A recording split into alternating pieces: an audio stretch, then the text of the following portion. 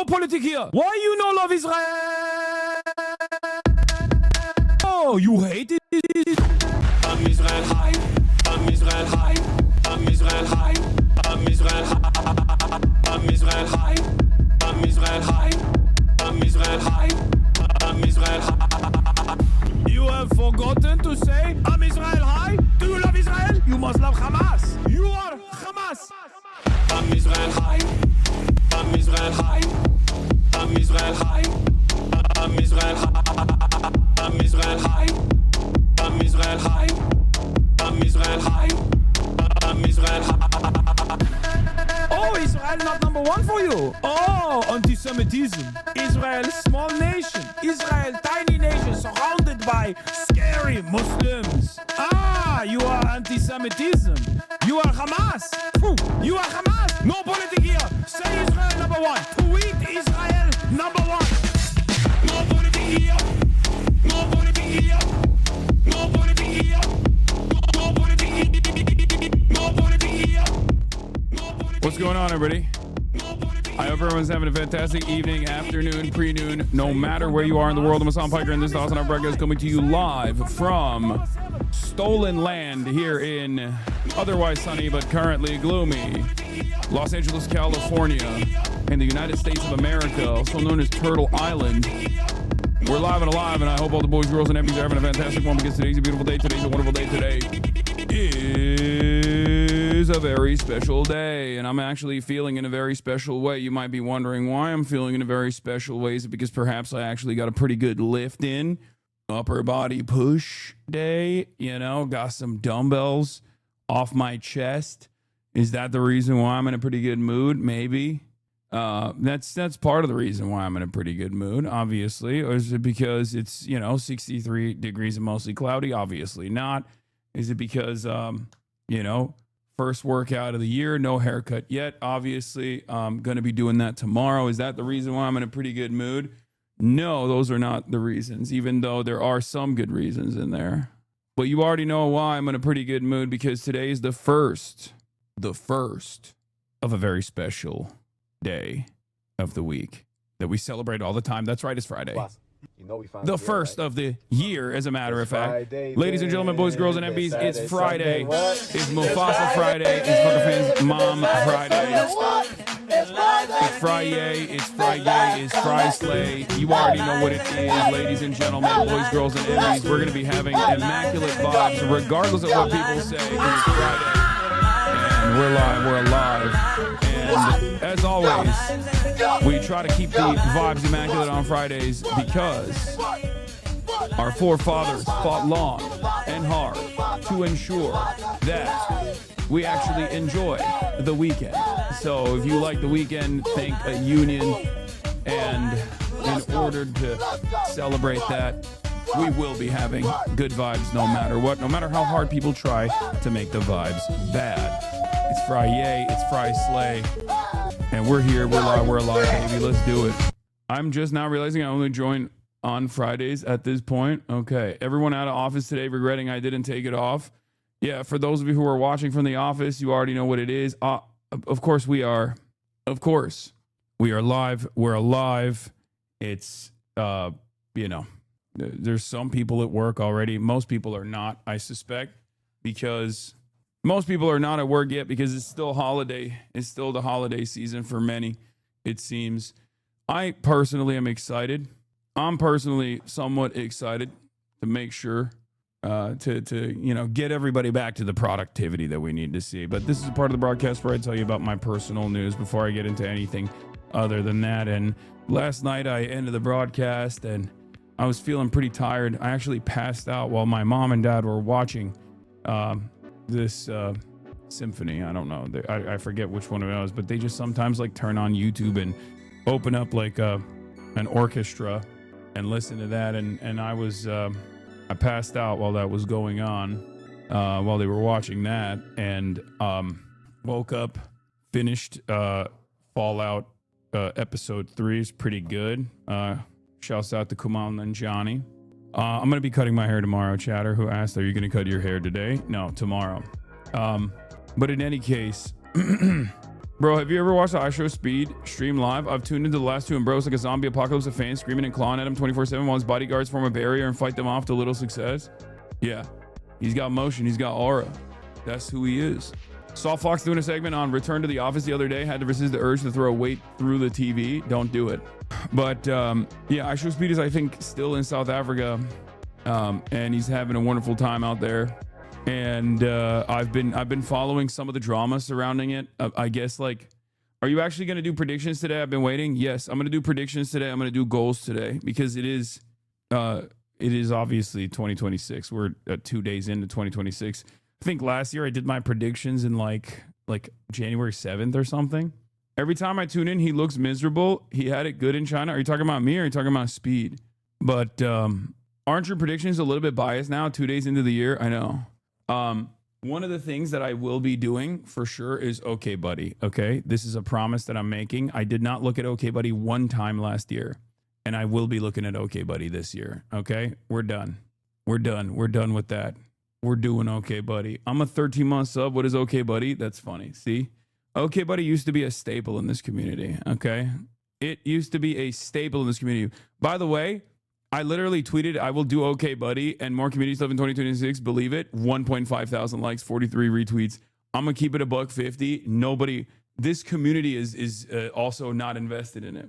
I think making predictions after Zoran's inauguration is a little bit, I wish we had predictions before that event happened to set a tone and give us insight. What are you talking about? We're 2 days into the year.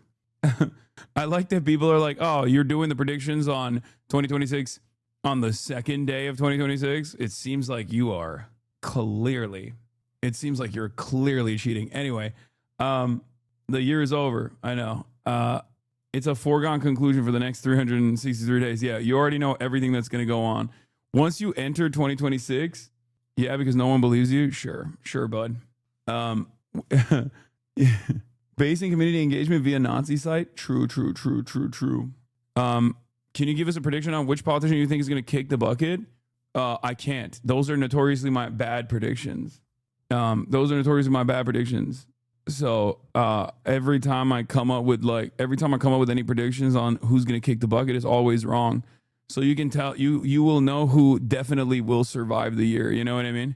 But in any case, folks, in-game betting has been suspended. What do you mean? Do which one won't, and then you'll jinx them. True. This is your fault. You spent 2 years saying you're going to do more community shit, didn't do more community shit. Now you have shitters screaming at you. If you take 2 seconds off politics to cover some side shit on Twitter, you made this bed. OK Buddy died because of you. It's true. I take ownership over that. Okay? That's true. It's my fault, and I'm going to fix it.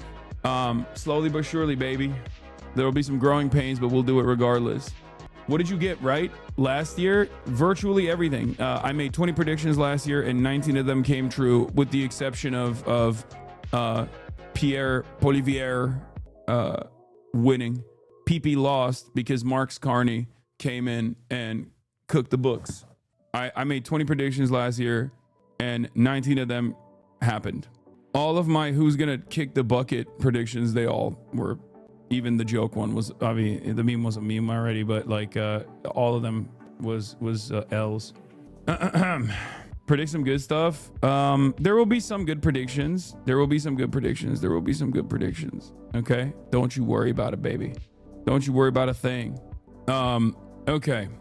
Personal news wise, yeah, I watched personal news wise, I watched Fallout.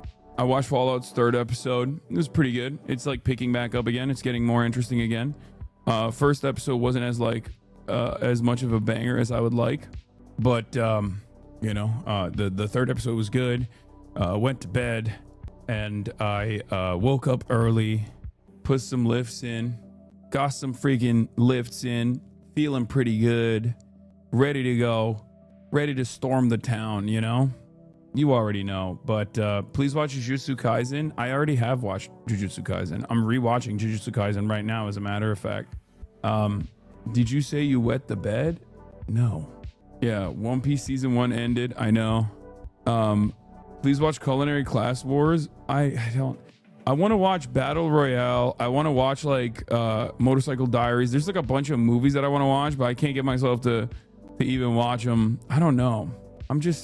I don't know what it is. Maybe please watch Chainsaw Man. Chatters, you are asking me to watch shit that I have already watched, okay? Do you read books? No, but this is one of my goals this year is I want to read more books because it's been a long time. All right, let's do it. Let's get it popping. Right wing states being duped on Somaliopolis story. Grok AI scandal. Trump's health sucks. Stake Rico on Aiden and Drake. Predictions. 2026 predictions. Goals. Okay, buddy is back and more. Get in now. All right. Have you seen Apothecary Diaries? No. That's the one that I was like gonna potentially watch. I heard that's a good one. Stick with Black Clover. It's not mid like Chaz said. It's also very class conscious and anti-discrimination in its themes. Yes, I finished Mussolini. Mussolini, son of the century. I finished it. All right, let's blast off real quick. Let's blast off. Let's get it going. Let's get it twisted. Oh, Heated Rivalry is the other one. Mid Clover. Okay, calm down. I want to watch the Chinese show that Xi Jinping brought up, Nasia, which apparently is like anti-American or something, and people were complaining about it. I don't know. The second one came out this year. There's a movie. Is it Nasia? Is that how you say it? Nasia and Nasia 2. Oh, it's Nasia. Nasia and Nasia 2. The sad truth about Black Clover, you have to make it to episode 49 and it becomes the greatest anime of all time. Good to know. Hell's Paradise is peak. I like that so many people, whenever I talk about like being in a show hole, everyone will spam, just like I'm spamming the Twitter link right now to get the people, get the ball rolling, get the people to know that we are live, we're alive, and to welcome everybody. Everyone spams their animes, and it's like I've watched them all. Okay, I've watched them all. If you the ja in ne ja is like ja. Oh, ja ne ja ne ja. Shishi Lao Ban. See? Have you seen Gachiakuta? Yes. Are you a Mao Mao fan? Apothecary Diaries is awesome. I've heard good things about Apothecary Diaries. It's just like when the main character is like a little girl, I just can't get into it, you know? Isn't the main character like a little girl or something in that one? But I think it's like I watched what was the other one?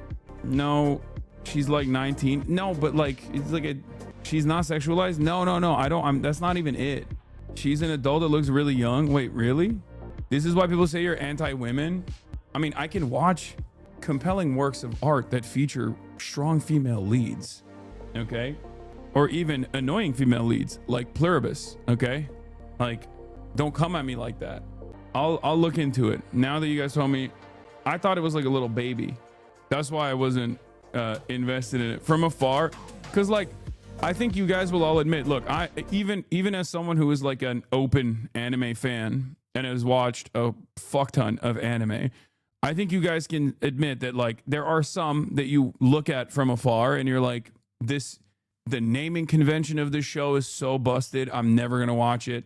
Or sometimes you look at like the first image that pops up on Crunchyroll and you're like, this is not for me. And with Apothecary Diaries, the first thing that popped up is like that, like she looks like a little girl, right? So I was just like, I don't really know. Like it's this, you know? So for me, it's like how compelling can this be? The naming convention is fine, but the main character, I was just like, I don't know. But I'll give it a shot. The other one that has like the most busted naming convention is like the slime one.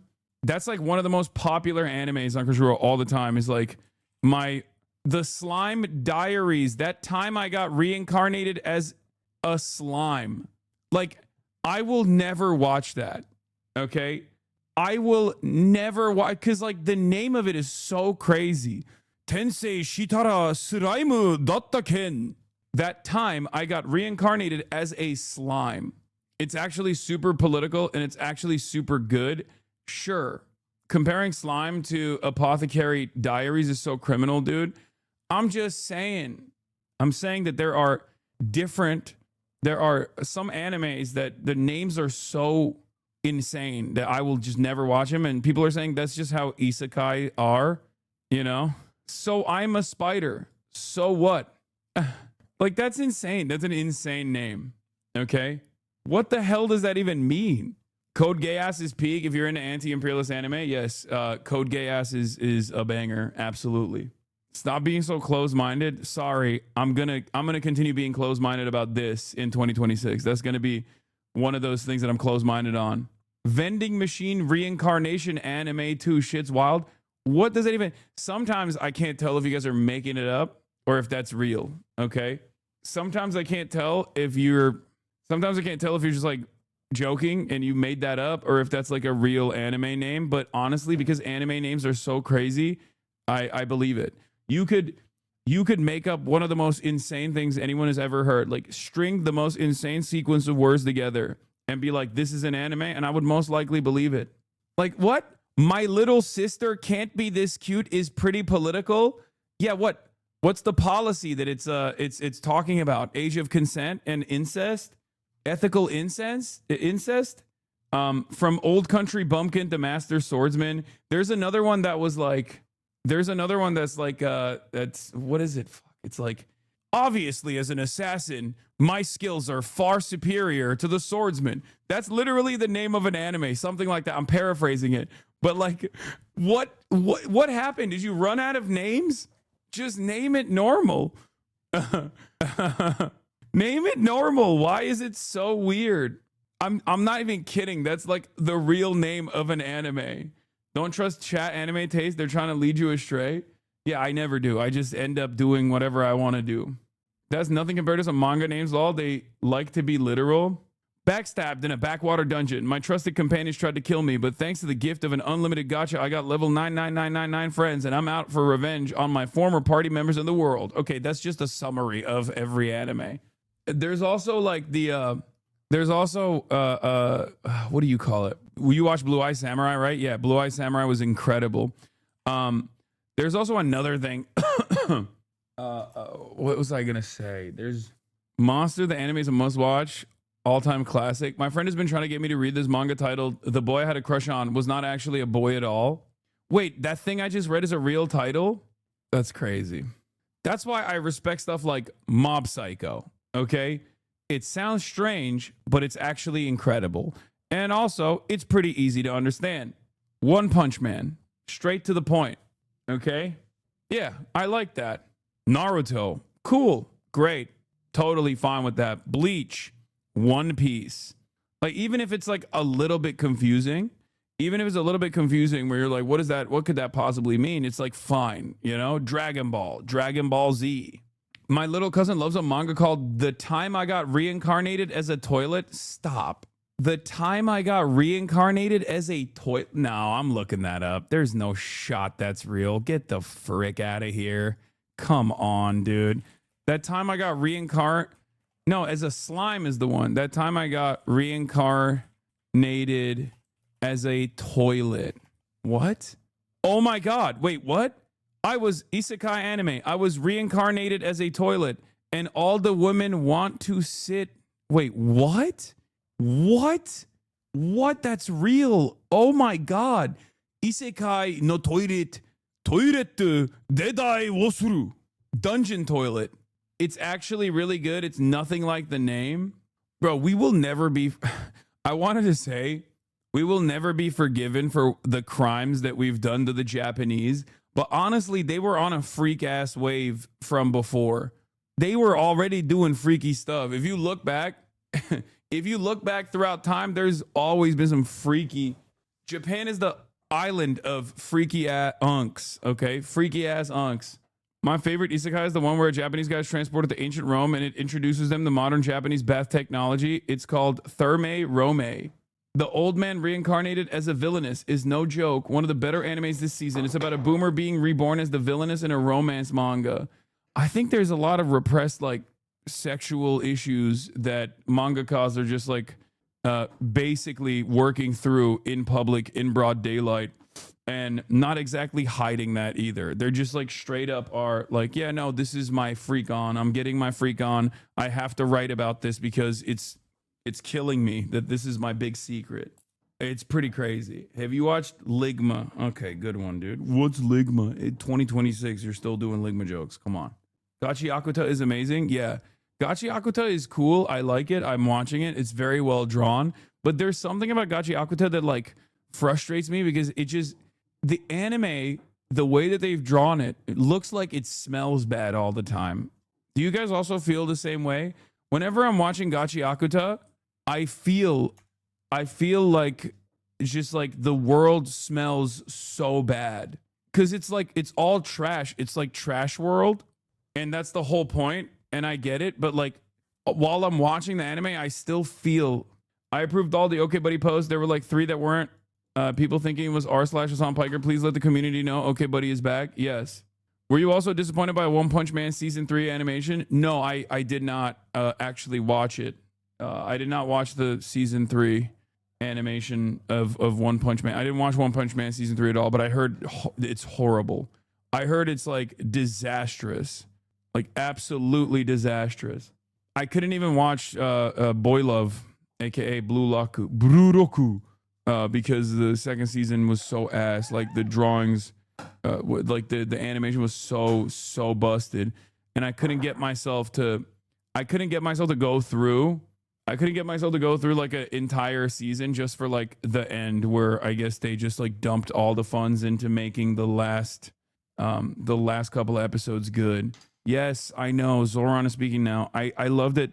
I love that this community does the exact same thing that they were doing to Bernie, but now to Zoran. It's like we don't have to listen every time he speaks, okay?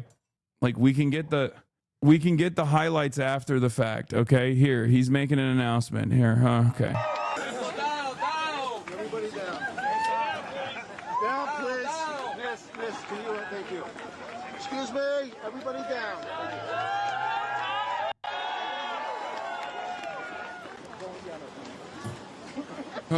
I can already tell people are going to be really parasocial with Zoran for like the first half of the year, and then the second half of the year they're going to turn on him dramatically. They're going to hate on him because he's going to do a bunch of things that, you know, politicians do, where he will disappoint you, and then you will lose your mind over it.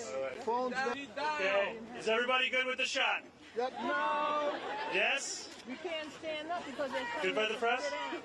Is Joe Anuda sitting on the floor somewhere? No? My goodness. Oh, that's a Hasanabe head.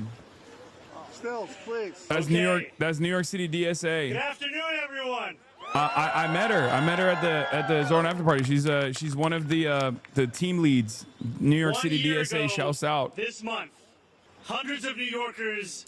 She was in gathered one on of a the bright Zoran and videos as bitterly well, cold wearing the Saturday John Brown morning merch. God right damn, I know here my at fucking, Grand Army Plaza. I know my community. It was 6 months before I know my community no matter where they're at, dude. It's crazy. We were in the low single digits in the polls at best. Did you two Every fall ounce of out or something? What, conventional me and wisdom Zoran? No. said that our campaign was not supposed to work. Surely, there was a better way to spend a Saturday than knocking on doors, talking to strangers, and crossing the small but real distances that separate us from one another. And yet, New Yorkers showed up at a moment when so many people feel isolated from one another and distant from a political system Zoran and that can Hassan feel have grown apart, closed chatter. or unresponsive. No. They made a deliberate Wait, are you choice mad at him? What is not happening? to be bystanders, but to become participants.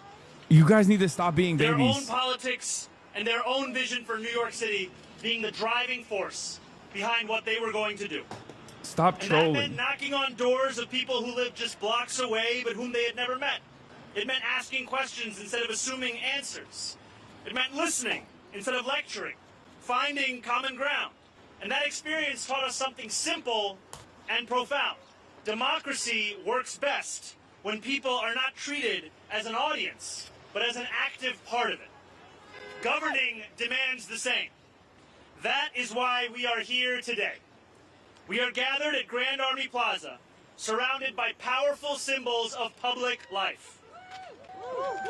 The central branch of the Brooklyn Public Library, designed like an open book, a statement that knowledge should be shared and accessible to all. The Soldiers and Sailors Arch, a Civil War monument honoring those who fought in a war waged for a new birth of freedom and the expansion of democracy itself. Prospect Park. Public space built not to be exclusive or ornamental, but to be shared. These are reminders of a belief that once guided this city, that public infrastructure should be generous, beautiful, and open. But a city is not held together by buildings alone. It is held together by trust and by whether people feel connected to the decisions that shape their life. That social infrastructure has been neglected for too long. Disappointed that he has not Too often, abolished engagement is commodity production. fragmented Yeah, or me too, symbolic. man. Too often people are I thought input, every but landlord never in see the how it state shapes of New York, outcomes. not even New York City, in the state of Today, New York was that going to changes. jail. With Why the has he signing of this not executive imprisoned order, every We landlord? will be establishing the Mayor's Office of Mass Engagement, a fundamental part of city government dedicated to rebuilding our social infrastructure at scale. This office, combining and reorienting the existing Community Affairs Unit, Public Engagement Unit, and other initiatives, starts from a simple premise. Working New Yorkers Yeah, the know mass line. what He's they doing a mass need line. He's to a thrive. Maoist. He's a Our job Maoist. is We to knew make it sure already. government listens, Zoran consistently Maudani. and with real consequence. Zoran the Office of Mass Maudani. Engagement will organize participation across this city, proactively reach those that have been excluded, and ensure that public feedback is embedded directly into how we design policies, deliver services, and make decisions.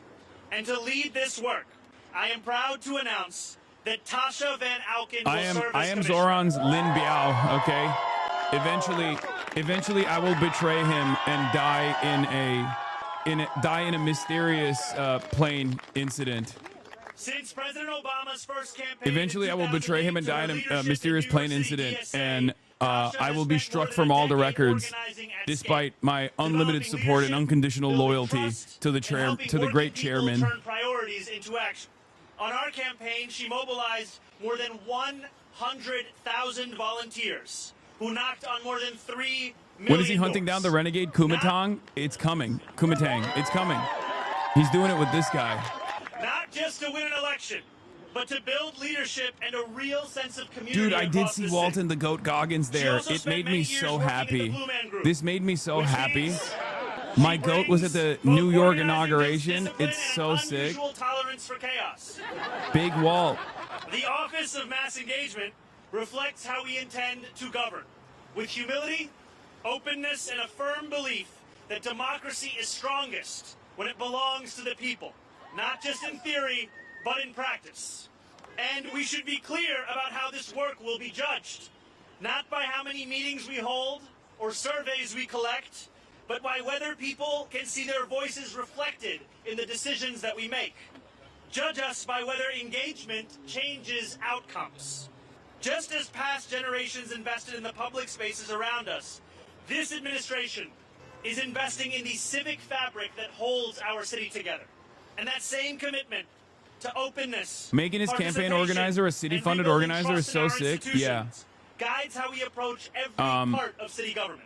Yeah, That is it's really why good. There's a today lot I'm of also there's a lot of announcing good stuff that he's Ali doing. Najmi will serve as chair of the Mayor's Advisory Committee on the Like Judiciary. developing a front org that is basically Obama for America. Ali's That's leadership, virtually this committee will take almost on a entirely more comprised of public and like DSA engaged leadership role, and reaching DSA beyond members City Hall to is the an wider excellent move. legal community. It's exactly what you Demystifying need to the apply judicial consistent selection pressure. process, expanding who participates in shaping our courts, and ensuring that our city's judicial system applies the rule of law universally and does so without favor. This includes proactive engagement with legal services organizations, bar associations, and minority and affinity bars, with the goal of widening the pipeline and strengthening confidence in our judiciary. Everyone was already Ali complaining. is a They're civil like, rights and election attorney with deep experience in our local courts. they were complaining A yesterday because of his longtime housing bar executive association orders and leader going to who like has helped low-income diversify housing the judiciary directly. in Queens, and someone And I've everyone was like, known "Oh and wow, admired you're gonna for more than complain a about the decade. low-income As a housing? I friend, guess no an one's gonna attorney, want to build and a housing leader in anymore this in New city. York City." It's like, Tasha dude, Van you're Auken, giving the game away. If the welcome only to a way new that you era in build our housing city. is if it's I look dog forward shit to and you building just it keep with them in you a state of together. disrepair, as you consistently bring up rents, like you're not only admitting to being a bad person, okay? You're admitting to being a bad person. You're basically giving the game away. Mayor. And thank you to everyone who's here today. As a kid growing up in Park Slope and later Flatbush, the Brooklyn Public Library, this branch, was a constant in my life. Its soaring facade and open entrance felt like an invitation A Yeah, promise that knowledge- yesterday's speech when he was talking about, for the record, yesterday, one of the main lines that he had that I personally obviously loved. I think Zoran speechwriter is the GOAT. I've talked about him before. He does a really good job of voicing a lot of values in a way that is like endlessly palatable. But one of the lines that he had from yesterday's speech that people really freaked out over was when he said that we will get the tender, warm embrace of no longer will we abide by rugged individualism, and we will look for the warm embrace of collectivism.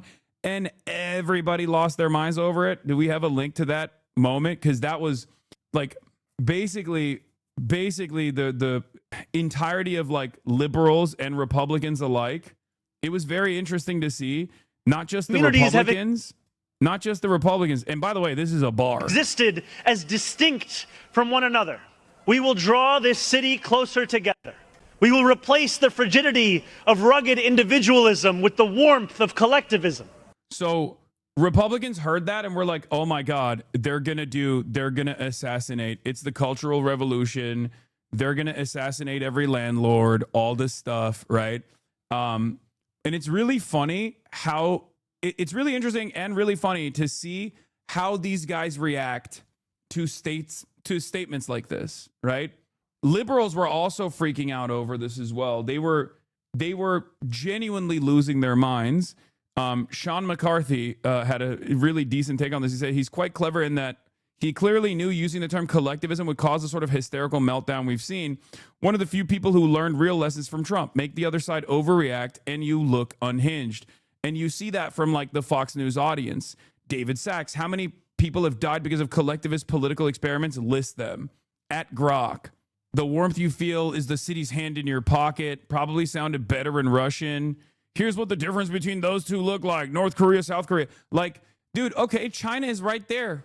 Okay, China is right there. You can see the lights on there too. If this is like the peak of development, what's up?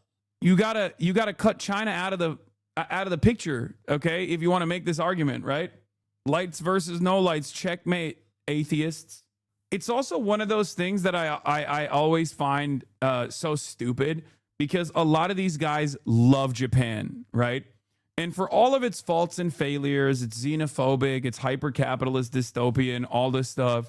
The only thing that has kept Japanese society together, in spite of it basically being a fleshlight for an island specifically designed for American interests, an island that actually was a major economic force in the world until America decided to shut off the faucet with the Plaza Accords and directly stagnate their economy deliberately. The only reason why Japan has survived through all of the ups and downs is because of their collectivist principles, in spite of being a capitalist dystopia.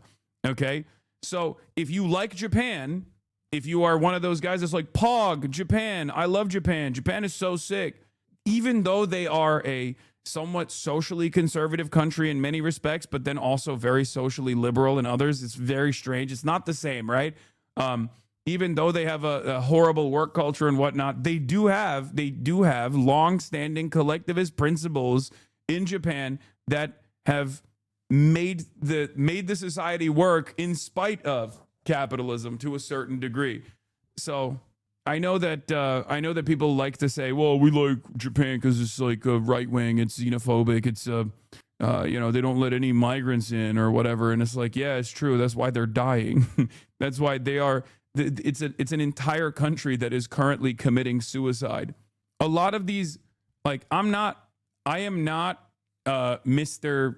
Cultural forces determine the outcome of countries. I obviously am a materialist, a rugged materialist, maybe even a vulgar materialist. Having said that, however, a lot of Asian countries do have long-standing values surrounding collectivism, and they have played a role in at least giving a lifeline over and over again to these countries, in spite of the hyper-capitalist dystopias that they've become. Okay. South Korea, kind of Japan without the collectivism? No, South Korea has a lot of collectivist elements as well. Many of these countries have for thousands of years been impacted by, you know, what I would say is Chinese values, and not just Chinese values, but yeah, Confucianism and its influence. And it's definitely one aspect of it. Hyper meritocratic. That's definitely ingrained Confucianist principles, right? In any case, they're calling him Hamas. Yeah, but I did love this line, and I did love how much people got mad about this. Campaign demonstrated that the people of New York yearn for solidarity, then let this government foster it. Because no matter what you eat, how you pray, or where you come from, the words that most define us are the two we all share: New Yorkers. Anyway, the people are just state goons and accounts on Twitter, to be fair, people like him. Yeah, there is a lot of anger and resentment towards these statements expressed by Zohran Mamdani. I find it very funny. We will obviously look at the hog meltdown over it, right? Marshall, when people say, oh my God, he's talking like a democratic socialist, he is a democratic socialist. He's not lying. He ran on this. Guys, we have to warn you, it's bad. But all that being said, I do want to comment on the new mayor, who was elected by a majority of the population of voters. And when people are like, oh my God, he's talking like a democratic socialist. He is a democratic socialist. Ever talk to Chinese expats? Have you ever talked to Chinese expats and their view on communism? Yes and no, I have. But also, there are a lot of, content creators that are Chinese expats whose entire output is talking about how China is shitty and it's going to die any day now. And it's to comfort it's basically to soothe Americans with a lullaby that our number one arch enemy is really terrifying, but also incredibly weak. And on a moment's notice, it will actually fall apart. And they regularly talk about me. I don't really place a lot of emphasis on what those people have to say. I don't necessarily care. I mean, it's good. It's good to hear from them. It's good to hear their perspective.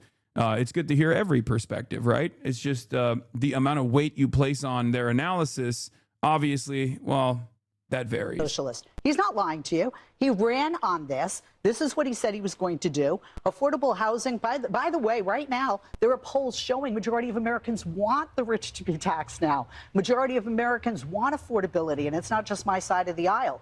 I don't feel it was a communist message. I thought it was right on point with what he campaigned. And I do agree with what you said. He's coming in and going, I'm going to put away the executive orders. We're going to start with a clean slate. By the way, the first executive order that he is putting back, and he said when he's putting back, is to keep the anti-Semitism task force in place. Here's my take. When you use labels that were set by people who go to college, it makes it hard to understand, nail down the serious problems they are feeling, and it makes a big difference. Yeah, no, I agree. I do that all the time, which is why a lot of people will say I'm simply introductory and I don't, I haven't done enough reading. Like, there's leftists who will yell at me for doing that, for doing exactly that. This is my advocacy. I always say it. I always tell you, you should communicate with people with the language they will understand, even though I do kind of fuck it up every now and then, because it's like, complicated issues are difficult to explain. Which is obviously not anti-Semitic. He also has more Jewish people in his cabinet than his predecessor right now, and he hasn't even finished hiring people. And at the end of the day, I hope, whether it's a Democrat or Republican in any city, and whether I live there full-time like Los Angeles or some of the time like I do here in New York, that it's successful. We should all hope for success when it comes to the economy and crime, city by city, state by state. And yeah, people think streamers without any education in politics or economics suddenly become experts because they perfected their radio voice. I mean, you don't even need to perfect your radio voice. Look, it's not a secret that if you want to sell, you got to sell the dumbest audience possible. It's not a secret that the dumbest audience possible oftentimes is on the right. Okay? So you don't really need to do a lot of reading or a lot of learning or a lot of thinking, for that matter, to be able to sell effectively to the right. Okay? That's just how it is. And I mean, obviously, you basically saw a version of that coming into 2026. You saw a big version of that coming into 2026 when we were talking about the Minneapolis story. There's real fraud that took place in Minneapolis. There's a real investigation happening in Minneapolis over that fraud. The investigation started under Biden, and yet someone could just as easily walk up to random daycare facilities, childcare facilities, and demand to see the children. And then that could be an explosive piece of investigative reporting in the eyes of so many people. And then they attacked viciously one of the few individuals, myself and some of these other Twitch streamers as well, Cinemarxism and many others, who were like, hold on, this seems a little strange. And unfortunately, I think that was a great example because like now that there is more and more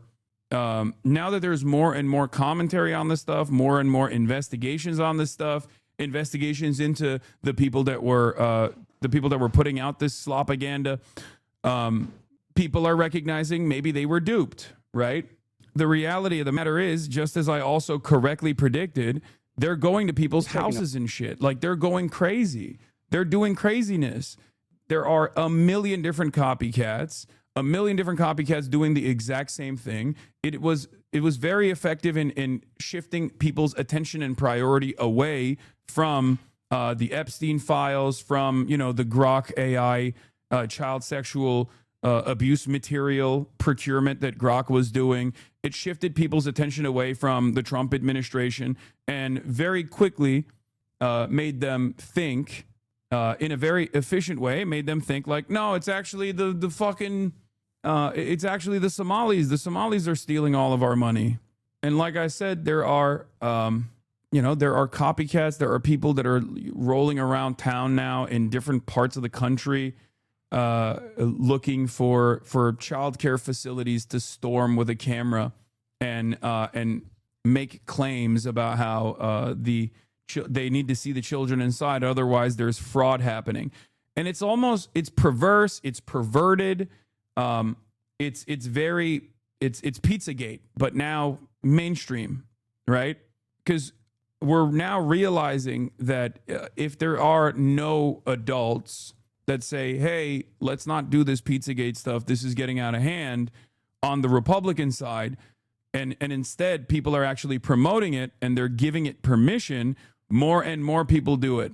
Okay? More and more people do it. More and more people will engage with it because everyone wants to fucking farm clout at the end of the day too. And none of this is helpful. It's pretty awful.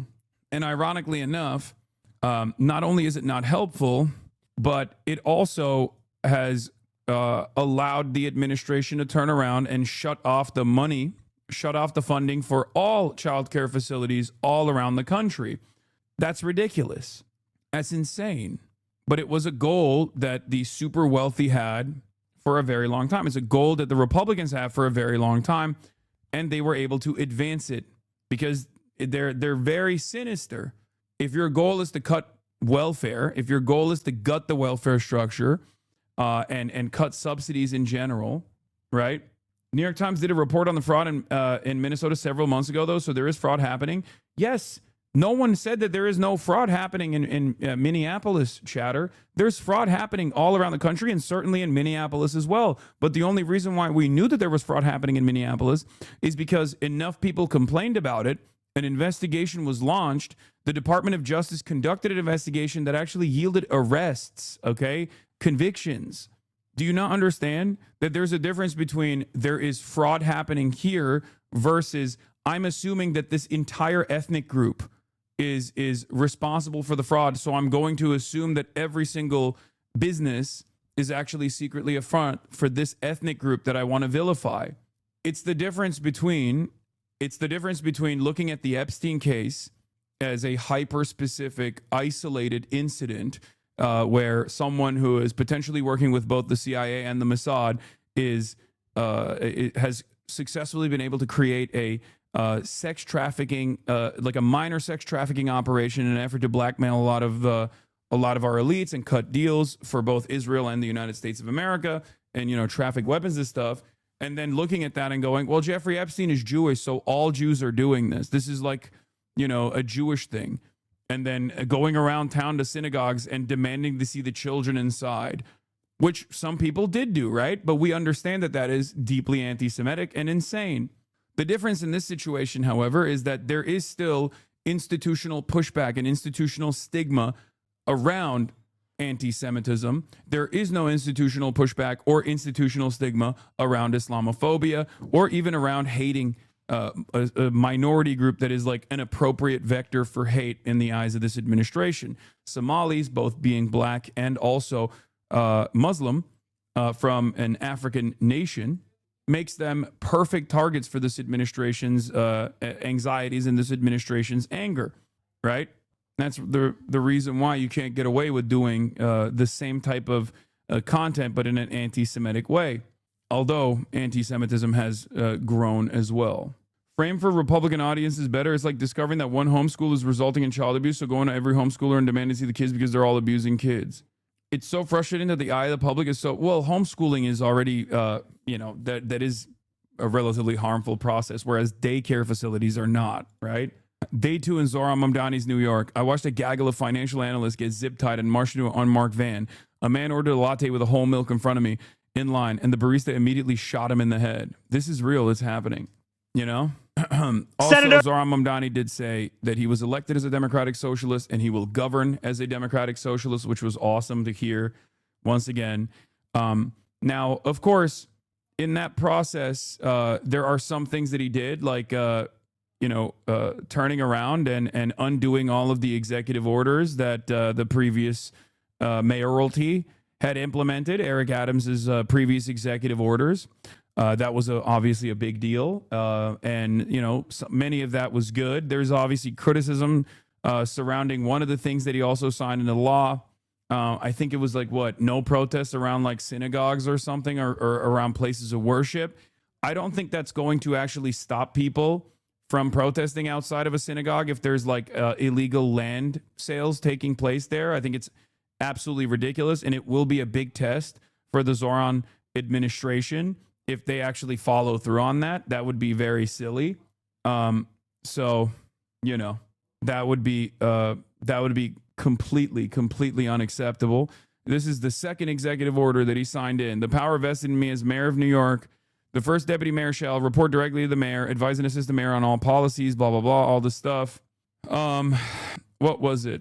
Do you know if there's a term for this phenomenon where if someone from a minority group does something, it is viewed as the fault of them being in this minority group and not an individual? It's like the idea that gay predators are predators because they're gay and not because they're predators.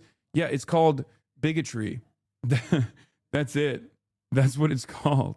Yeah, assuming every black person is aggressive, violent, and more likely to do crimes because you saw a black person do a crime, that's bigotry. It's a silly, stupid, and sometimes dangerous way of thinking, right?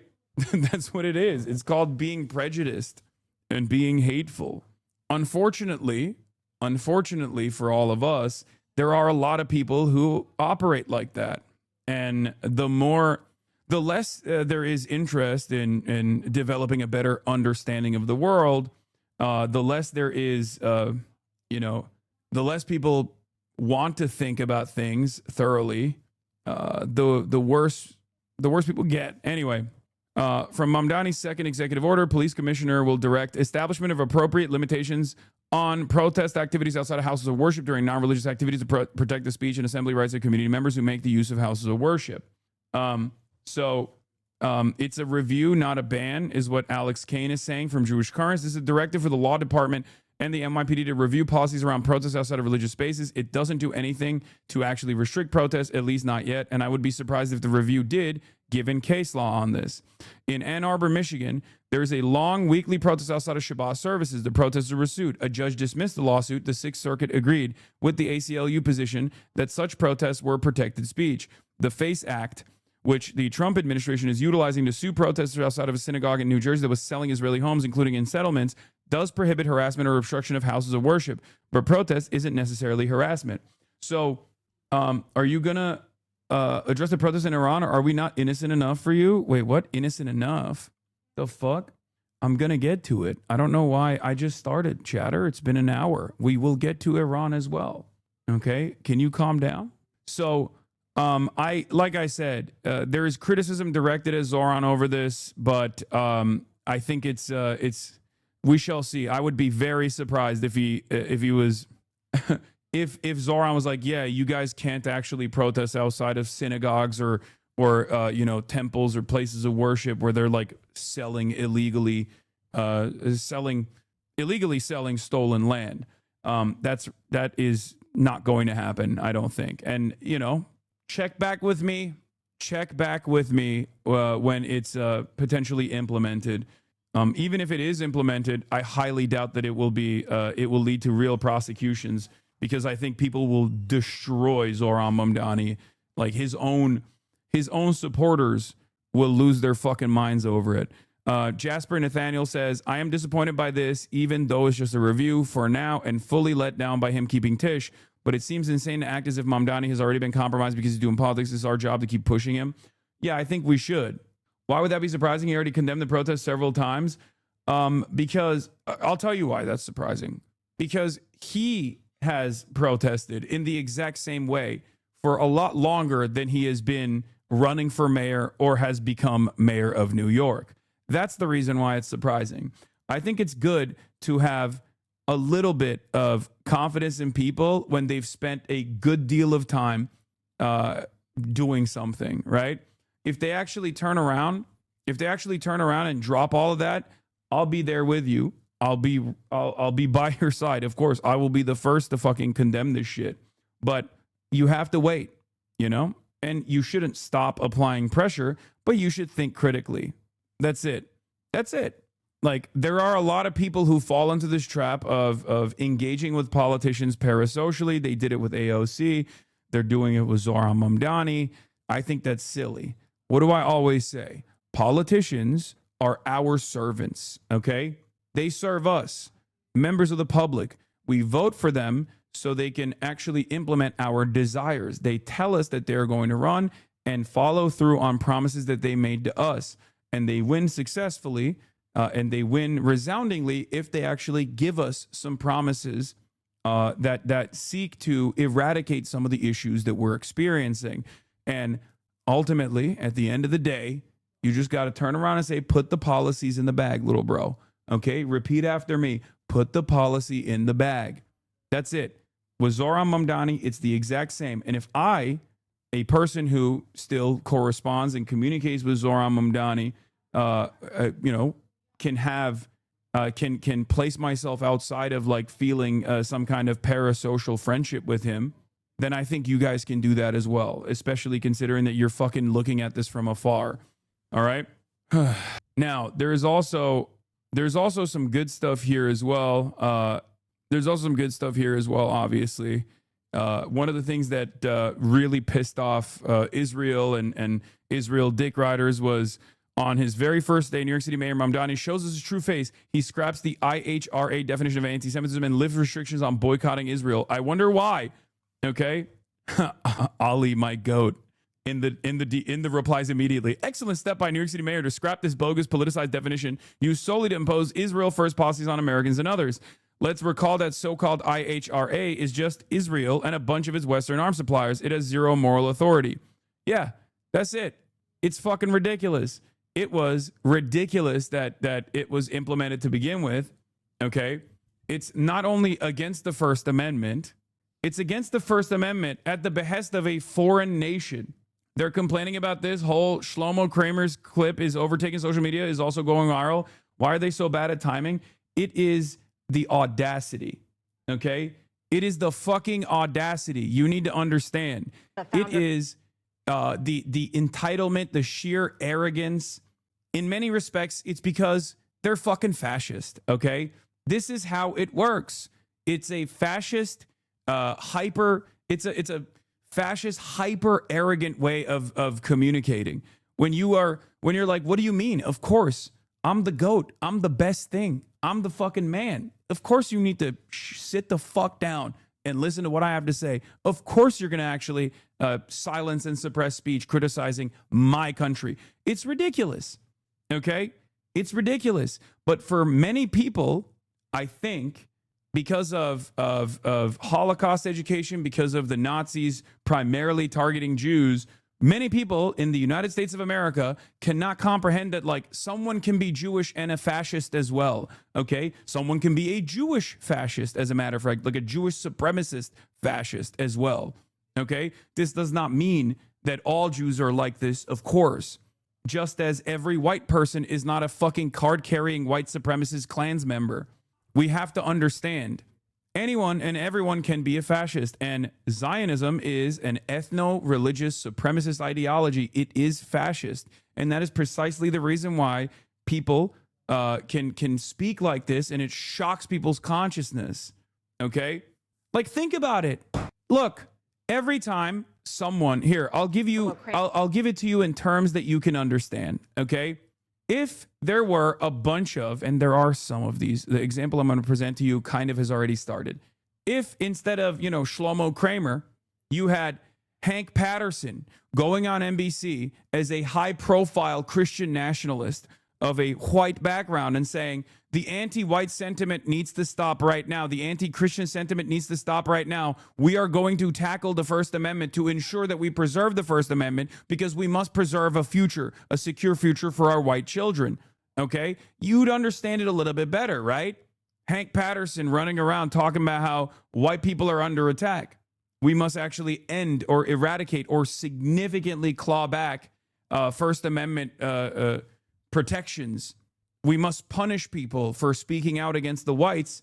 You would obviously recognize that as supremacist talking points. But because of our understanding, because of the history of Jews being persecuted throughout time, right, all the way into the Holocaust, we look at Jewish people as a marginalized people in the United States of America, and because historically they were, right? And we don't understand that someone who is a Zionist and is defending the interests of Israel is actually not speaking from a position of marginalization at all. As a matter of fact, they're simply utilizing the collective understanding of marginalization of Jews in an effort to defend their ethno-nationalist fascist project. Okay? That's it. The Shlomo clip going around, X is shorter than the full clip with context. Brother, we watched the full clip with the context, for the record. We did. And the full clip with the context unironically does not make it better. You're saying, oh, it's it's pretty interesting. Mentions TikTok, X, and Elon. Definitely a different meaning. Yeah, it mentions TikTok. Yes. The point that he is making is that we have to literally prosecute. We have to prosecute anti-Semitism, and we have to take out anti-Semitism. And from his perspective, he's not actually even talking about anti-Semitism. He's talking about anti-Israel sentiment. Whenever someone who is Israeli, who is not an avowed anti-Zionist, is talking about anti-Semitism in this way, they're most likely referring to anti-Israel sentiment. And we've seen that from the way I receive criticisms from people who are pro-Israel, who make it seem as though I'm actually, a nefarious anti-Semite doing anti-Semitic propaganda at a time when, if I was anti-Semitic, it would be beneficial for me to say so. Okay, it would be beneficial for my career to say that I don't like Jewish people, because unfortunately, what a lot of people still don't realize is that anti-Semitism is exploding. A lot of people who say that anti-Semitism is out of control don't actually realize how out of control it actually is. Okay? It's like when people accuse me of being secretly transphobic. It's like, brother, do you know how much more motion I would have if I was outwardly transphobic? It's unironically one of the major issues with so many people who otherwise have like progressive values or otherwise are like on board with something. And then they hear me defend trans people one time and go, oh, this guy's out of his fucking mind. Okay?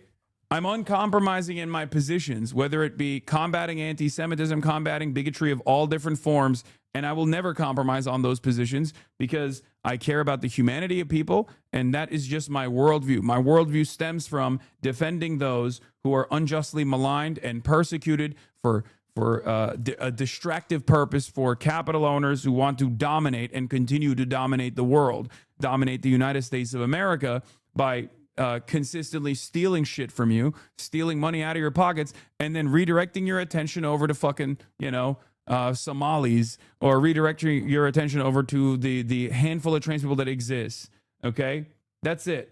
What is this? That's not exactly what people said. Also one of the founders of Checkpoint, another big cyber company. Shlomo, it's great to have you here. Welcome. Thank you for having me. How is AI, cyber warfare, shaping geopolitics right now? So AI is going to revolutionize cyber warfare, is revolutionize cyber warfare from critical infrastructure to the fabric of society and politics and undermining it, giving unfair advantage to authoritarian governments against democratic countries, First Amendment type of... That's already happening? That's already happening. You're seeing the polarization in countries that allow for the First Amendment and protect it, which is great. And I know it's difficult to hear, but it's time to limit the First Amendment. Yeah, this is poison, brother. I mean, I'm serious. You say this with any accent, people are going to fucking freak out. You say this with, like I said, if it was Hank Patterson saying this shit to preserve the white ethnics, okay? To preserve the safety and security of white ethnics, Americans would fucking despise this still, okay? But when you say this with an Israeli accent, it literally makes people's ears perk up. They go, what? I'm sorry, what? This is like opening up a copy of I don't know, some kind of like David Duke pamphlet and being like, I am going to lean into this so aggressively. It's ridiculous. It's ridiculous. It's crazy. Like every day, I fucking try to explain to people that this is not, you know, the exploding anti-Semitic, the anti-Semitic theories about like how, you know, Jewish control takes place. Jewish control is happening in America, and they control the country, they control the world, they control global finance. Every day I have to fucking fight back against this stuff because it's not true, because it takes away from the actual villains. It takes away from how society actually operates, which is not at the behest of the international Jewry or whatever, but international capital, okay? But then guys like this come in and just like say shit like this, and it makes the job impossible. In order to protect... Yes, I did have this conversation yesterday. I'm just replaying it again because it's going super viral. Obviously, it's doing blockbuster numbers on fucking Twitter. And quickly before it's too late. What do you mean? I mean that we need to control the platforms, all the social platforms. We need to stack rank the authenticity of every person that expresses themselves online and take control over what they are saying based on that ranking. Like, this is this negative Hasbro? Brother, everything that like pro-Israel people say is basically working against Israel's interests overall. It comes from a place of feeling like you are superior, because ultimately that's how fascism works, okay? That's how it works. That's it. Oh, we got to control people's voices. We have to target and tackle anti-Semites. First of all, there is an argument you could make, as wokes made for a very long time, about how in order to preserve the First Amendment, in order to have reasonable discourse, you have to have some safeguards. And we already have some safeguards that we all understand are harmful, right? Safeguards around speech that we have determined is harmful. That's the reason why you can't procure CSAM, for example, child sexual abuse material, unless you're Elon Musk's AI Grok, which is another story that we're going to get to, right? But most people understand that that is not protected by the First Amendment, and that's a good thing that it's not protected by the First Amendment. That's not free expression, right? Unless you're Elon Musk's Grok AI. But once again, that's for we're going to talk about that in a little bit. But when you come in hot and talk about this specifically around like anti-Semitism, okay, and when people understand when you're saying anti-Semitism, you're actually talking about anti-Israel sentiment. Yeah, of course, people are going to be like, what the fuck are you saying? The government should control the social media. Yeah, should do that. And we need to educate people against lies, and government need to develop cyber defense programs that are as sophisticated as the cyber attack. Today it's a 1 to 100 ratio. And really, government are not doing this today at any rate, and enterprises are left. I never got your point that if I was a bigot, I'd go full blast. It does speak to a popular environment, but not everyone operates that way. As some are a little bigoted, but not a binary. Yeah, I just mean that like being bigoted against vulnerable populations and marginalized populations is actually beneficial right now. Okay, it's truly beneficial.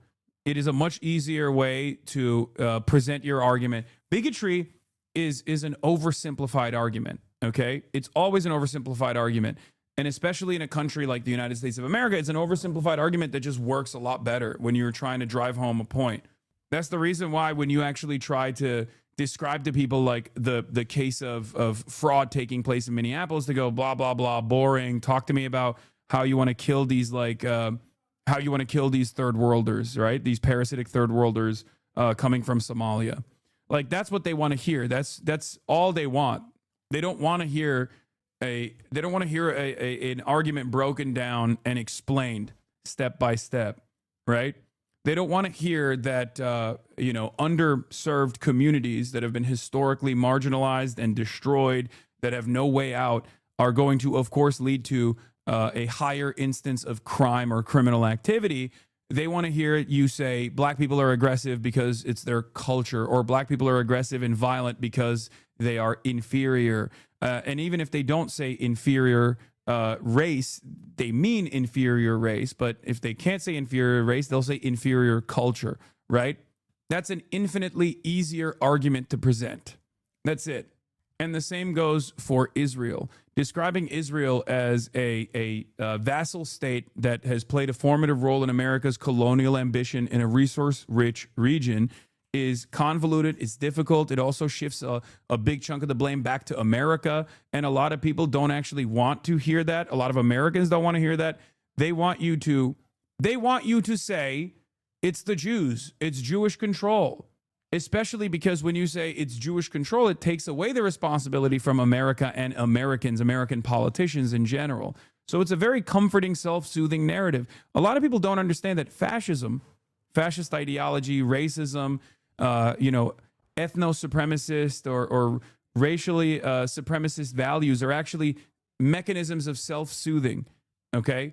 It makes you feel a sense of comfort that maybe you're not at fault, that it's not the actual systemic analysis that must take place requires rigorous reading.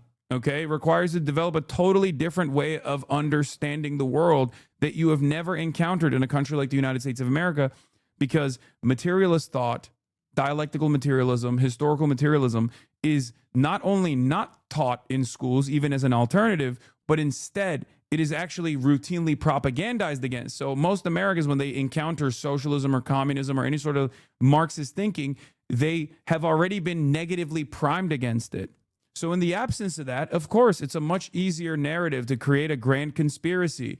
You're not at fault, it's the feminists. You're not at fault, it's the wokes. You're not at fault, it's the Jews. And that's how it works.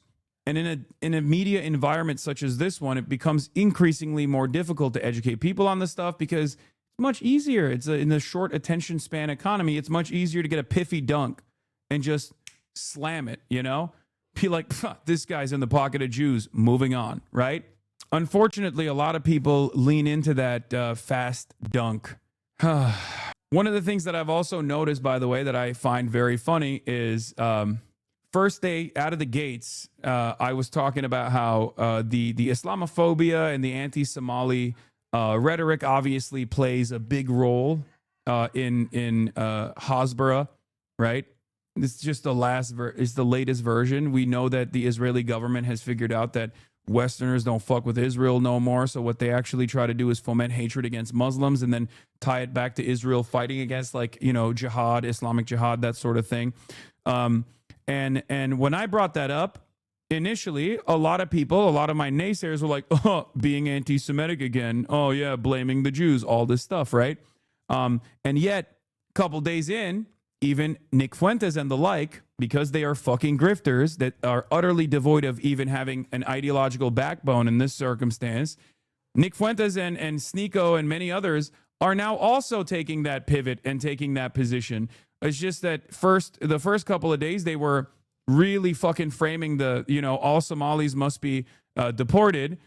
2 days in, though, now he's like, all the complaining about Somalians will result in nothing, no mass arrests, no deportations, nothing transformative. We all know that. This is more slop designed to rally the GOP base back to this failing joke of a government and pivot from shitting on Israel to Muslims. Huh. Interesting. The first couple of days, however, he was really fucking leaning into like, this is Somali fraud. Somalis all need to be deported. He was leaning into the slop, the distractive slop.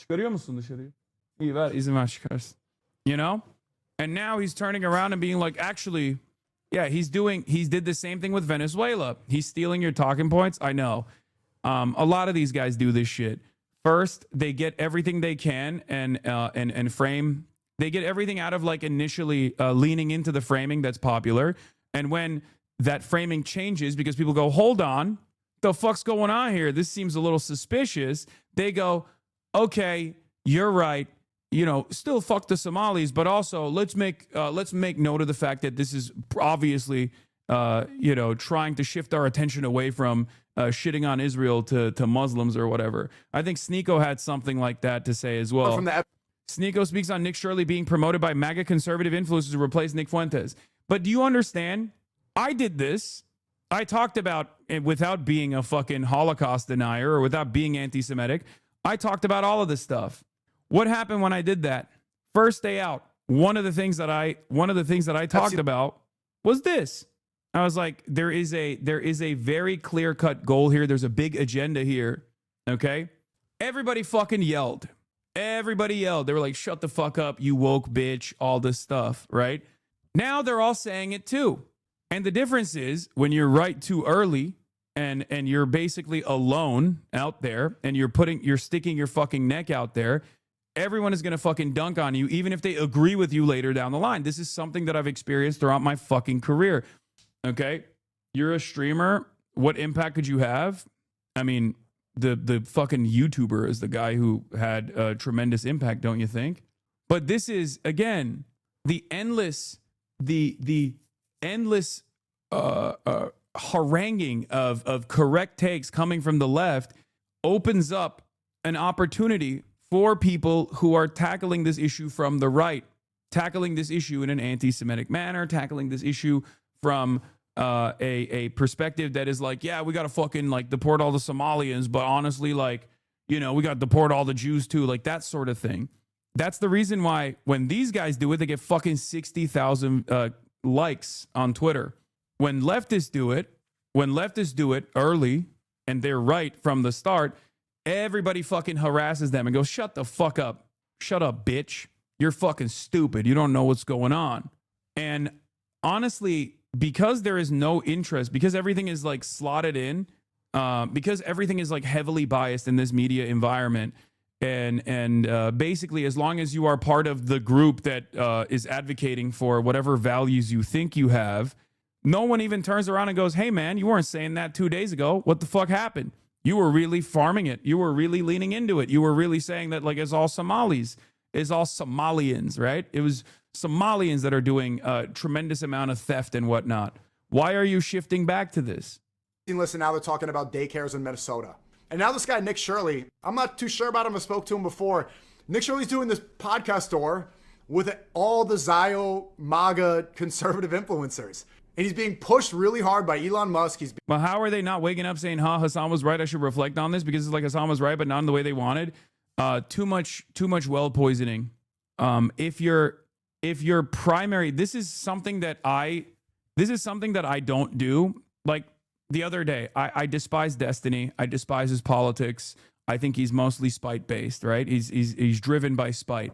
But when Destiny was yelling at Asmongold because Asmongold was doing his like Somalians are fucking third worlders and parasitic or whatever, I gave him credit. When XQC actually came to the right conclusion that Nick Shirley's video did not have any journalism whatsoever, I gave him credit. Now, here's the thing. Other people don't do that. Other people usually don't fucking do that. And people in my audience actually get mad at me as well. They say, why are you giving him credit for, like, you know, the bare minimum? Because I think it's understandable to give people credit for doing the bare minimum if no one else is doing the fucking bare minimum, okay? You have to grade people on a curve, always. Do you understand? I'm always going to call balls and strikes, even if no one else does it for me, even if everyone else is fucking negatively framing shit, regardless, okay? The Hassan sucks, but sometimes he has good takes, guys. They only take the words, not the person saying them. Exactly. Being endorsed by JD Vance. He's going on PBD, who openly hates Muslims all the time. He's getting on Trump Jr.'s show, and Trump Jr. will be like, America first, but then also never talk about Israel or push to get the Epstein files released. It's a little bit strange, the push he's making. And then I see him say some talking points. He's like, yeah, I'm a virgin. I don't drink alcohol. I don't have any vices. I'm waiting until marriage. And I'm like, who does this sound like? Talking about what we do here instead of just doing it is the worst part of the stream. I think it's important to sometimes dial it back a couple steps and explain to people why I'm doing certain things so they understand it a little bit better, and they also reflect on that as and maybe even internalize those values and not come across as so aggressive and angry towards people. Nick Shirley, who does this sound like? And I don't think this is true, but if they did want a replacement for somebody who is speaking about Israel and who's clearly challenging the GOP right now and wreaking havoc all over American politics, then they would need somebody who replaces him, the great replacement, a young white guy in his 20s who is aligned with the Peter Thiel. Yeah, he's Brylan Holland, okay? He's the new Brylan Holland. That's what it is. Remember, after Charlie Kirk got fucking murked? After Charlie got kirked, the GOP tried to set up a new Mormon guy, Brylan Holland, or whatever the fuck his name is, and everyone was like, shut the fuck up, this sucks. We don't want this at all, right? And now they're looking for other people, and this is one of the other people, right? Cabal with the Zio Magatard group, the people who can talk about Muslims all day long and who are going to cry and scream and yell about Somalis, but when it comes to Epstein, they're fucking blind. It's strange. And so I do want to speak to Nick Shirley. I'll DM him. I think he follows me. I do want to bring him on stream and speak to him and see, you know, I want to figure out what his intentions are and what's going on, or if they gave him, you know, what conversation they had behind closed doors, because this push happened really quickly. You know, he has the most viewed X video of all time. It has like 3 million views on YouTube, but it's the most viewed video ever on X. Some of that stuff seems strange. So I want to go figure this stuff out. And, you know, just the point is, a lot of these guys lean into, instead of developing their own worldview, which is hard and requires reading, right? A lot of these guys will lean into whatever is popping, okay? And then sometimes their true opinions come out, okay? Like with Sneeko. Sneeko obviously went into the right-wing grift pretty hard, red pill, all this stuff, even reverted to Islam. But I think the reversion to Islam was real. That was genuinely real. He is actually following on this stuff, right? He's actually following through on this stuff. It's not just like made up or whatever. Look at this. Look.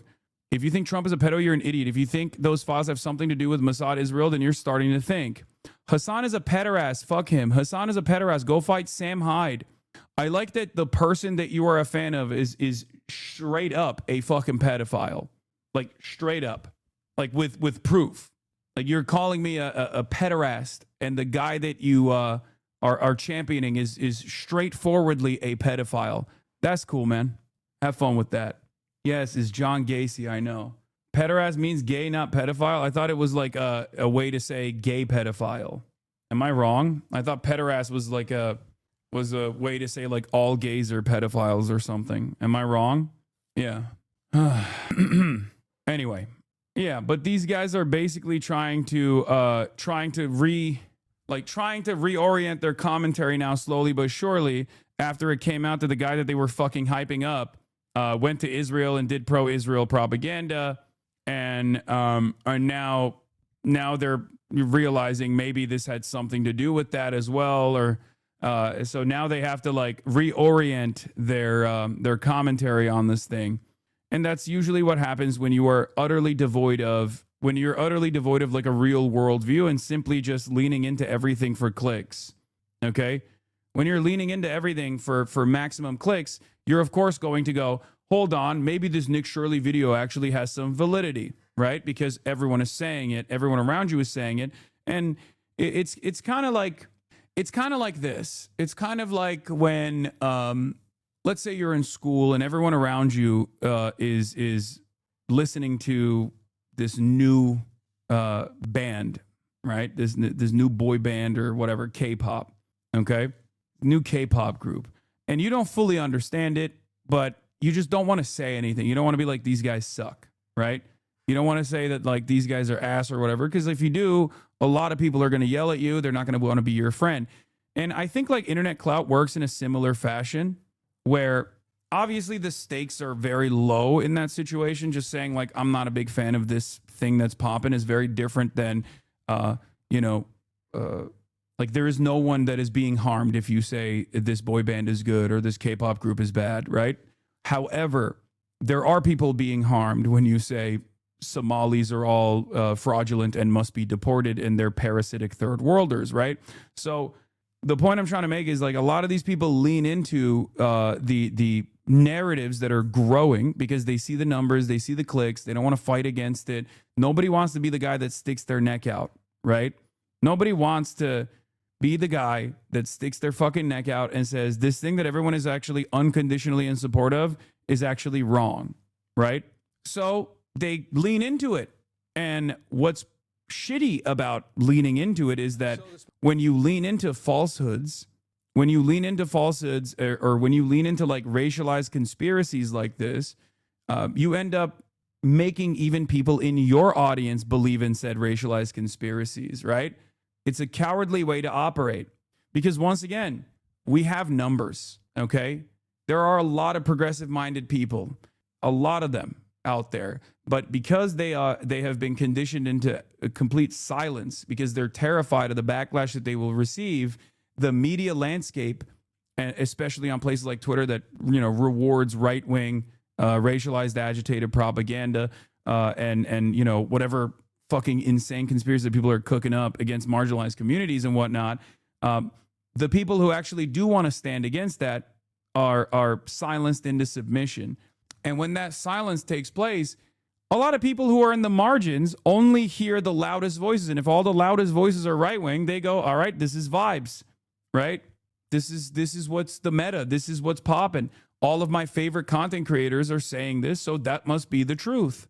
That must be what's going on. And if there's anyone who's speaking out against this and they're getting dunked on by all of my favorite content creators, they're getting yelled at by all my favorite content creators, I'm probably not going to listen to what he has to say.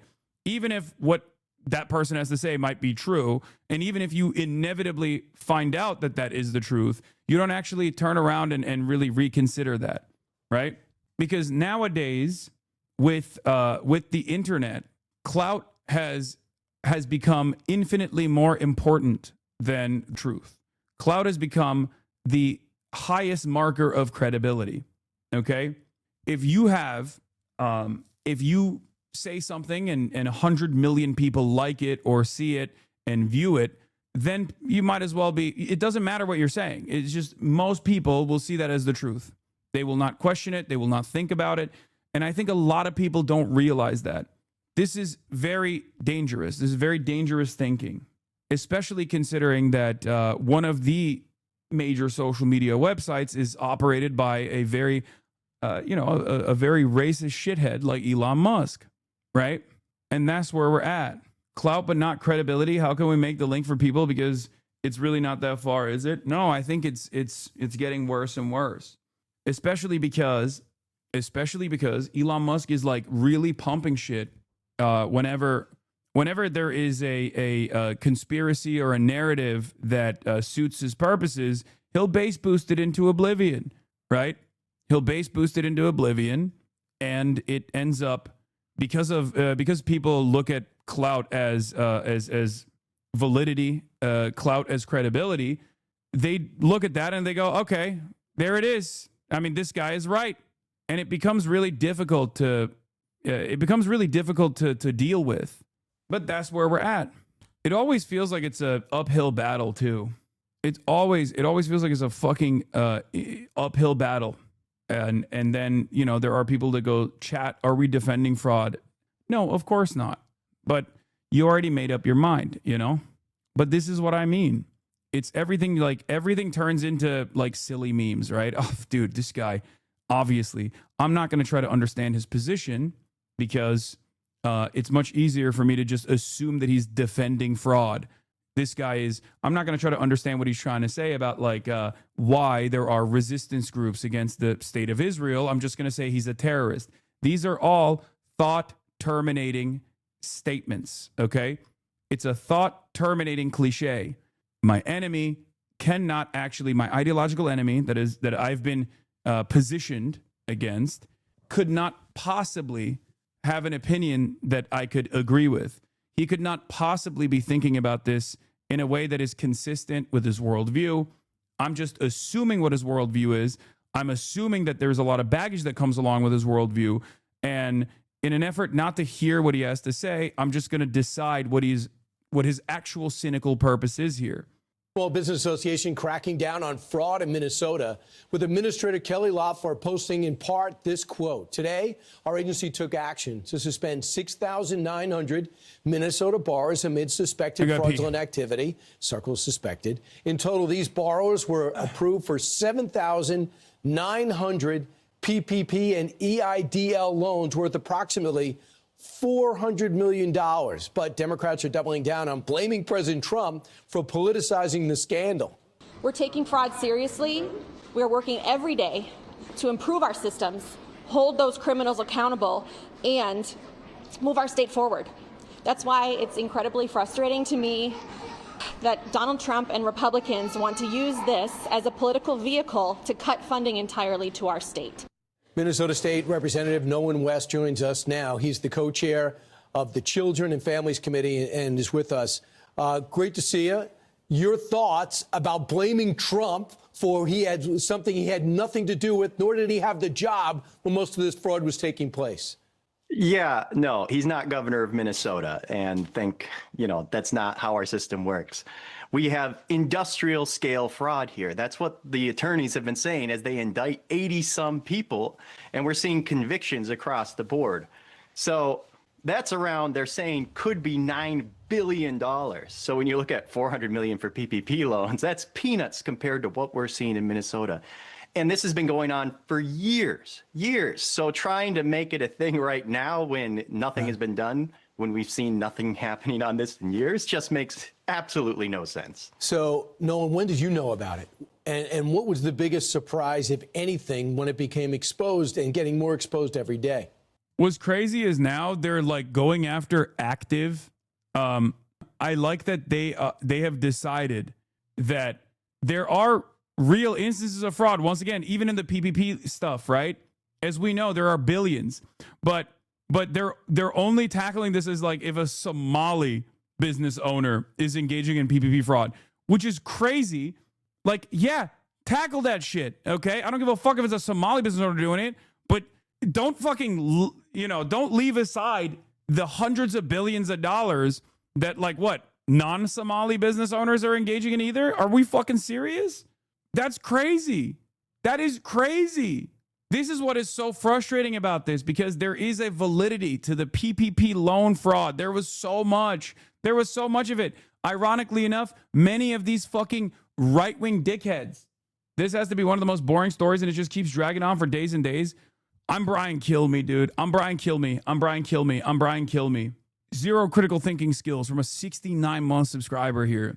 Well, I mean, we've known about it for probably a little over a year, at least I have anyways. And the couple of these centers get over $1 million of tax dollars.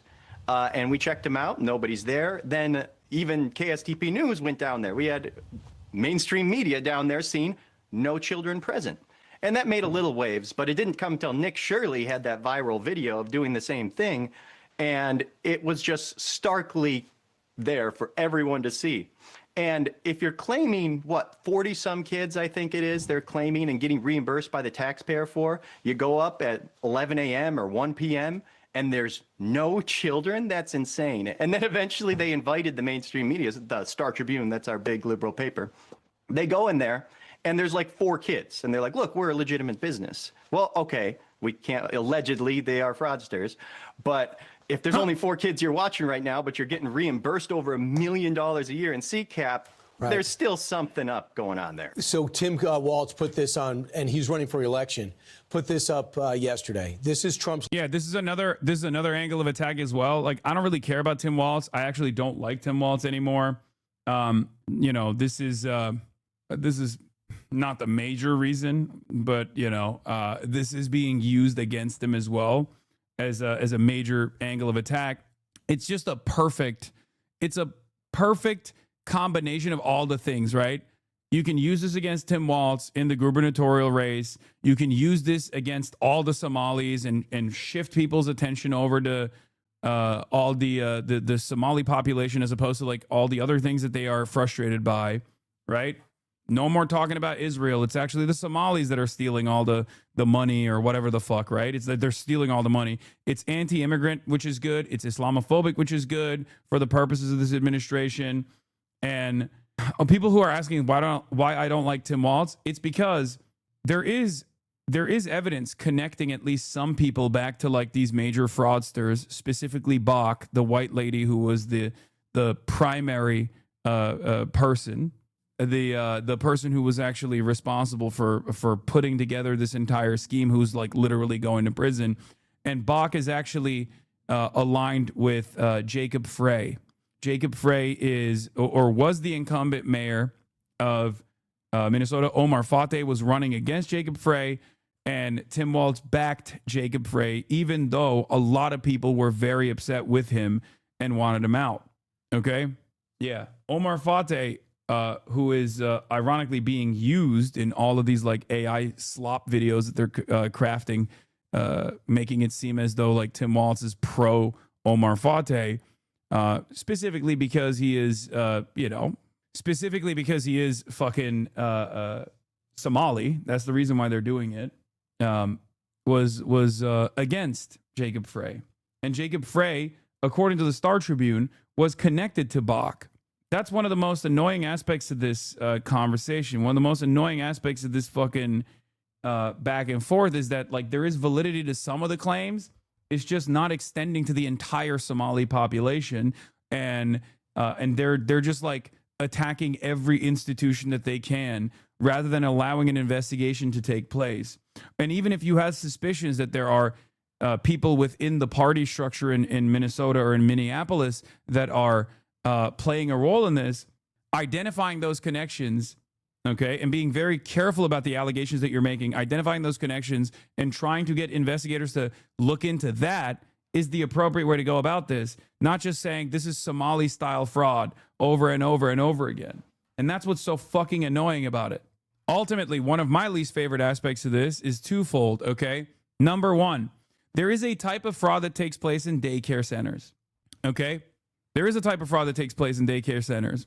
That fraud would not even be considered fraud if the government was doing direct cash payments to parents that are capable of being caretakers. In some places, they already have that, right?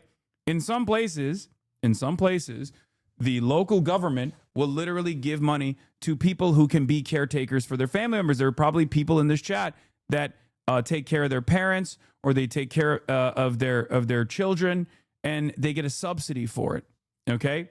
So the thing that these guys are saying is fraud is the claim that there is a public-private partnership here, and there are no children being taken care of. Like the money that the government is spending is actually not going to childcare whatsoever, right? It is going to childcare still. It's just oftentimes going to childcare for family members that actually do have children, that are actually taking care of their children, but it's funded through the daycare system. It's funded through the childcare system. And that's the unfortunate reality, right? But they see that as kickbacks. They see that as like a fraudulent way to do business. And in some ways, it is a fraudulent way to do business, which is precisely the reason why the appropriate measure here is supposed to have two different funding vehicles. One for subsidies for people who are eligible for caretaking positions at their own homes, and then the other is not a private-public partnership, but public child care facilities run by the local government.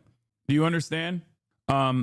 this is something that what's his face from the Public Policy Institute. What's the dude's name? I'm forgetting. The guy that writes a lot of great policy papers. His wife is a Catholic leftist. Brunig. Yes. Thank you, Chatter. Matt Brunig has written about this quite a bit. Okay. Matt Brunig has written about this quite extensively.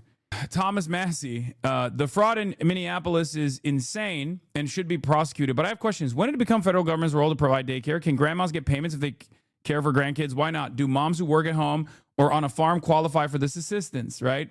And then Matthew Zaitlin posted the Matt Brunig photo. Much of this fraud clearly would not occur if there were a home child care benefit. What you have are home caregivers who are eligible for child care subsidies, but only if they use center-based care. So they pretend to do that so the center can get reimbursement and then split it. Okay? Notably, Mamdani's child care plan includes a home child care benefit option. Some very smart policy people in that campaign. So this is some of the fraud that they're talking about. Obviously, Republicans are too stupid to identify this. They're too stupid to recognize what's going on. But part of the conversation actually revolves around this. When people go, why are there no children here? There are most likely children there. You didn't even prove that there weren't children there. But the reality of the matter is, if there are daycare facilities where the head count is actually inconsistent from day to day, they might be doing kickbacks, which they caught in 2014 a child care facility doing, which basically was an indirect subsidy to home caregivers who actually qualify for home caregiving. And in normal circumstances, if there was smart policy being written here, then it would just be a direct subsidy to the home caregiver. Okay? But what is this? But the argument Mike Drew Wood is making, what is this? What's happening here? There's a lot of efficiency at reasonable scale. Paying an underemployed mom $50K a year cost. Watching go over to a group of 5 kids seems like a great deal for everyone. Just make it. Isn't this basically the same thing as paying people who make their own coffee at home rather than going to coffee shops? If we subsidize coffee shops, just want to understand the proposal.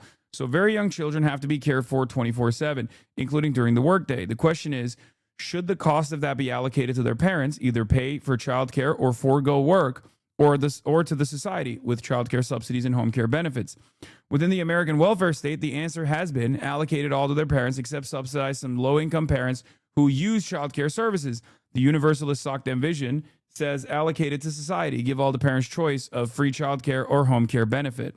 But the argument Mike Drew Watt is making is that the cost per unit of childcare, so to speak, is lower for centers because instead of paying $10K to care for 1 child or 2 children, you're paying $10K to care for 5 to a dozen or so children in daycare. You can't pay someone $10,000 to watch 5 kids for a year. That would be illegal. But to your actual point, you can set the home care benefit to be equal to the per child compensation of a center-based child care worker. That's how I would do it in my family fun pack proposal, says Matt Brunig. Do you guys understand? Does the class understand the point here?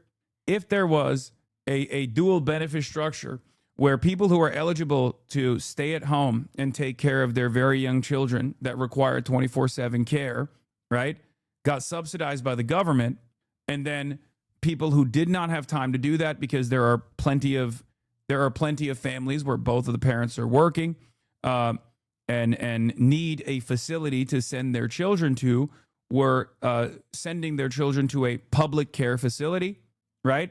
There would be a lot of this inefficiency in the system would be destroyed.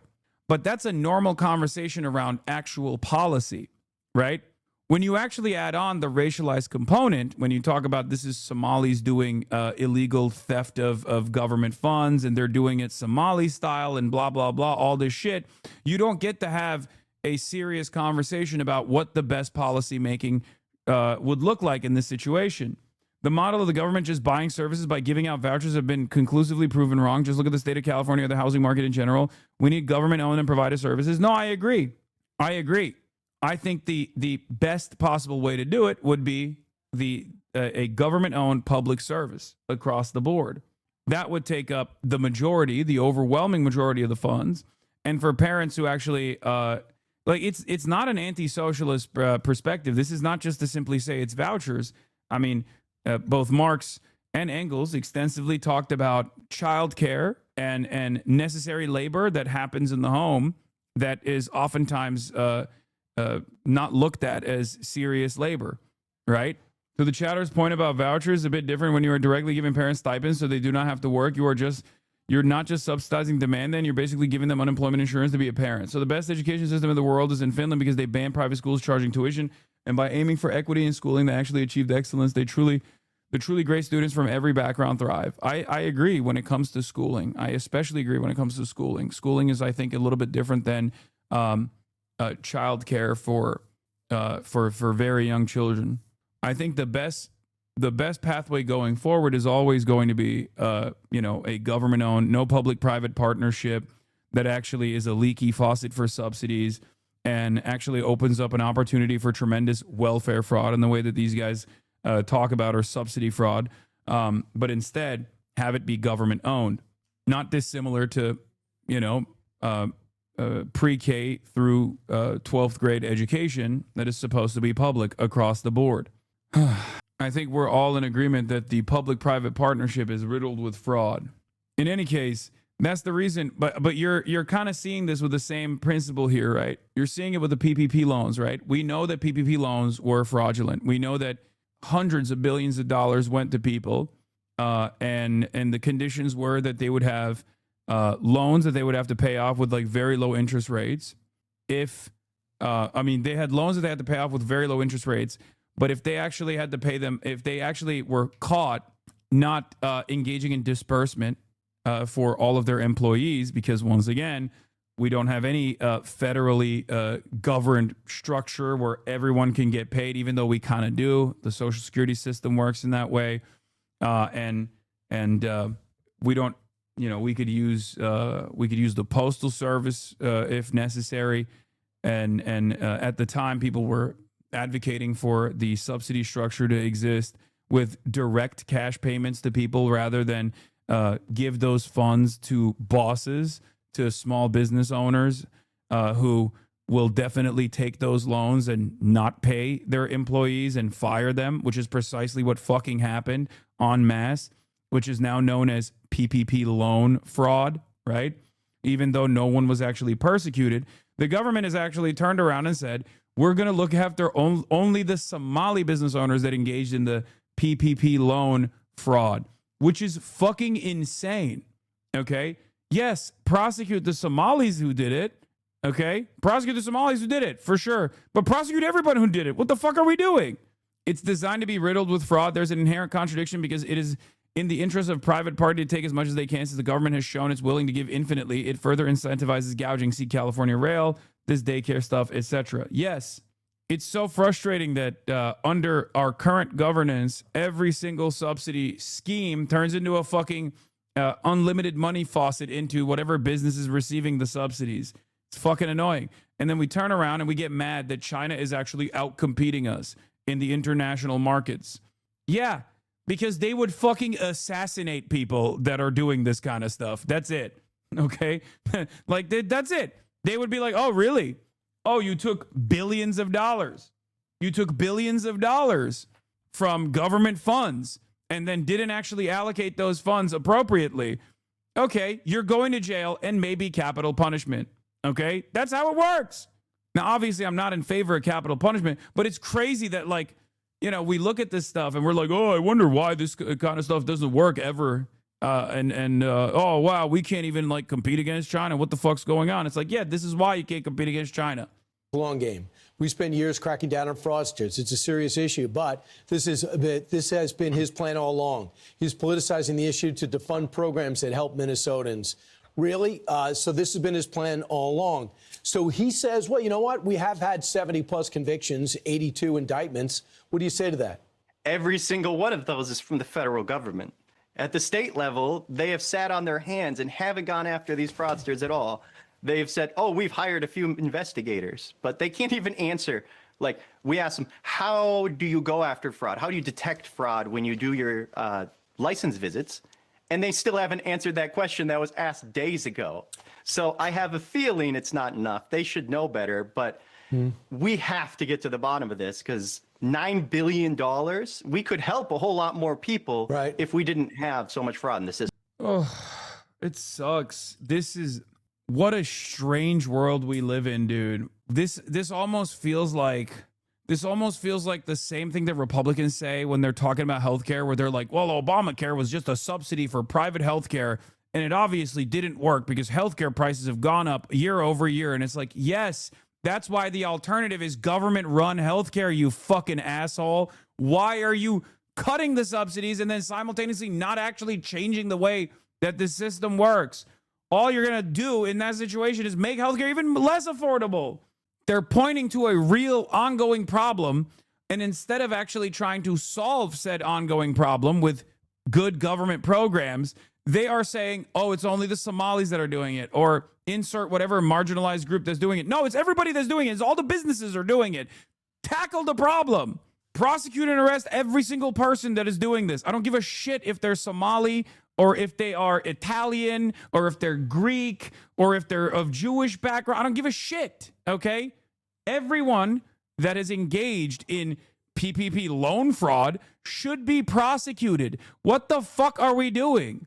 The issue here is when they hyper-focus on this in order to craft a racialized argument, in order to craft a racialized narrative, a lot of dumb fucks just go, oh, I guess it was just the Somalis that are doing this, huh? It seems like it's like a exclusively Somali thing. It's like, no, motherfucker, your boss probably did it too.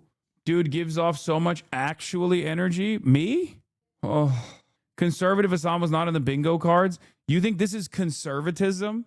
Yes, dude, I'm so conservative because I want business owners who are defrauding the government for funds that they're milking so they fucking put it directly back into their goddamn pockets should be punished. If you think that businesses that engage in fraudulent practices and steal funds away from taxpayers without actually utilizing those funds should be punished as a conservative position, I'm the most conservative person on the planet. Okay? But we're too busy helping Somalia and perhaps the Somali terror group Al-Shabaab. So now, into effect in Minnesota with the new year, you now have paid leave program, and it includes up to 12 weeks care for newborn or sick family members, 12 weeks for serious illness, capped at 20 weeks per year, and separate from existing parental leave that can run concurrently. So things are going to get even more lenient in Minnesota legally, let alone if you want to abuse the system. You guys ready to pay for this? Oh, we've been warning them about how bad this rollout's going to be. And one thing that people don't know, you can designate one person annually as the person you care for.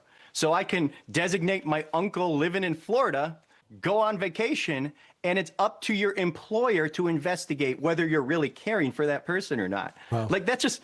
There's no guardrails. It's going to be ridden with fraud, just like we see in our other systems. The honor system is not the best Greeks and Italians, but not Turks. Yes, Turks too. way to distribute all this money. We got to look into Maine, Washington State, as well as California, and hopefully that's on the agenda.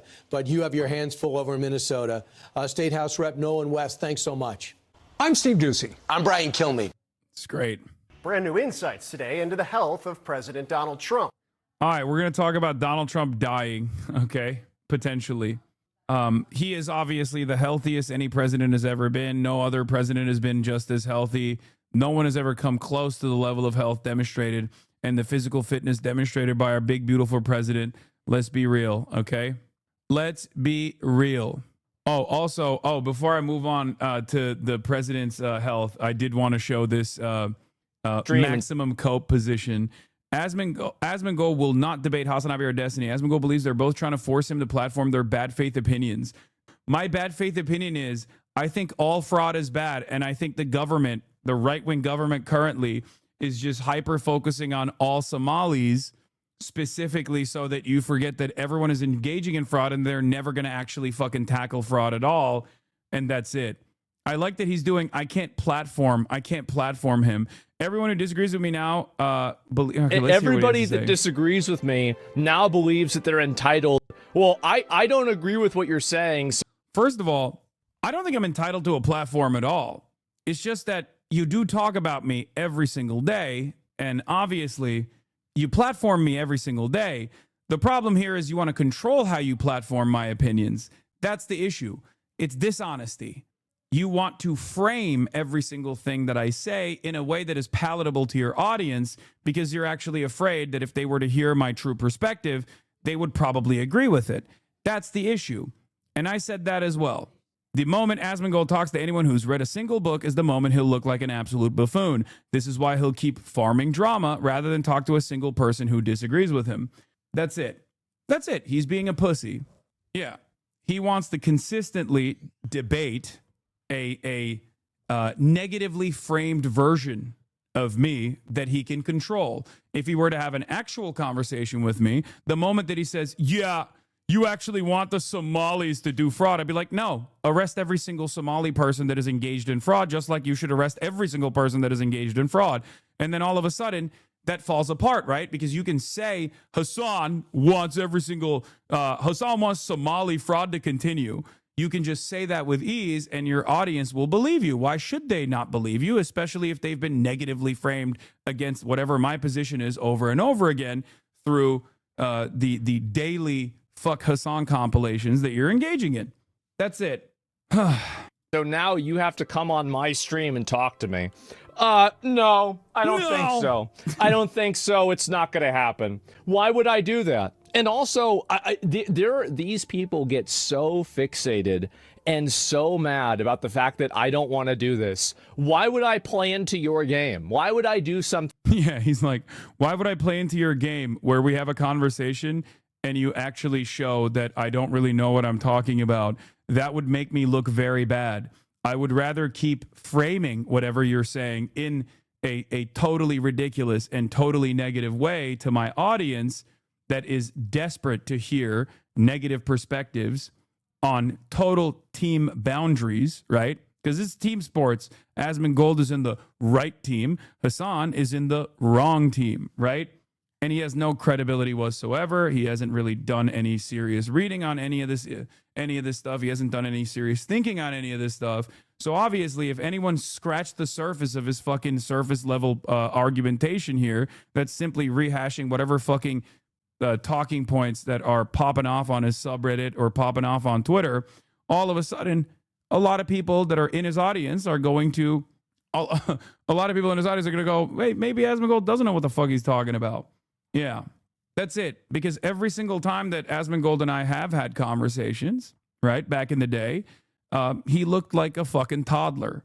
I will admit, however, it did make me think because of his openness to having any sort of conversation like this, I falsely was also duped. I was duped into thinking that maybe he is open-minded, maybe he's just like a little misguided or whatever. I did not think that he was just straightforward grifting to this degree. I think now it's a little different. Yeah, I used to praise him for being somewhat open-minded. Thing that you want me to do. Why wouldn't I just keep doing the thing that I want to do? Both these guys use the same excuses to avoid me, avoiding each other, then call each other out, using those excuses to avoid each other while avoiding me will never not be hilarious. I know. And for people like Destiny... Yeah, I think there is... you were an Asmongold fan? No. I wouldn't say I was an Asmongold fan, but, you know, I saw him as a peer that I disagreed with, and I did not think that he was anywhere near as... I mean, he wasn't as harmful as he is now. Like, there is nothing that you can compare this to.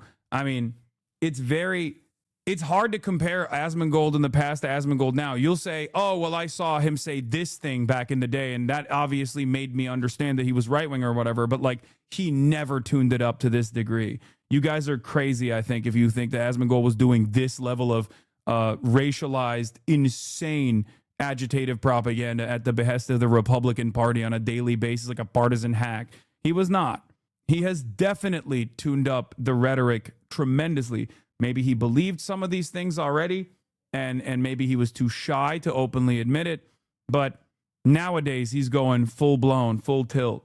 I'm sure this is very disappointing that, you know, Destiny watched a YouTube video of me that he disagreed with, and so now I'm obligated to have to go and argue with him on his stream. I don't think that's the case, for the record. I don't think that you have to offer people a platform just because they demand it. I think that's silly. I'm not even saying you have to give me a platform, but notice how he's framing it that way because he has to make this seem as though this is a silly request, right? He has to, once again, control the narrative for his audience, and that's precisely what he's doing here.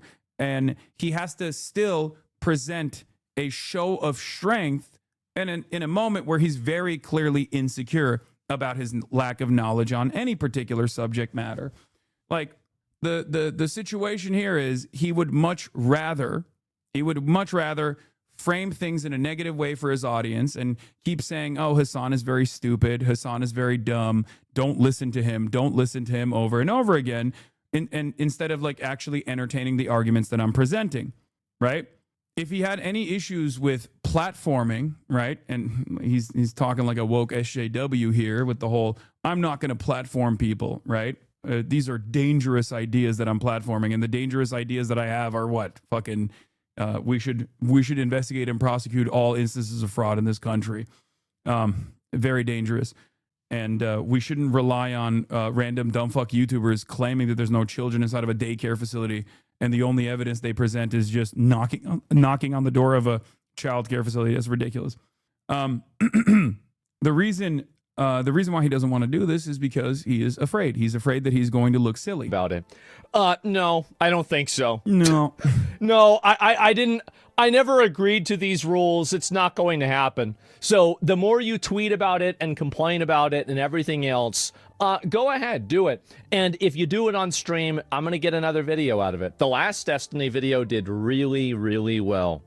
He's like a petulant child who, once again, is running hot on this newfound influence that he has gathered. Okay, just full blown, openly admitting to grifting too. I'm not gonna get pissed off and reward him because he loves being like, oh, I've killed him, I've destroyed him, I've trolled him so hard he got really mad. I think this is ego. That's what it is ego speaking. It's like, no, I will not be platforming you. Guess what? Because I'm popping. Okay, look, I've been here. I've been doing this for 10 plus years at this point. Okay, there's always going to be highs and lows, brother. There's a boomerang to this stuff. When woke comes back and you have to shut down some of your reactionary takes, it'll come for you. When you start noticing your audience hemorrhaging and have to pivot on other issues, it'll come for you. I've been through the highs and lows and maintained a consistent worldview through it all. That's the big difference. That's the big difference between someone like myself and many of these guys who they're tourists. Now, I'll use a term that anime fans understand. You know how there's like anime tourists or whatever? These guys are politics tourists, okay? They don't have a serious worldview that they've thought about. They don't have a vision for a better future. They're just simply responding to audience feedback. The moment that Asmongold goes back to playing video games and talking about titties in video games or whatever the fuck he was doing before he started doing this pro-Trump shit is the moment that you know the grift is over, at least for this political commentary side of things. So if we can get another one, I will. Well, this is what their strategy is, right? Is that they want to constantly go and, they want to effectively... Also, Destiny saying this stuff is really funny. One, because he's banned, and two, because he's utterly irrelevant. Like, let's be real. He's like, oh, why won't anybody talk to me? I don't know, man. Maybe because you got, active court cases that you're dealing with where investigators have found out that you tried to procure child sexual abuse material, I feel like for me, there's a little bit of there's a better argument here, which for the record, I don't think Asmongold will talk to Destiny either. I don't think he'll talk to Destiny at all. And I do think that it would be productive overall if he even talked to Destiny. Let's be real. To be fair, I don't think that's the reason Asmon isn't talking to him. No, the reason why Asmongold is not talking to Destiny or myself is the same exact reason. Okay? It's the same exact reason. He doesn't want to have this conversation because he is genuinely terrified, like actually terrified. He can try to present this as like I'm actually coming at this from the perspective of like, I don't want to platform people or whatever. But yeah, it's because he's unqualified, and it's fine to be unqualified. I wouldn't give a shit if he wasn't spreading such hateful narratives and actually misdirecting his audience. Examples that I've used in the past, obviously, revolve around the Mahmoud Khalil incident, right? When Mahmoud Khalil was apprehended, detained, and was slated to be deported, I said there is no legal basis to do this. Asmongold farmed that incident and kept claiming over and over again, yeah, it's going to happen. Yeah, it's going to happen. I said, you're wrong.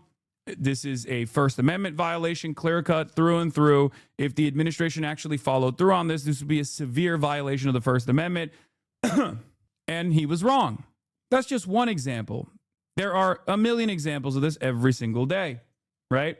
That's all it is. He doesn't want to look silly. He doesn't want to look like he's wrong. And that's why he'd rather talk about me to his audience instead of talking to me, where his audience can make up their own minds. It's actually also somewhat insincere. Like you're basically saying you don't trust your audience. You don't trust your own skill. You don't trust your own knowledge. And you don't really trust your audience to make up their own minds either. You have to keep it compact. And before Destiny says, oh, Hassan, you do the same thing. Brother, with the exception of talking to someone like Destiny, I do actually talk to right-wing commentators with regular frequency. You've just lied to your audience and claimed that I don't do that. I talk to right-wingers all the time. I do not shy away from the open discourse. As a matter of fact, I'm trying to talk to this right-winger right now. Try to bully you into talking to them so you give them a platform and allow them to spread whatever they want to say, right? I'm trying to bully Asmongold. Yeah. He would rather debate a clip of yours as he's doing right now. Let's see what he's doing. Let's see. So I was on Instagram, and so people are they said my 2026 gonna be like, and they're making fan cam edits of AI generated montages of Jeffrey Epstein out on ski boats on an island with a bunch of rich friends and stuff like that. And they're actually trying to create an aura for Jeffrey Epstein. I think he's just farming. He must be just farming the people that are looking for anti-Hassan clips, because he's not even talking about me in this situation. Let's see what he said before. Jesus. Look at how he is. Look at Hassan meat riding Asmongold for the 300th day in a row. Does it feel like the walls are closing in a little bit? Hassan says the walls are closing in for Asmongold after his Minnesota childcare coverage. Does it feel like the walls are closing in a little bit on your daddy? They're K-pop stands. At least K-pop artists are hot. You're over here standing for this creature. Yeah. He has no argument. Yeah. That's why he just calls me ugly. When he calls me ugly, he's calling you ugly, chat. He's calling everybody ugly. He's just like that jock on your daddy. What is this? Look at Hassan meat riding Asmongold for the 300th day. He and his community will cut parts of your answer and turn it to his advantage. Bet. Yeah, I know. I don't give a shit. They do this every fucking day. The reality of the matter is, it is pertinent. It is up to the individual. Okay. I have confidence not only in my worldview, but I also have confidence in the minds of all these people that tune in. Eventually, for every 10 people that tune in for more Fuck Hassan content, there's going to be 3 people that will go, let me go see this for myself. Okay? Let me go see this for myself. Calling it now, he's going to go full crybaby and point to you being bigger and stronger than him and try to turn it into you intimidating him. What? No. I think he's just going to say, he has no argument. Yeah, base. Does it feel like the walls are closing in a little bit on your daddy? Is that right? A person that you consider to be this idealistic intellectual? Is that why you guys keep coming in here and crying? Is that what it is? That there is maybe a fraction of the scrutiny on the shit that he says on a daily basis? Yes. And all of a sudden now it's like, oh, you guys, why are you paying attention to him? I don't know. Why are you so scared? What is he talking about? I mean, once again, if Asmongold wasn't scared, instead of trying to consistently debate clips of me that are framed in a particular way, okay, he would talk to me directly. He has the capacity, right? He follows me on Twitter. I follow him back. He can hit me up on Discord. But instead, he'll just keep going, oh, I'm just farming drama. I'm just farming you. Get farmed, idiot. That's right. It's really pissing you off, I bet. It's not. This is not the first time that I've had insane haters. Please stop playing into it. Asmon is the most competent enemy you have had because he knows the most important skill, streaming. You can't play this game, man. He needs to be discovered by mainstream media and dug out before anything happens. He can do this all day. No. I mean, Chatter's not wrong. Asmongold is a good streamer. That's why he was one of the biggest fucking streamers before he started doing this politics grift. Okay? Ultimately, if you're confident in your stance 100% and you call me stupid like he did, okay, you have to treat Asmo like a lolcow. Every time someone tries to farm him, he ignores them. I mean, this isn't even a farming operation. I think we're going tit for tat here. I try to stick to actual politics. I try to stick to the actual political output here. He's the one who can't actually talk about my positions. So he either has to bastardize it to his audience and have no pushback, obviously, in this circumstance because it's a fucking clip, right? Because the clip can't dunk on him, right? But at the end of the day, the reason why I talk about this kind of stuff is, and this is silly. This is like, this is devoid of actual politics. Like this back and forth happening here with him reacting to a clip of mine is utterly devoid of politics. I want to talk about the policies. I want to talk about the politics. He wants to turn this into drama over and over again. Okay. But the reason why this still matters, the reason why this is still significant, even though people will go, why are you doing this? Who gives a fuck? The reason why this still is significant is because, I mean, look, guys, Elon Musk is highlighting Asmongold's positions, right? He's highlighting Asmongold's positions. Like, clearly, these things do have impact in terms of changing people's minds. If you don't, like, people didn't used to do this when I talked about Ben Shapiro every single fucking day when Ben Shapiro was popping, right? People don't do this when I talk about Tucker Carlson. But when it comes down to Asmongold, you get really sad and you get a little worried because you kind of understand that Asmongold's audience will consistently cyberstalk both myself and even my fans and keep fucking spamming slurs and whatever the fuck, right? But like, you still have to deal with it. I mean, these guys are not going to go away. Woke is not going to make a magical comeback, okay? I think some of you basically think that this kind of stuff is just going to go away and people are going to get too annoyed with it and they're going to speak out. Someone has to have the confidence to stick their neck out. Someone has to actually lead the way, okay?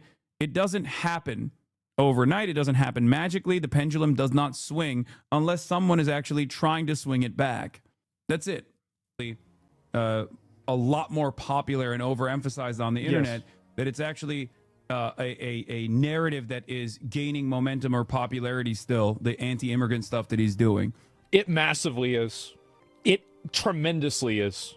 If you think that the average American sees a bunch of Somalians living in $1 million house and then yelling at somebody whenever they ask if your home daycare is able to accept new people and they're speaking in a language that's not English, if you actually think that like most Americans are like, oh my God, I love this. This is so good. The only people that are doing this are circle jerkers in Hassan's orbit. Nobody else thinks this. Go to Walmart and you show this. It's just explain what's going on here. And they'll be like, oh, what the fuck? What do you mean they're getting free childcare? Well, I got to pay for that every day. Gee. Did he watch the same clip as us? No, that's the reason why. That's the reason why he can craft a narrative from his hug box. Okay? My point is, if the average American looks at someone like myself and looks at someone like Asmongold, who is the average American going to think is like more coherent in their worldview? Or is a more credible actor, for example, a more credible political actor, for example? Like, what pops off on the internet is not necessarily what is consistent with mainstream perspectives. Okay? Oh my God, Asmon, sadly. Sure, guys. I think a lot of you are also Twitch watchers, and that's part of the reason why you have this ridiculous opinion. There's a reason why anytime I fucking have guests on and I show them like even a fraction of a fucking Asmongold clip, they're shocked. They're horrified, not only by the things he's saying, okay, but also just the way he carries himself and the way he presents himself. There's a difference between people getting duped into believing that only Somalis are actually doing fraud in America or whatever and developing a reactionary position, which I'm trying to combat right now, versus the type of shit that he says. The average American hears someone go, these are parasitic third world, these are parasites from the third world that must be forcibly deported. Yeah, there's people who like that kind of sentiment. They're in fucking Klan rallies, okay? That's it. That's it. That kind of narrative is much more popular online than it is in the real world. That's it. Most offline people think he is a grotesque. You're saying you mog him? I mean, yes, I am saying that. It is true. I am. I'm both mogging. I'm brain maxing. I'm brain mogging him, and also looks maxing and look mogging him too. The problem is whenever I say stuff like that, half jokingly, people get really up in their feelings because they're like, well, I look and think like Asmongold, so I guess you're saying that about me too. And they get really fucking hurt. They get up in their fifis.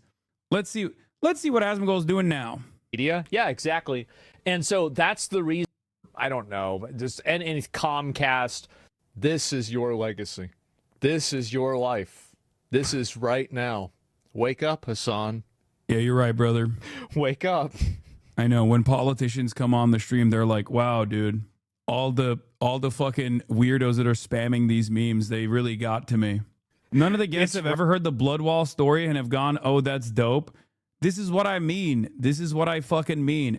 Look, argue against my positions, okay? Argue against my politics and my positions.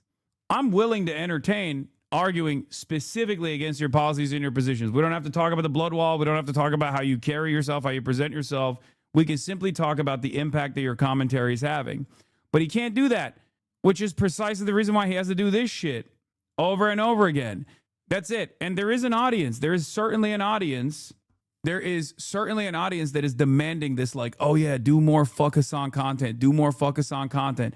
And he's just going to keep trying to farm that and then cut another YouTube video and be like, yeah, Hassan is actually really frustrated with me.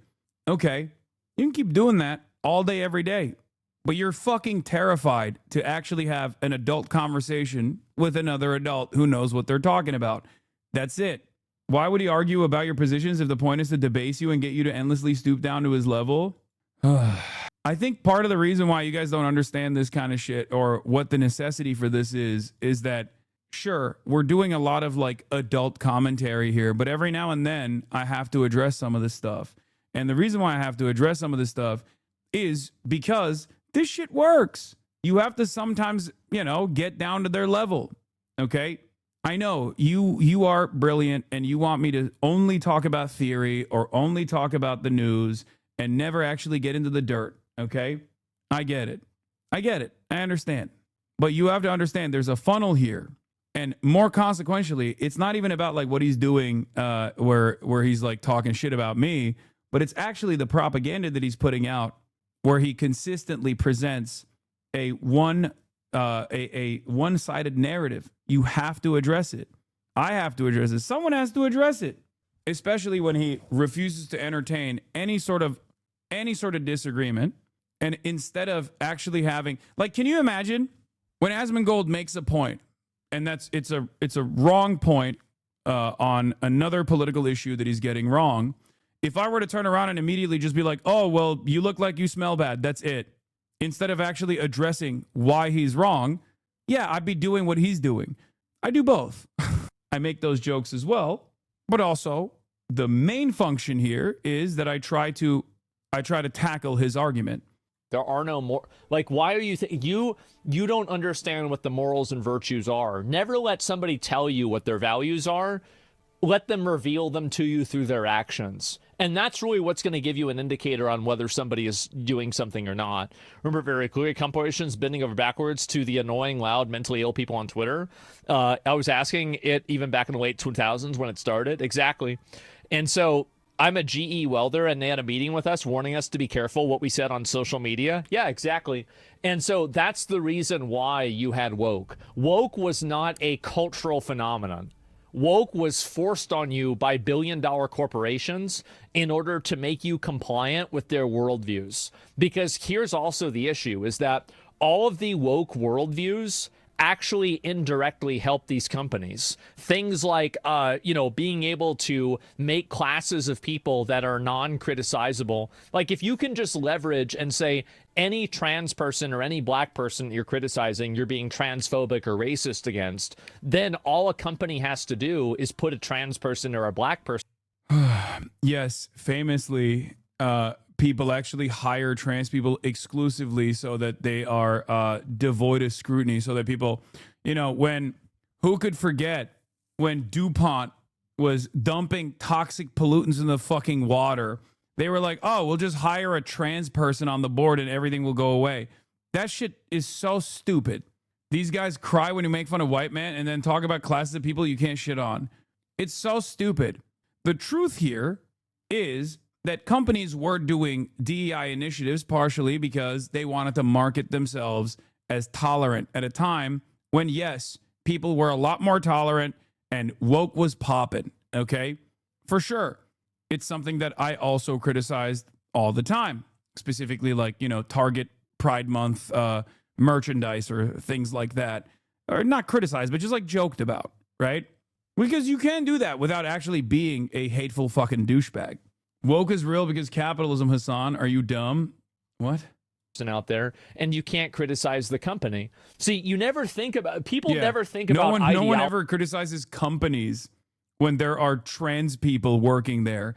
Famously, like one of the number one criticisms of fucking Lockheed Martin is immediately destroyed because Lockheed Martin is actually very woke and very gay, right? If that was the case, there wouldn't be an entire genre of criticism of companies, specifically around pink washing, specifically around rainbow capitalism, and not just companies either. Israel does this shit all the time. We actually dunk on Israel doing this shit all the time. It's so fucking stupid.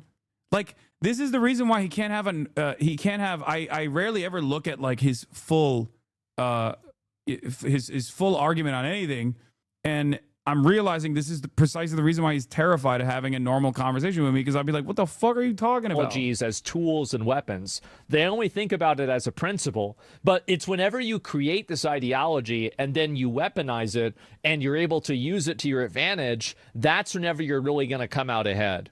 That's what's going to happen. What company has done that? I think a lot of companies have. Look at what happened. A chatter asks, what company has done that? A lot of them. With Bud Light. I mean, they tried to do that. It just didn't work.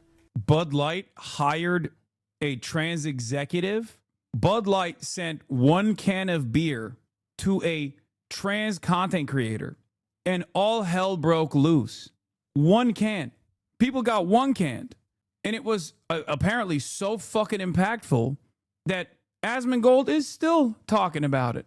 Brilliant. Star Wars is another great example. Yeah. American capitalism has created an environment where corporations get to basically destroy the environment, do whatever the fuck they want. And then as long as they hire one trans person, everything is forgiven because you can't criticize anybody if they have a trans person working there.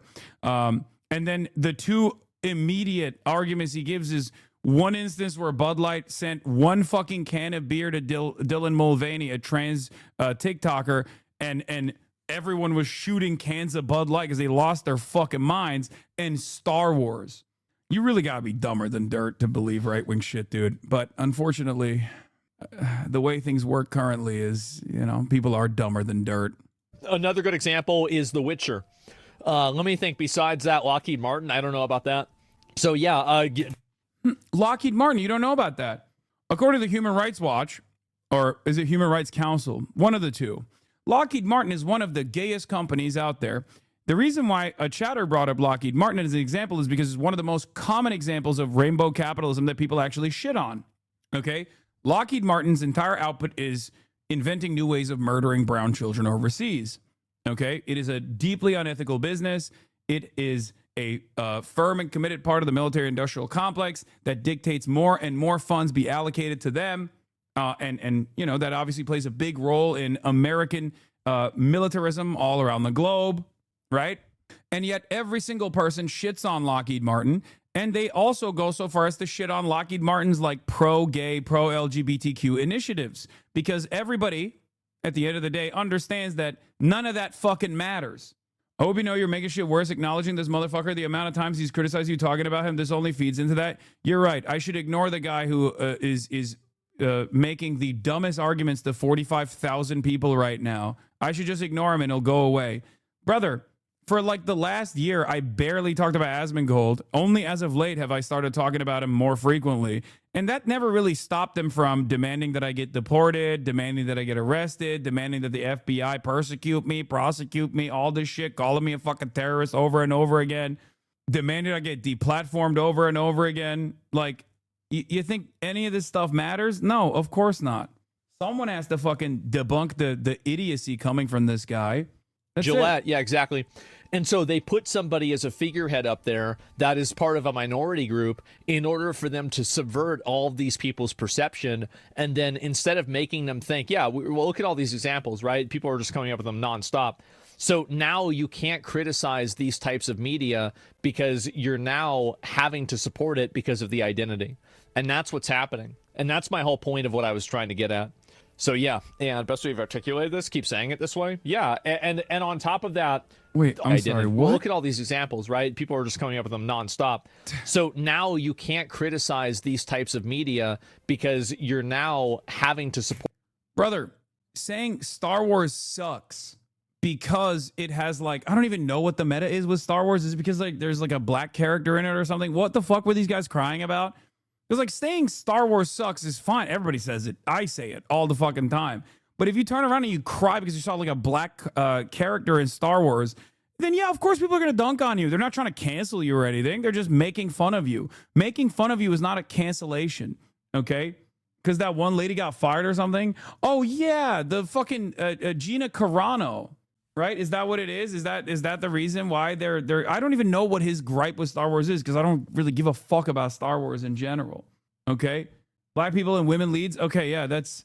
I mean, I don't know. Maybe that's Asmongold's point. Instead of inventing what his points are here, I'm just, because I can't fucking talk to him. I'm not going to invent whatever his perspective is. I'm just referring to the most common ways in which people have like criticized Star Wars.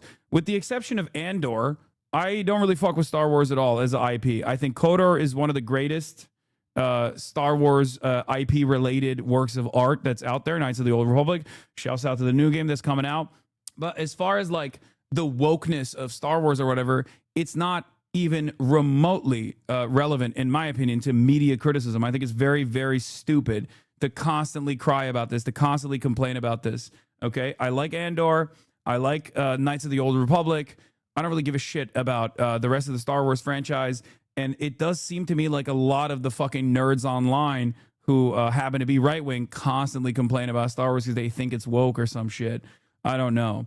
But none of that is creating an environment where like a work of art or some kind of IP is not worthy of any sort of criticism whatsoever, or an actual corporation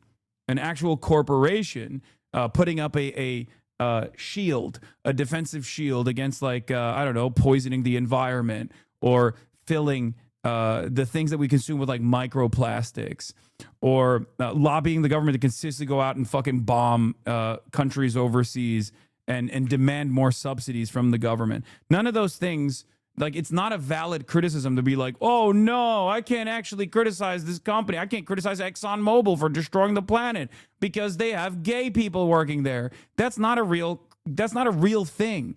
Okay? You invented that. Okay? You invented that criticism, and I don't even think you can point to anyone who is sincerely making that argument. If someone is sincerely making that argument, I'll be the first to fucking joke about that and dunk on them, as I have time and time again. As a matter of fact, one of my famous intros is literally more women drone pilots from Vika's Music, which actually directly makes a joke about pink washing and white feminism, and how certain rad-lib tendencies are actually used as a silly deflective shield that most people are aware of, that most people actually don't entertain at all. Look up at the vast sky and hear an awful sound. 4 Hellfire missiles in the sky. I watch my life flash before my eyes, but at least there's one huge plus. We know that the bomber was a gay woman drone pilot. Hashtag girl boss. So it didn't work with Bud Light, and then being like, you can't criticize them, but it didn't work. Or this example where it also didn't work, like the amount of cognitive dissonance. Exactly. Like, people understand this shit. At least leftists understand this shit. I don't even think Democrats even lean into this stuff anyway. And I'm obviously very critical of the Democrats regardless. Support it because of the identity. And that's what's happening. And that's my whole point of what I was trying to get at.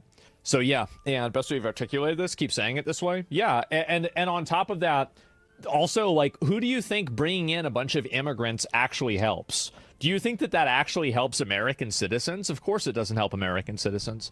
But you know who it does help? It helps big business. It helps big business. Elaborate on that. This is the question. Bringing in immigrants into the country, or we're not even like shipping in immigrants in most circumstances. It's just like immigrants are coming into the country, right? Because there's still more opportunity here as opposed to the places of origin, the nations of origin, where immigrants are coming from that we have oftentimes destroyed, right? But immigrants don't actually come here as a monolithic force or as a parasitic force in general. They come here in the same exact with the same exact mindset that Asmongold's great grandparents did, right? They wanted a better future for themselves. That's why they came here. They thought there was a lot of opportunity here, and that's it. It doesn't change when someone is like coming from the Latin American continent, the South American continent, or coming in from Germany, or wherever the fuck Asmongold's parents, like great grandparents, immigrated from. Okay, and yes, immigrants do actually help this country. Immigrants are the reason why. Immigration is perhaps the most redeemable aspect of the United States of America. It's the reason why America has been such a dominant power all around the world beyond the endless imperialism. Okay, immigrants are the reason why the United States of America have not fallen into the same issues that many other developed countries have fallen into in terms of aging out their population. You're trying to explain the concept of brain drain to someone who doesn't shower. I know there's also that element too. Obviously, like when you have a steady flow of migration coming from other countries, some of their top earners, some of the people that have the highest educational attainment are actually coming to the United States of America. This benefits America endlessly. That's precisely the reason why so many of the products that every single American consumes, that we consider to be like tremendously innovative pieces of technology, have come because or have been invented by immigrant workers working on publicly funded research programs. Like it's ridiculous. This argument is ridiculous, and it's also un-American. Okay, it is the most American thing. The United States of America was developed as a settler colonial enterprise on the backs of continuing chattel slavery and doing indigenous genocide. But everything past that point has always been immigrants coming here nonstop and becoming American. So when people actually take this anti-immigrant stance, it's like the most un-American stance you can have. There's always obviously been people who have cried about new migration patterns, right? Italians, they're coming in, they're parasitic. The Irish, they're coming in, they're parasitic. Jewish people should not be allowed to come in, they're parasitic. All this stuff, right? Polish people, Greek people. And slowly but surely, all of these groups have firmly become a part of America, so much so that when you're like 4, 5, 6 generations removed from the nation of origin, you don't even think about where your background is from unless it comes up in a conversation. You're just American. And that's the same for migrants coming in from the South American continent as well. That's it. And as far as like, oh, this doesn't benefit anybody, that's also ridiculous, right?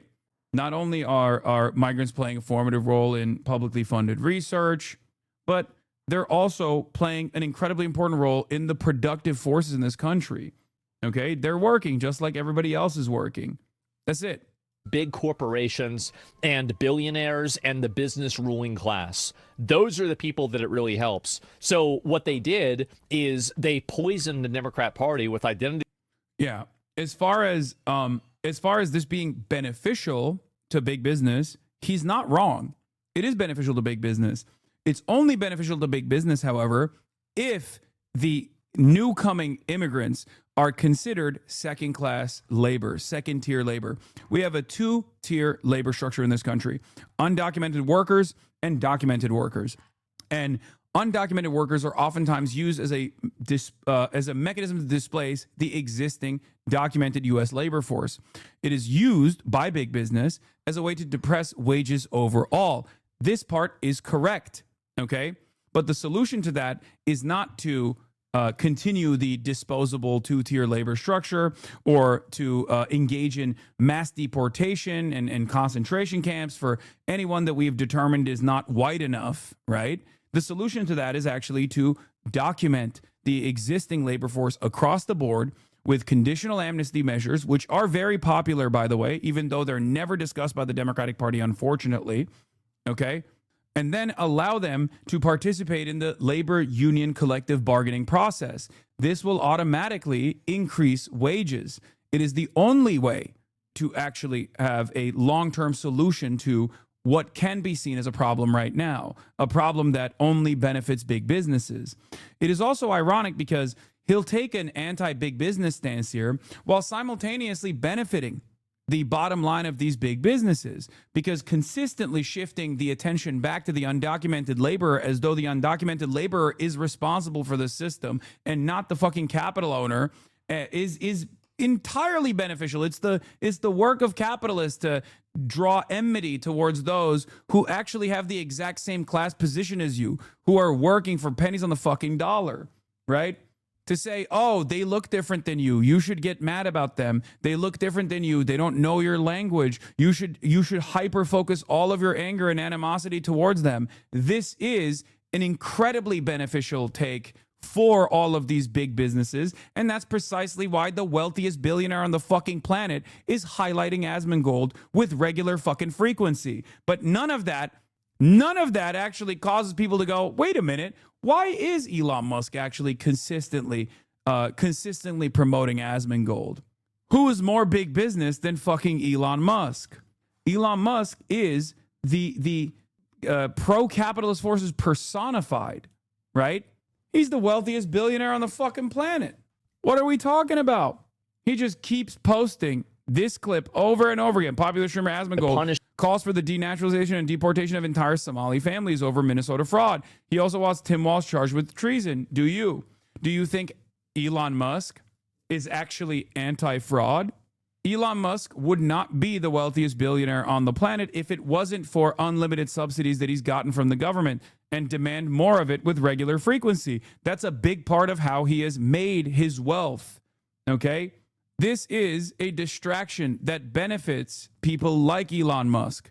This allows people like Elon Musk to basically turn around and say, it's not me. I'm not the one who's fucking your life up. As one of the wealthiest motherfuckers on the planet, the wealthiest motherfucker on the planet is actually the random Somali people that are fucking your life up. And a lot of people, unfortunately, fall for it. Okay? If Asmongold was truly anti-big business, right? If Asmongold truly was anti-fraud, or if he was truly anti-big business, he would recognize that big business thrives when you develop enmity towards those who don't look the same as you, right? And then you justify this two-tier immigration system. You continue this two-tier immigration system. Because the reality of the matter is, these guys are not more racist than they are capitalist. Okay? There are some who are more racist than they're capitalists, but for the time being, Donald Trump, once again, as I correctly predicted last year, when I said he's not going to do these mass deportations in the way that he claimed he was going to do, because it's obviously very harmful to capital interests. So he's not going to do that at all. He's just going to fucking do a couple deportations and, you know, accelerate it, obviously, and strike fear in the hearts of migrant communities in this country. And then eventually people are going to get frustrated with that. And that's precisely where we're at right now. But the reason why he wasn't going to actually do mass deportations and mass exile in the way that he claimed he was going to do is because it would destroy the entire American economy. And I promise you, the moment that you can't get your fucking treats for the same price point that you're comfortable getting them, you would revolt. But nobody wants to think about who's picking those treats, okay? Who's picking those crops at the farms? Who's playing a role in building these buildings all around the country? The correct way to solve this issue is to ensure that there isn't a two-tier immigration structure, because a two-tier immigration structure, as long as there's hatred towards undocumented migrants, is what is beneficial for these companies, because at the end of the day, they understand that they're never going to get punished for hiring undocumented workers. That's the whole point of the system. The whole point of the system is to hire undocumented workers and then shit on them over and over again. So no one actually fucking decides to document these people. Okay? Because if they do, then their bottom lines are going to be in threat. They're going to be under scrutiny. The system is designed this way. That's why I get very frustrated with people who do this fake populist bullshit. okay? People who do this fake populist bullshit while simultaneously leaning into the propaganda that billionaires and millionaires and capitalists are actually leaning into as aggressively as possible. Anytime you think the real problem is just another person, your neighbor, and in the case of the Somali migrants that we're talking about, they're all American citizens. 60% of them are natural-born U.S. citizens. 90% overall are naturalized and natural-born U.S. citizens, so they have American citizenship.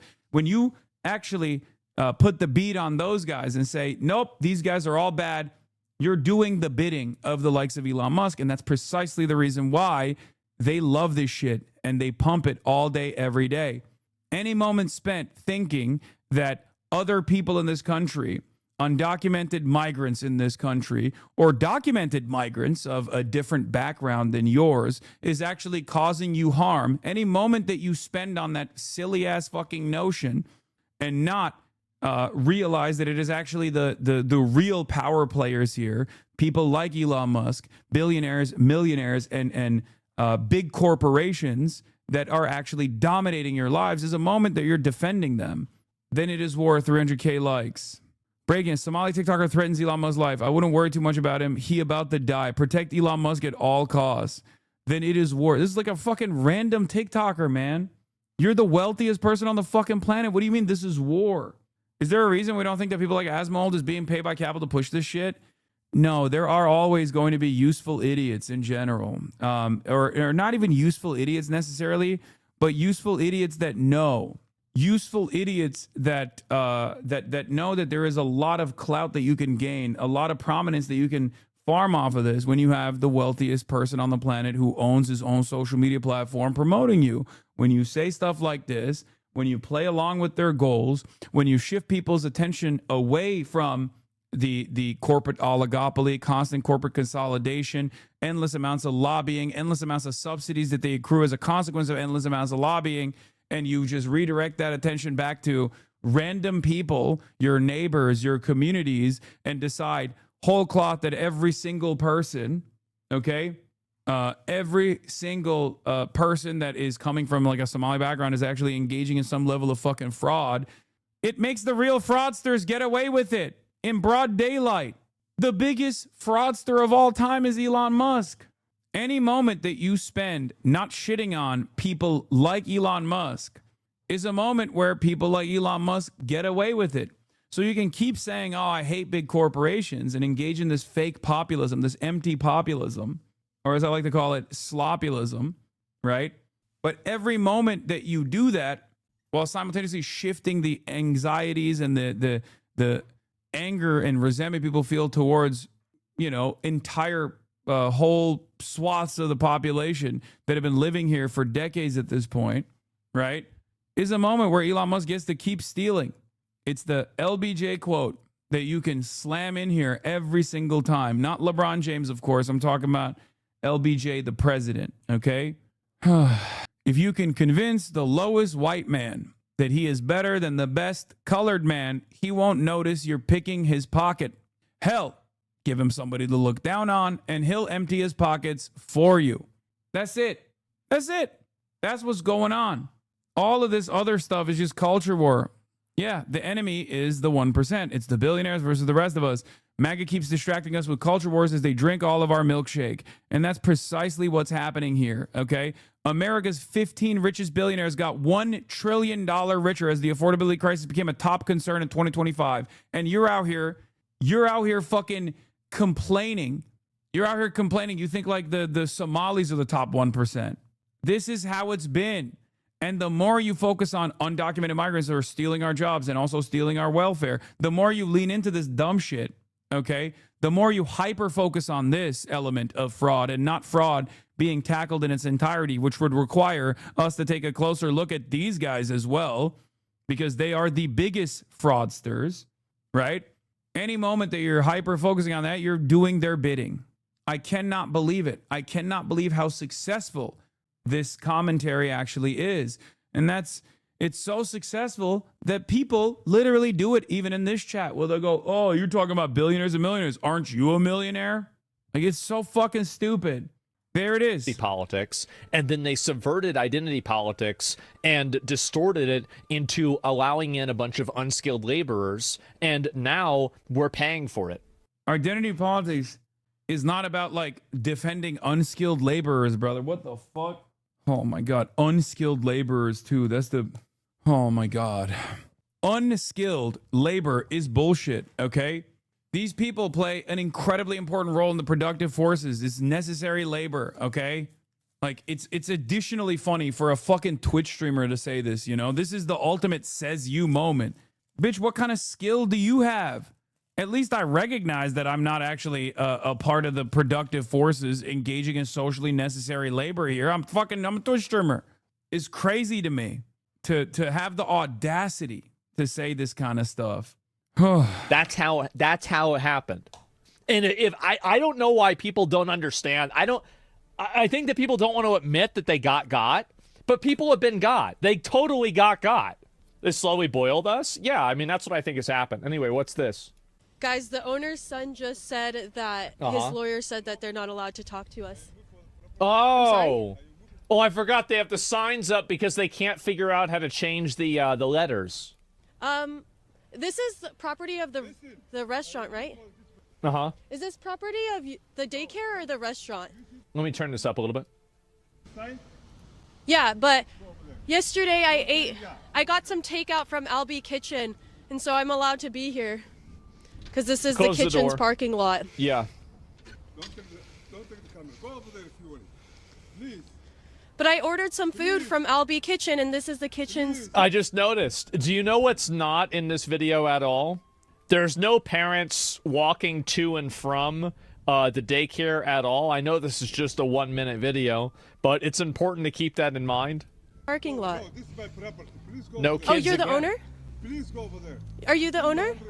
Uh-huh. Go over there, please. Are you the owner of the property? Go over there. Oh, okay. Are you also the owner of Quality Learning? I don't want to talk. Seems like you want to talk. Seems like he wants to talk. He wants to have. It must be lonely just standing there, yelling at people all day. Yep. I think he does want to talk. I wonder, what's the border? Can I stand here? This response applies to Asmin's ideology. You don't need to engage with other people if you don't want to, according to him. Yeah, of course. But when the person is of Somali background, obviously then harassing them and loitering around their property alongside hundreds of other fucking clout goblins is totally appropriate, totally valid. Can't be able to do anything. Is this Yeah. okay? Can I be right here? They covered the sign? Did they really? Let me see. What a bunch of fucking retards, man. Oh my god. Is this okay? Can I be right here? Yeah, why am I not surprised? Can I stand here? This is just for views? It is just for views, but I do think that... Isn't it weird that... Where's the senior citizens? Oh yeah, we just watched him do this. Clicks on video. Yeah, dude, this video makes a pretty good point. Yeah, that's pretty true. Pause the video. What he just said is really true, actually. Unpause and nods along more. Yeah. People who watch and donate money to this nonsense need to be culled. Yeah. He does often have a tendency to just be like, oh, I'm laughing along with everybody actually about this thing. It's so funny. Yeah, based. And also, I don't feel bad for these guys. I really don't. You shouldn't have been scamming. And now you have all Americans everywhere coming in here trying to figure out what's actually going on.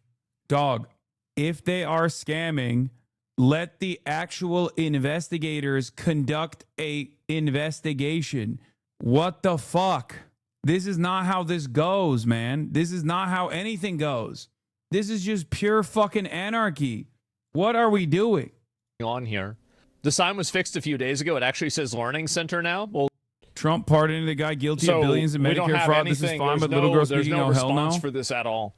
That's crazy. Wow. That's sad. Really. Is you got people like this. You just ask a simple question. You can't even answer the question. Oh, okay, he typed something. What do you type? I hear a lot about this girl in the immigrant community. Guys, you're worried about the fraud from Trump has ever conducted himself? No, now you're changing what you're saying. When did I ever say that I was okay? Or that the guy pardoning him is fine? Like, what do you think that I think about that? It's a simple question. Yeah. Like, you're talking about some other shit. I asked you a simple question. Why can't you just answer the question? Oh no, you're getting You're getting You changing people. shit You're around. getting. Wait. When did I ever say that? Wait. You're gonna put words in my mouth and get mad at him. I mean, like, you're gonna Oh have to explain shit! You don't like it when other people I mean, I do feel this like to it's not you. that Damn. This is professionally what you do to me. You want to demonize an immigrant community when you lose sight of the real issues in this country? Yeah, because they're scamming us. That's what's happening. I mean, are they not scamming? How much time and emphasis has let me Asmongold ask placed you on something, criticizing Big Daddy Trump, If somebody pardoning all these fucking fraudsters? No, it's not changing shit around. It's paying attention to real problems. So let me get this straight. You don't think that it's a real problem that you have an entire community in an area that's defrauding the government for billions of dollars? You don't think that's a problem? Type in chat. He claims you're a mod. No, I can't. I got banned in his chat. Look. Oh Really? wait, I they mean, you don't unbanned think me. that, like, I'm a they've VIP defrauded the now. government for They about the unbanned same me, I amount of guess. money I was banned that's until the like GDP recently. of their country. I used to He's be a timed out. mod. I untimed him out. And It's okay. He unbanned me and then VIP'd me. It seems. I mean, doesn't that seem odd? He's arguing with the optics of your opinion, not the opinion. Yeah, I don't give a shit about, like, oh wow, it's an immigrant community. I don't give a shit about that. Why would I care about that? They're scamming. I like that it's now all Somalis and other specific people doing the fraud. Interesting. I mean, it's always been the case. That's always been what it is. When someone actually directly asks that question, though, he'll be like, oh well, I'm just talking about the people who are doing it. I'm just talking about the people who I'm suspecting of doing it. Okay, but that's what it is. What do you think I would want to do with them? Jail? No. Fraud in any capacity is bad, but to shine a light on a community that's a little drop in a bucket compared to the actual fraud going on Tether is misled because people like you in the media pick up attacking these different communities. So is it bad or so it's bad? Okay, Everybody thinks it's bad when fraud is happening, whether it's a Somali American doing it or a white American doing it. Your hyper focus and your priorities and the way that you talk about it, obviously makes it seem as though you feel the entire Somali American community is responsible for this fraud. And it's a misdirection. It's a distraction away from the fraudsters in the admin. Huge problem with these Somalian daycares and healthcare centers scamming money from the Minnesota government. Do you think this is happening? I mean, if he's getting dunked on by chatters, of course he's not going to try to fucking have a conversation with me. Do you think it's happening? Why don't you go after the real fraud? I have many times. I've talked about it many times. Really? You're jousting with windmills. You're arguing with something that didn't happen. Do you think it's happening or not in Minnesota? Yeah. This is so here's what's going on, okay? As soon as he is asked about his positions, he has to back into a much more reasonable position. Yes, fraud has taken place. Yes, the defendants in an ongoing fraud investigation were Somali Americans, right? This is true. This is real. Except what has been going on for the last 48 hours, for the last 76 hours in the media cycle is not specifically the investigation that took place. It's the notion that every single Somali is responsible. Every single Somali business is victim to unlimited harassment now of other communities doing and the he just same keeps thing. shifting back and forth to try to present an argument that it's actually the grifter third worlders that are parasitic, that are just here to steal American funds. I don't want to read this anymore, Hassan. You're 100%. Yeah, there's fraud in every instance of agreement. You're right. You're totally right about that. Most definitely. That also includes the immigrant. No. And this is also not. Let me go back and I want to make sure that we get this nailed down. Do you think that there is a very clear instance of a lot of these Somalian-owned daycares and businesses that are defrauding Minnesota? This is a yes or no question. Do you think that You this don't is know happening that. or not? There is currently, as it stands, no evidence has been presented beyond just going and knocking on their doors and screaming to see the children. Expensive a year. How long is Somali fraud in comparison to federal benefits you put out annually? A lot. And I bet if you go after that fraud, you're going to find more of it. The real question in this circumstance is, do you have any hard evidence as to all of these businesses that are being visited that are engaging in the type of fraud that people are claiming they're engaging in? As in, there are no children there, there have never been children there, they're simply lying about the head count and doing it so they can get money. No child is ever being taken care of. It's simply a way to make money. At all. That's why whenever I ask you, like, is this happening, you're reframing my question and then answering something I didn't ask. So no, what about this? What about that? What about this other thing? Listen, like I don't like any of it. It's obvious that this isn't a problem. So yeah, guy's a fucking retard, of course. And wait, that's crazy. Why are the people that are coming after him in his chat infinitely nicer in their back and forth conversation than his fans that come in here? When his fans come in here, they're like, "Why are you a terrorist, dog abuser, piece of shit? You need to die." And like when he actually has people that call into question his worldview, it's always like much nicer. It's like walking through it step by step. I guess his fans are just much smarter than he is. Democrat That's or a probably what it is. leftist or a liberal, they'd be making excuses for it. They don't give a fuck about it. The only reason why they're bringing it up is they're trying to create an artificial parody. It's the same reason, you remember like whenever they started they were talking about, oh, they're going to prosecute Hunter Biden and, oh, well, we want to make sure everybody's treated the same under the law. But then at the end of the day, on the last day of Biden's presidency, Hunter Biden gets a presidential pardon that's like a blank check for the last 10 years. The reason why is because they were doing that in order to create an artificial parody between the way that Trump was being treated by the justice system and also by the way Hunter Biden was being treated by the justice system. So they only did that as a show. They don't really care about the rules. That's insane. They don't really care about any Donald of this. Trump has So infinitely more instances of criminality that wasn't even prosecuted because he became the fucking president, as opposed to Hunter Biden. Okay? And I'm not defending Hunter Biden or Biden's pardon at all. Who gives a fuck? Yeah, Biden sucks, and so does Hunter Biden. But the notion that Hunter Biden is like, it reaches the same degree of criminality as Donald Trump, who was a pivotal figure in January 6th, or even the people who did January 6th, who were all pardoned. That's ridiculous. I'm going to pull, you're going to get pulled up too. Let's see what this guy's saying. Do you have any Do you evidence that think there's that's- 100% do you fraud think it's happening, or weird that there's they- some like, do YouTubers you think coming in that and they're asking to see going and kids? there's Not anything saying that there weird isn't about them evidence. asking to see the kids? Is that you're saying this is like something about how, oh, well, you're trying to see the kids. Why are you saying see the kids? Do you think that there was anything malicious or problematic or bad, that they had any sort of like weird intentions with trying to see the kids? Yes. Yes. You can't roll up to a fucking childcare facility, whether there are children there at that moment or not, and demand to see the children, and then assume that this is like conclusive evidence that there's no kids there. That's manipulation. No, we'll listen to what he's saying. It's okay. There's legit tons of the issues, and yes, I think that. So you think that you think Nick Shirley is like, what do you think? He's like a pedophile? That's not the argument. You think he's like a pedophile? It could be. We don't know. I have just as much evidence of Nick's pedophilia as I do of Nick presenting evidence that these places are doing fraud. Now, later down the line, some of these places might actually be proven to be fraudulent, but that doesn't mean that Nick actually presented any evidence to suggest that they are. You can't just roll up to a child facility, ask to see kids. He could be a pedo. He could be a pedo. pedo. I don't know.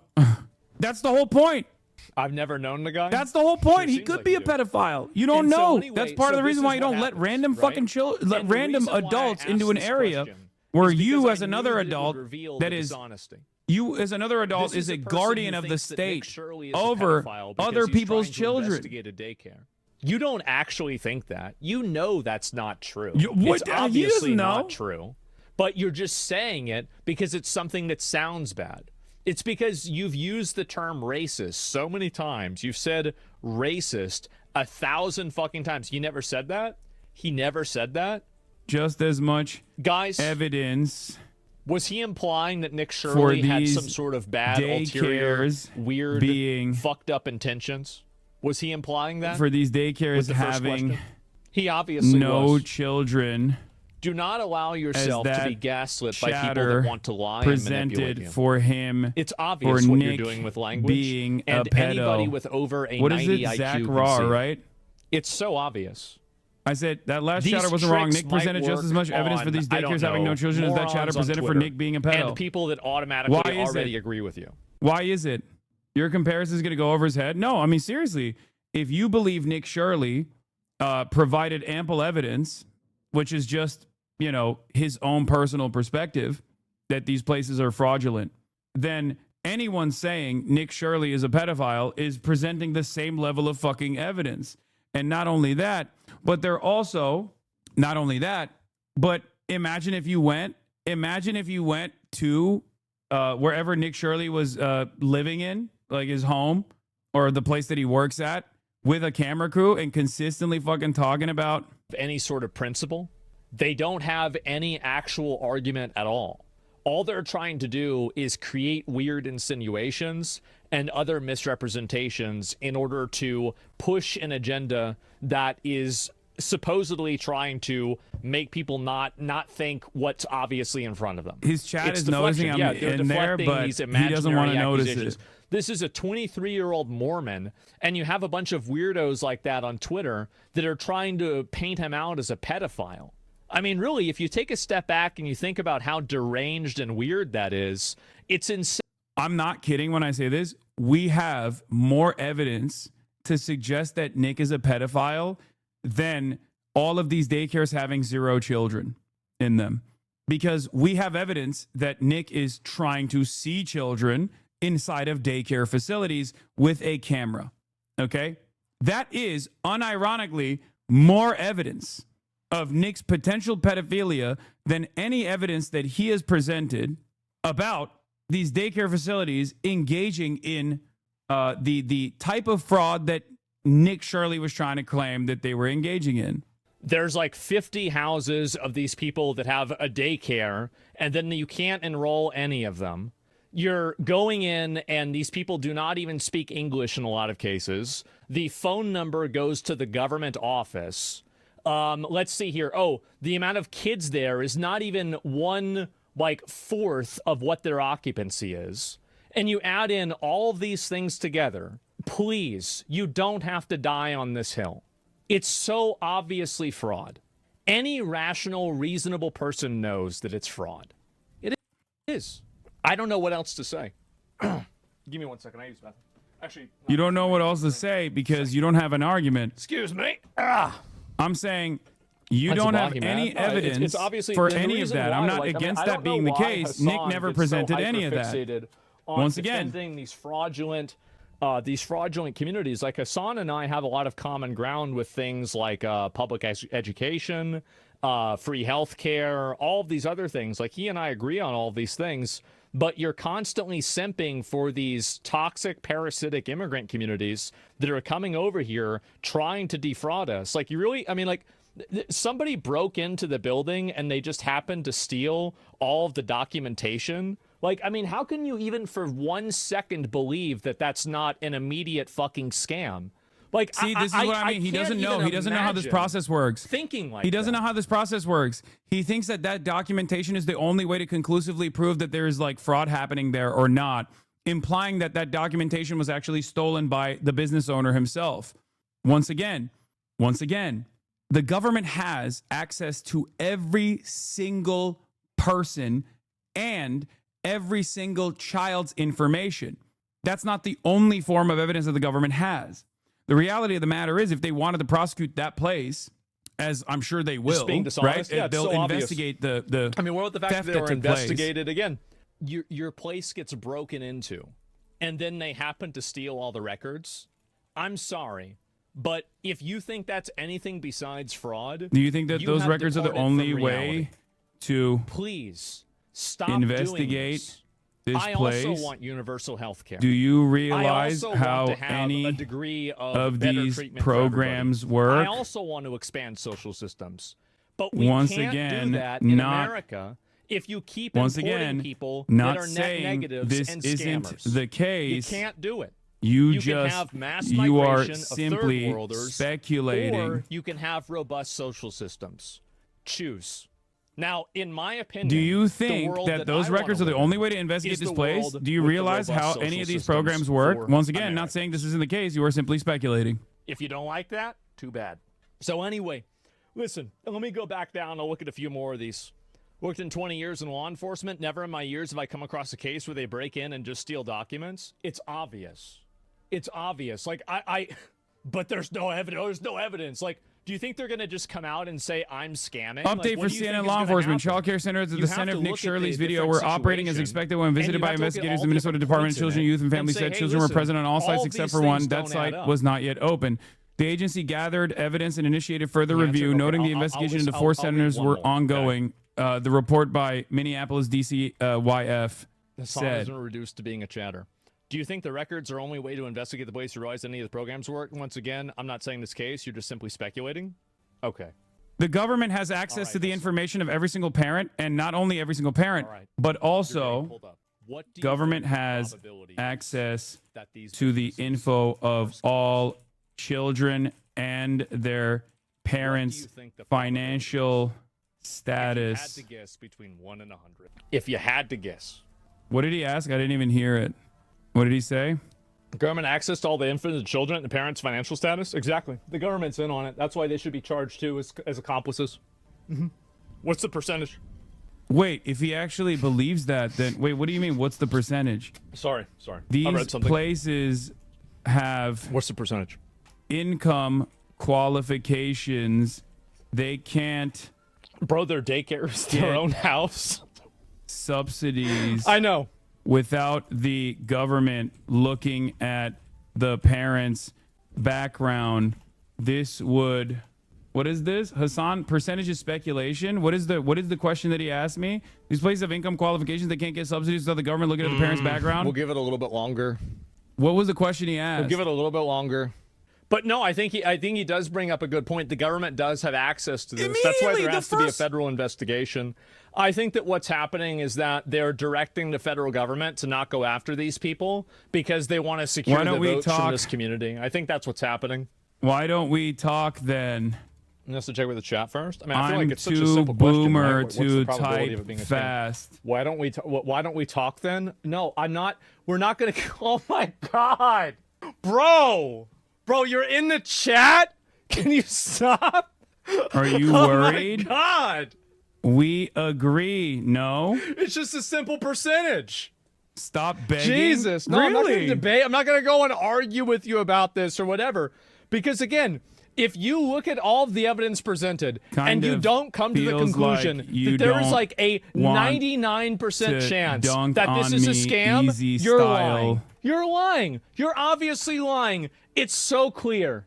Uh-oh. They're all saying he's a pussy now. Uh-oh. Such a debate. Yeah, it's not a debate. That's why I asked about the percentage. What is the question that he asked me about the percentage? I didn't hear it. What was the question? Like his basic. No, it's okay. He's a communist, right? Everybody gets their own space. What was the question about the percentage? He can't. It's against his beliefs. He answered. Speculate on the probability of fraud. Let me see if it did. Kind of feels like you don't want to dunk on me easy style. No, I just don't like debating. I don't debate about video games. And again, you're gonna try and do the strategy. Listen, Hassan, you are the Jake Paul of debates. You have no problem gassing yourself up, talking about how much you want to debate me or debate some other, as you like to call them, slop tuber. Watch. He's going to say But Destiny. whenever it comes time to debate Ben Shapiro on capitalism or debate Destiny, for some reason, you don't really have that same attitude. So I don't really want to hear about, oh, yeah, I want to debate you. You're going to come in and be the big guy and everything like that. I did want to debate Ben Shapiro. Barry Weiss pulled it very publicly. I don't know why. I don't know why you're saying that. I did want to debate Ben Shapiro. Barry Weiss pulled it. Because they wanted to debate on something else. Oh! Barry Weiss publicly said I need to be deplatformed. Hassan, did you see what I said about that? I need to be deplatformed. Because I did cover it. I talked about it. Did you see it? Barry Weiss publicly said I needed to be deplatformed. Yeah, but did you see what I said? No, I didn't see what the fuck he said. Again, he's only able to talk because he can at least control the narrative a little bit in this circumstance. But he can't control it if we're having a back and forth conversation. Even a couple statements immediately cause him to back away from his initial claims, right? And this is the reason why he wants to control the narrative. He wants to make sure that, like, at most, he will respond to me chatting in his chat. That this fraud is probably so much worse than you can even imagine. This fraud is insanely fucking bad. And I don't think that it's just with these daycares. I think it is with the entire fucking government, healthcare. It's with healthcare. It's with Health and Human Services. It's with food stamps. It's with welfare. It's with tax write-offs. Public-private partnerships. Fucking everything. And if we had in my opinion, I think that we are spending close to, if not over, $1 trillion on timed fraud out? every single year. And if you What don't the believe fuck? me, timed out. What is this here? I think Minnesota fraud is abysmal, a byproduct of private partnerships. I want it all to be combated. Okay, good. Then that's fine. Great. Then we're on the same side. Hyper focusing Stop trying on, to make this an argument about some bullshit. No, claiming that Like, okay, great, good. third We're on the world same side. That's amazing. I'm happy. parasites Good. are the already claiming watched that your third show on world this. Which one is it? parasites It's not. are Is it the- is it coming other in content to creators do have called? Oh, here we go. fraud. Yes, and no, I might. We'll get this in a minute. But claiming that anyway, third world yes, parasites of are coming course in to the do fraud should be fraud investigated. is Absolutely, the it should. issue All I I'm have saying is that with I think that it is your so much claim. worse than what people realize. Like, I grew up, I don't know really, Hassan like, is Hassan was in garbage, Turkey trash. for a while. I'm claiming that third world parasites are coming to do fraud is the issue I have with your claim. The Well, then maybe overwhelming they should stop doing majority of considered that? migrants Claiming just third world want parasites to are coming in to do fraud. exist and work alongside then maybe they should stop everyone doing it. else. There will always When be these people fraud go and they advocate for racial, and they racial ethnic should voting, be jailed. they stay inside of their own community. They don't assimilate into America. That's they not- send none of this is money true. back home None of- to now he's just Somalia all- that funds this is terrorism. all just made up shit. And then on top of that, there will always be fraudsters. They should be jailed, of course. The only majority of migrants just want to exist and work alongside everyone else. Okay, You're great. Well, if you think that, then why are you trying to lump claiming in that and they- then take the? Oh, jeez, I'm debating with Hassan now. I just You're realized claiming you got they're me. coming You actually to got do me. fraud. Okay, I can't. You I said I have was like no two messages. evidence I've actually fucking Jesus fucking of Christ. migrants Okay, coming to do one more, fraud. and then I'm gonna move on. Okay, you got baited. No, I've been baited. He did get me. So okay, all the migrants want to work alongside everybody else. That's great. That's lovely. That's amazing. That's really nice. So don't launder the good reputation of all those migrants that want to look good and work with everybody else and have no problems. Don't launder their reputation through these Somalian scammers.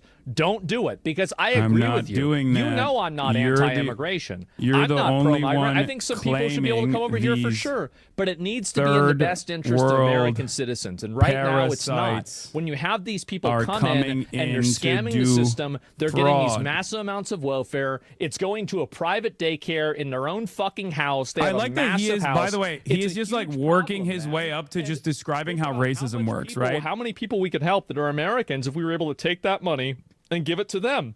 And I'm not saying I hate Somalians. I don't hate any of that. You want to say third world parasites coming to do fraud? Yeah, exactly, because they are. What else do you call it? 89% are on welfare. What the fuck is that? Why are we bringing people in just so we can give them welfare? We have people here that are on welfare. I drove by I was like on the They're highway. American I'm citizens. driving by on the highway. I see a homeless veteran on the highway. He's got a sign painted of the American flag. I've got to see this guy live on the street while they're living in a mansion. This isn't fair. And now I'm debating again. They're It's American not. citizens, number one. I don't even know if the 89 Listen, claim is correct or not, for the Stop record. defending the indefensible. What you guys are doing right now No. is the same as you were criticizing You're MAGA people for doing for Epstein. strawmanning my argument. Not everything has two sides. I'm not. You're strawmanning my In argument. the same way that I supported and I agreed with you with what you were saying with Epstein, I'm As not. I've You're said strawmanning my argument. on- Well, you're mad at the way that I'm saying it. I don't think it really I'm matters. not Personally, you want to say it really matters. I mad. don't really give a You shit. can see me The point is the typing. problem. I'm not even going to say that. I'm just Yes. going to say They're not no. healing anything you say, and you can't type and listen at the same time. Sure. And anyway, just stop debating. That's what he does. Just stop talking to him. Yes, his exactly. whole audience is like, stop So- debating him. Stop debating him. I wonder why. No, I wonder why they're if upset. you go and you see any of this stuff, you go around in Austin or anything else, it is really, really bad. And I think that you're right that the Somali thing is not that big. It is the tip of the iceberg. Oh! It is not even the tip of the iceberg. It is the seagull on the tip of the iceberg. Oh, interesting. It is Because massive. you've spent 76 It's in the hours military. just talking about third world it's parasites. in the IRS. It's Every in food stamps. moment It's in that everything. you spend implying And it shouldn't be defended that just because it's a bunch of immigrants people that are are migrants or immigrants or coming from any other in community. to do fraud. But to say that there is not a by problem with bringing in a pointing bunch of people that are to 89% a on some sort of welfare, hyper-specific that's a problem. instance of fraud done by Somalis. It's fucking done fraud. in Minnesota. In, let's say, If you in don't see, oh yeah, somebody Minnesota broke into the building is a and moment they stole all the documents. You're doing Elon's I wonder why. propaganda for him. Anyway, so yes. Every moment that you spend implying that immigrants are coming That's in to a do lie, fraud by dude. pointing to Yeah, a of hyper-specific course. instance of Of fraud course done it's by a lie. done in Minnesota is Absolutely a moment it you're is. doing Elon's They can't propaganda wrap for their him. head around the idea that Elon you're Musk going is after the all the fraud immigrant that regardless is of doing who's committing fraud. it. Elon Well, Musk I think that really, if there are people defending the this that real were not, parasite people here, like Americans but doing this, or you're like some random worried Mormon about community doing this, I think that everybody would be, upsetting him, I think. together agreeing that it's very bad. But because it's a minority community that is an immigrant community, there are people that are just, He's not reading it, but Chad is. categorically defending them for that reason. That 89% is false. Probing Trump's verbal attack on Somalis. 84% of So individuals that's really reporting the main Somali problem. ancestry in Minnesota, not just Somali. But wait, they what live is in this? beautiful We updated this mansions, article, while so many including Americans information can't that Somali afford a state house. demographer Exactly. showed us. Provided to us It's showing really 84% just that of simple. individuals reporting And Somali if you're ancestry in okay with Minnesota, not just that, Somali immigrants benefited I don't from think specific that I public really have to assistance, have the mostly alignment Medicaid. there. I think there's a big problem. Mute him when you talk, please. Wait, he's reading it. I think he's reading what I Don't find a said. fraud like them. Yeah, I think there's a degree of that. Have you but, ever like, seen an are episode of you Law and really a Order? Criminals sucker? often That's try to the obscure problem, is that evidence. It's important to be able to find the fraud, but to put the blame on the people that are being defrauded, I think, is basically victim blaming. And that's the reason why you go to a CVS and everything's locked up. That's the entire reason why you go to a Ban me and I'll CVS, donate to your everything's charity of locked up in the choice. CVS. It's because all of these people, like, oh yeah, well, you shouldn't have done that. Absolutely not. Fuck that. How much percent of fraud do you think Somalis commit in the United States? Probably, I would say, less than 1 to 2%. Maybe maybe a little bit higher than Not that. even. That's but crazy. Very, very like if you're asking like if it's a percentage, That's insane. a very, very low percent. I think that they are committing a very low percent. Now, per Bro capita, can't debate may loss be to a very Jewish high, comedian, age 3 but Charlie Kirk or Ben collectively Shapiro it's would low. annihilate him. And Well, so can't the do the reason Charlie why- Kirk and one that's the anymore, thing, but right? definitely It's down like, to do so Ben why are you Shapiro. gonna defend it? You guys It's can keep obviously fantasizing bad. about it, though. But this is the reason why I supported Doge. Like, I feel like government wasting Zach money Watcher is just a here, huge but I do problem think that it's everywhere. unfair that he can It's talk and you obviously a have to problem. type. Even if I disagree with you, he should talk to you. There we go. They're pissed off at Elon Musk because he saved free speech and investigated fraud with Doge. Well, they didn't even do enough of that. Yeah, come on, man. These people are not smart enough to pull this off alone. The government are the ones enabling the He's fraud. actively so trying I to- think, and this he's is what's actively trying to happening, move right? away from So I reading think my this is comments part now. This is part of the reward structure. Is that the I government respect allows you this trying to get a fraud dialogue happen going. Asman has because shown to his audience he's a coward. I think that there are definitely a lot of people in his audience that will look at this and think Asmongold is being a little cowardly. Is Kai still alive, bro? Show us the shock collar, bro. She's dead. I killed her. And I think there will be some people in there that'll just like engage in self-soothing behavior. Especially because like the moment that we start talking, if you noticed, he said he agreed with me quite a bit. And that's precisely the problem here.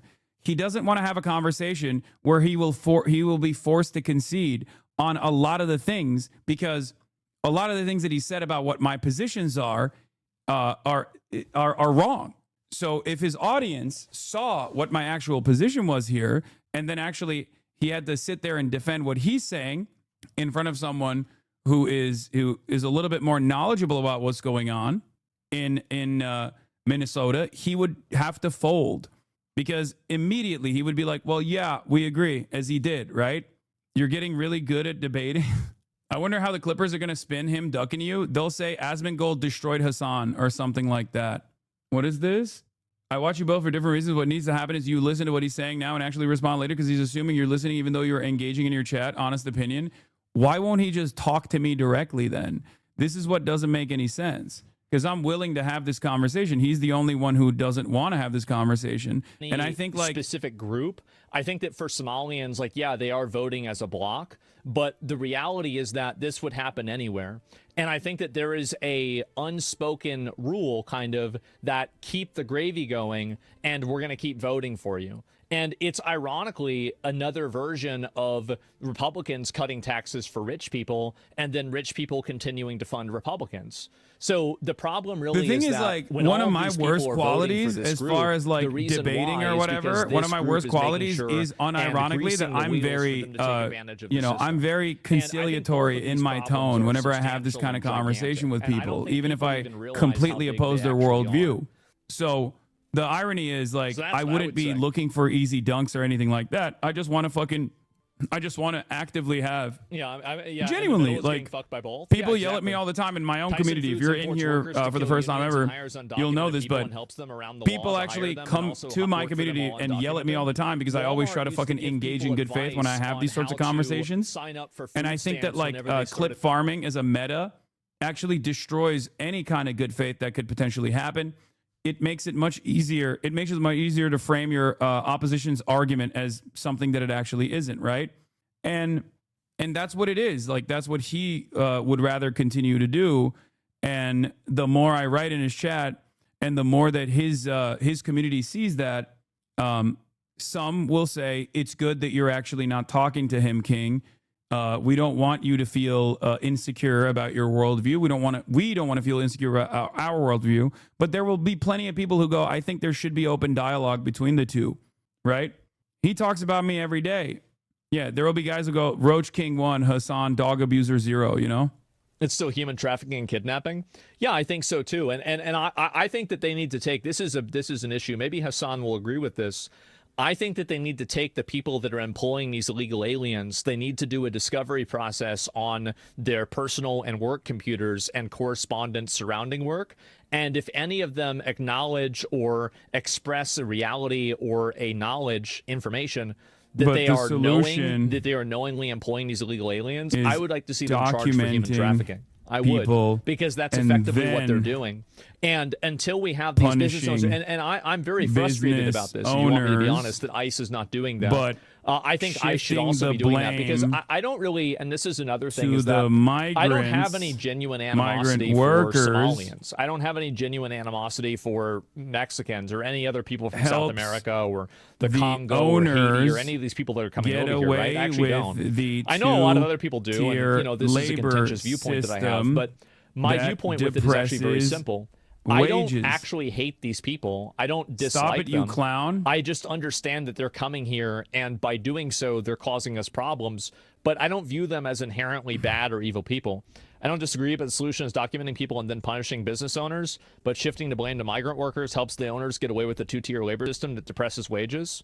Well, I think that really it's... So this is Hassan. That's Hassan said that. I agree with you, actually. I do.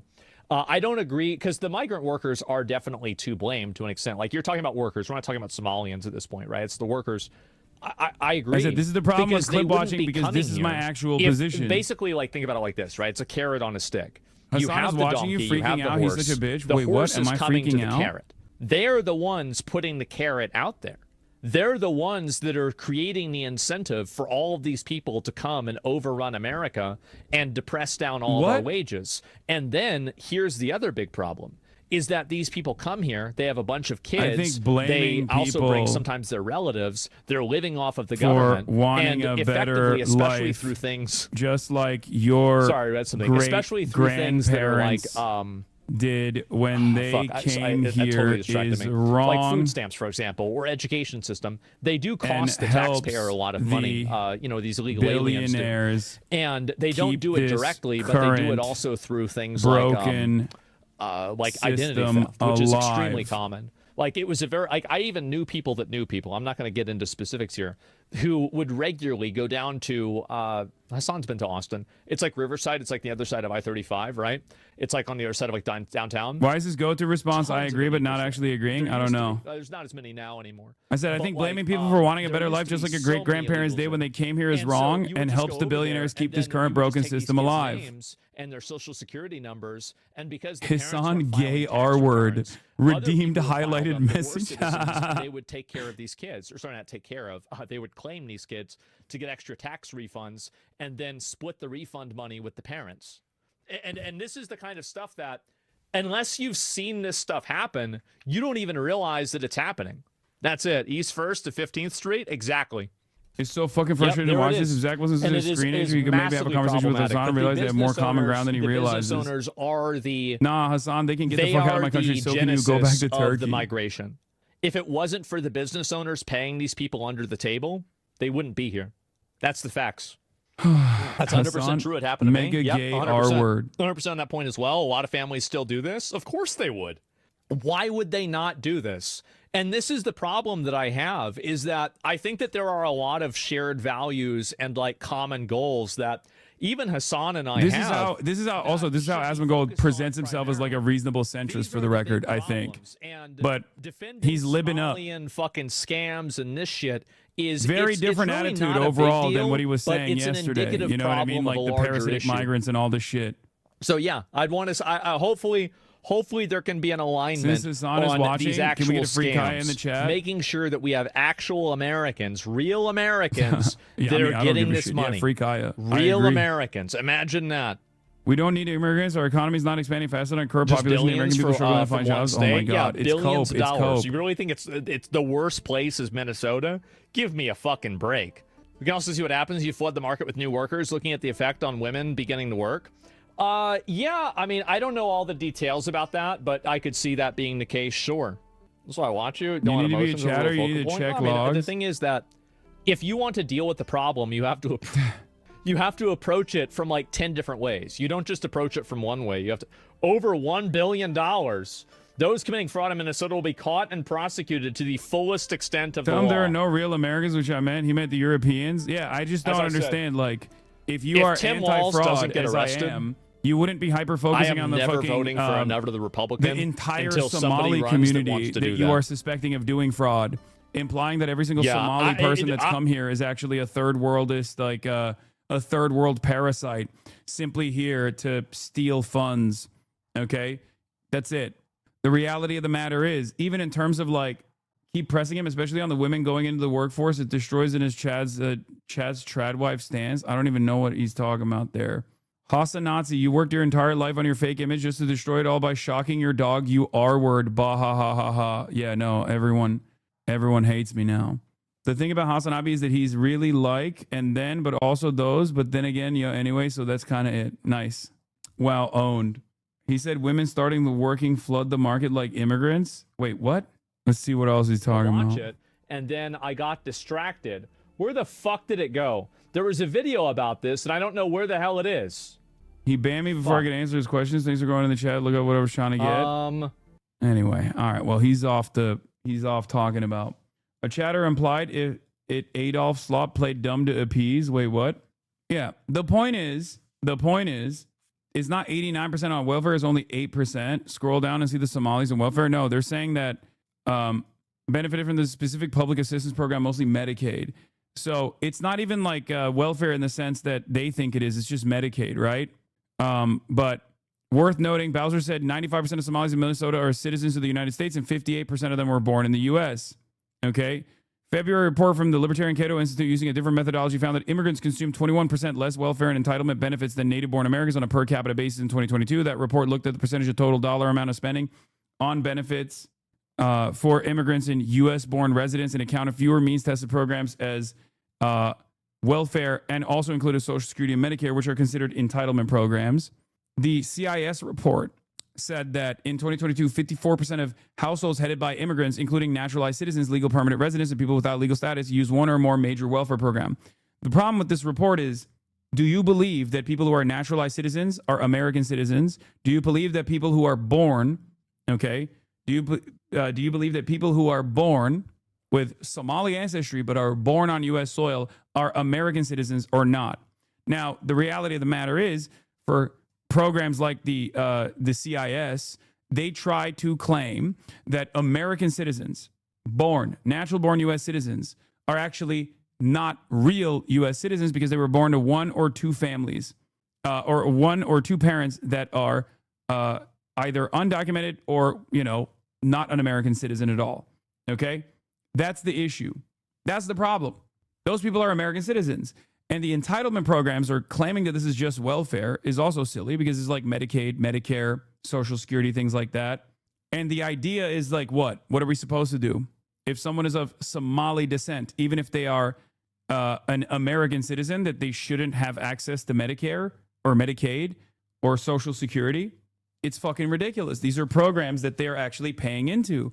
That's how Social Security works, for example. It's just plain racism. Okay? That's it.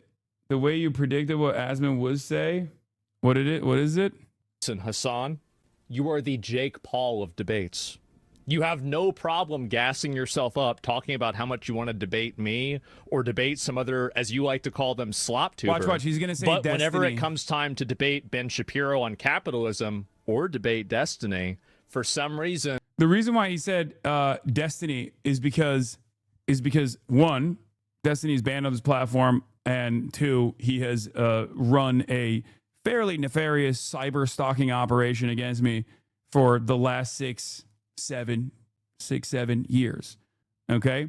That doesn't mean that I'm not going to debate someone who has an opinion that is different than mine. I debate people that don't agree with my worldview with regular frequency, including high profile people who debate all the time, including wanting to debate Ben Shapiro as well. But the reason why he said Destiny is because he's afraid of actually talking to Destiny. He could. He's a kick streamer, just like Destiny is, right? But he doesn't want to, so he'll just offer a alley-oop to Destiny's audience. Also, bringing up Charlie Kirk in the situation is really fucked up because I was about to debate Charlie Kirk and then he got killed. You know, that's not my fault. I was slated to debate him. It's ironic because, like, this also implies that he is just, like, not very smart. He's basically saying, like, oh, you want to debate me because I'm not very smart and can't actually hold, you know, my worldview does not stand if questioned. You're such an absolute demonstrable clown. You go into Asma's chat, bait him into a debate, not listen to a single word he said while typing and talking, reading your own chat, misrepresenting everything he said during the 1% of the time. Brother, you are a stan, okay? Like, you're crying. You're crying in the chat. You're crying at the behest of Asmongold, who seemingly didn't even have that bad of an experience when I was writing in his chat. Like, think about how pathetic this is. Where is the lie? Think about how pathetic that you're like a barb, dude. You're a fucking Nicki Minaj stan. I cannot believe you're in this chat right now crying.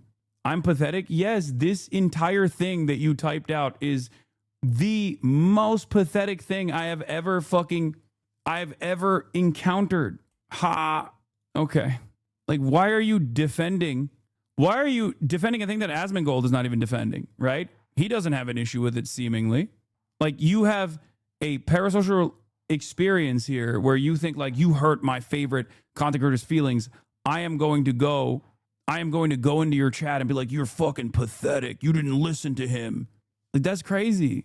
Like, think. He has every opportunity to have a normal conversation. It's not like I'm baiting him into debate. I'm typing in his chat.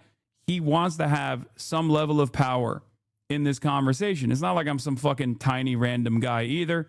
You know, this is my realm of interest. This is what I've been doing for years and years. Clearly, I guess I have a lot of points of agreement with Asmongold, at least the way that he was. You definitely didn't hurt his feelings. Okay, but why are your feelings hurt? You know? Why are your feelings hurt? Is it that scary to have a little bit of pushback for your point of view? Is it that scary for your favorite content creator to have a little bit of pushback whatsoever, or maybe even points of agreement?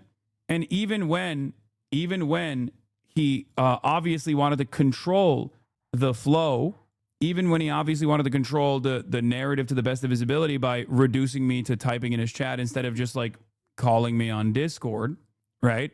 Even then, it was so much. It was such an emotional experience for you that you found yourself here crying about the perceived feelings of your favorite content creator when seemingly he wasn't that offended. Just a little bit of pushback, and he backed away from like 3 different points that he had presented. That's perhaps the reason why he doesn't want to have a conversation like this. I see this as like you wanting to remain in an echo chamber, in a hug box, you not wanting to have these sorts of opinions be tested at all. Okay? That's it. You don't want the bubble to burst and it hurts your feelings and you start crying and you lash out like a baby. I mean, that's what happened. You didn't like hearing your favorite content creator go, yeah, I think me and Hassan agree on a lot. And that's why you had to come in here and lash out. Don't worry. He'll continue to look at clips of me that he yells about and farm it as drama over and over again. Lash out. Yep, you're right. I'm crying right now. You're not. Lash out. Does it seem? You do understand that you can see my face and see what I'm saying and how I'm communicating right now. It's very strange. You know, there's 30,000 people in here. They can all see me, right? I don't know if you're like typing with your eyes closed or something. Anyway, it's dick riding. Anyway, chatter might be blind. Comments on YouTube already calling Asman for bitching out. Yeah, because I think for a lot of these guys, they do also want like the blood sport, right? They want to see like the excitement. They want to see the excitement. They want to see Asmongold dominate me, right? Because he keeps saying I'm stupid. So if I'm actually stupid, I should be easy to destroy. So I don't think they enjoy it when he presents me as like a stupid guy, but then he backs away from actually having any sort of discourse, any sort of back and forth in an environment that he can't completely control. So understandably, his audience is going to feel some type of way about that. Partially because, like, I mean, there are people in his community that think maybe he's a centrist or maybe he has like reasonable positions or whatever. And a lot of those people are going to turn around and go, you know what? I don't know. I would have liked to see him have a conversation with Hasan. To me, I just simply don't like. This has always been something that I've learned. I learned this like when I was very young, is that never exist inside of a frame that other people put you in. Never let other people dictate the terms of engagement. Never let other people decide the way that you should be doing things. Always do things the way that you want to do them, and then everybody else can exist as an orbiter around that. And if they don't like that... Yeah, this is a way to reframe. This is a way to reframe an objectively cowardly position, but as a position of power. Okay? That's what he's doing. Like, this is him being like, yeah, I actually am super powerful and taking control over my own life. But we'll never win on these talks. So Asman, XG Train, is all the same stuff. And then the chat have to deal with these fucking losers in chat. Oh no, dude. Is your life destroyed? You have to deal with these fucking losers? Buddy, the fuck do you think I have to go through on a daily basis? The fuck? At least you have your anonymity. That's too bad. No, I have no interest and no desire also, to debate. I don't give a shit, and I'm fine taking the fucking heat. I'm fine tanking all the... I'm fine taking all the aggro, okay? Because at the end of the day, the conversation that we're having is not simple fucking drama.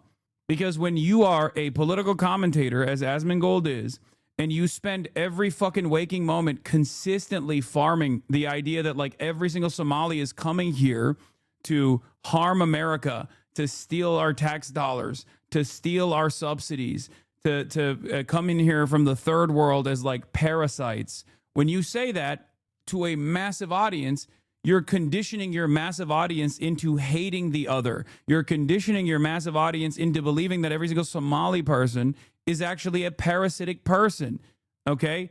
So that's the reason why I fucking eat that shit with regular frequency, because I think it's important to address that that is a ridiculous point of view. Well, shit, then. I guess I'm one of them, the people from this community who thinks that he's a centrist but should have debated. I will criticize him on that. Yeah, and every single time this kind of stuff happens, there are plenty of Asmongold fans who will go, wait a minute, why won't you talk to this guy? You say he's a fucking idiot. I want you to destroy him. I thought you had a reasonable centrist position. Now you're saying you agree with him. That's it. Because, like, this kind of commentary over how, like, oh, I just refuse to have this kind of conversation with these people will come across as, like, a position of power for some, okay? He won't debate you because you constantly lie. You implied he's a pedophile. What kind of honest conversation do you think he could have? Anyone to expect to have a person like you?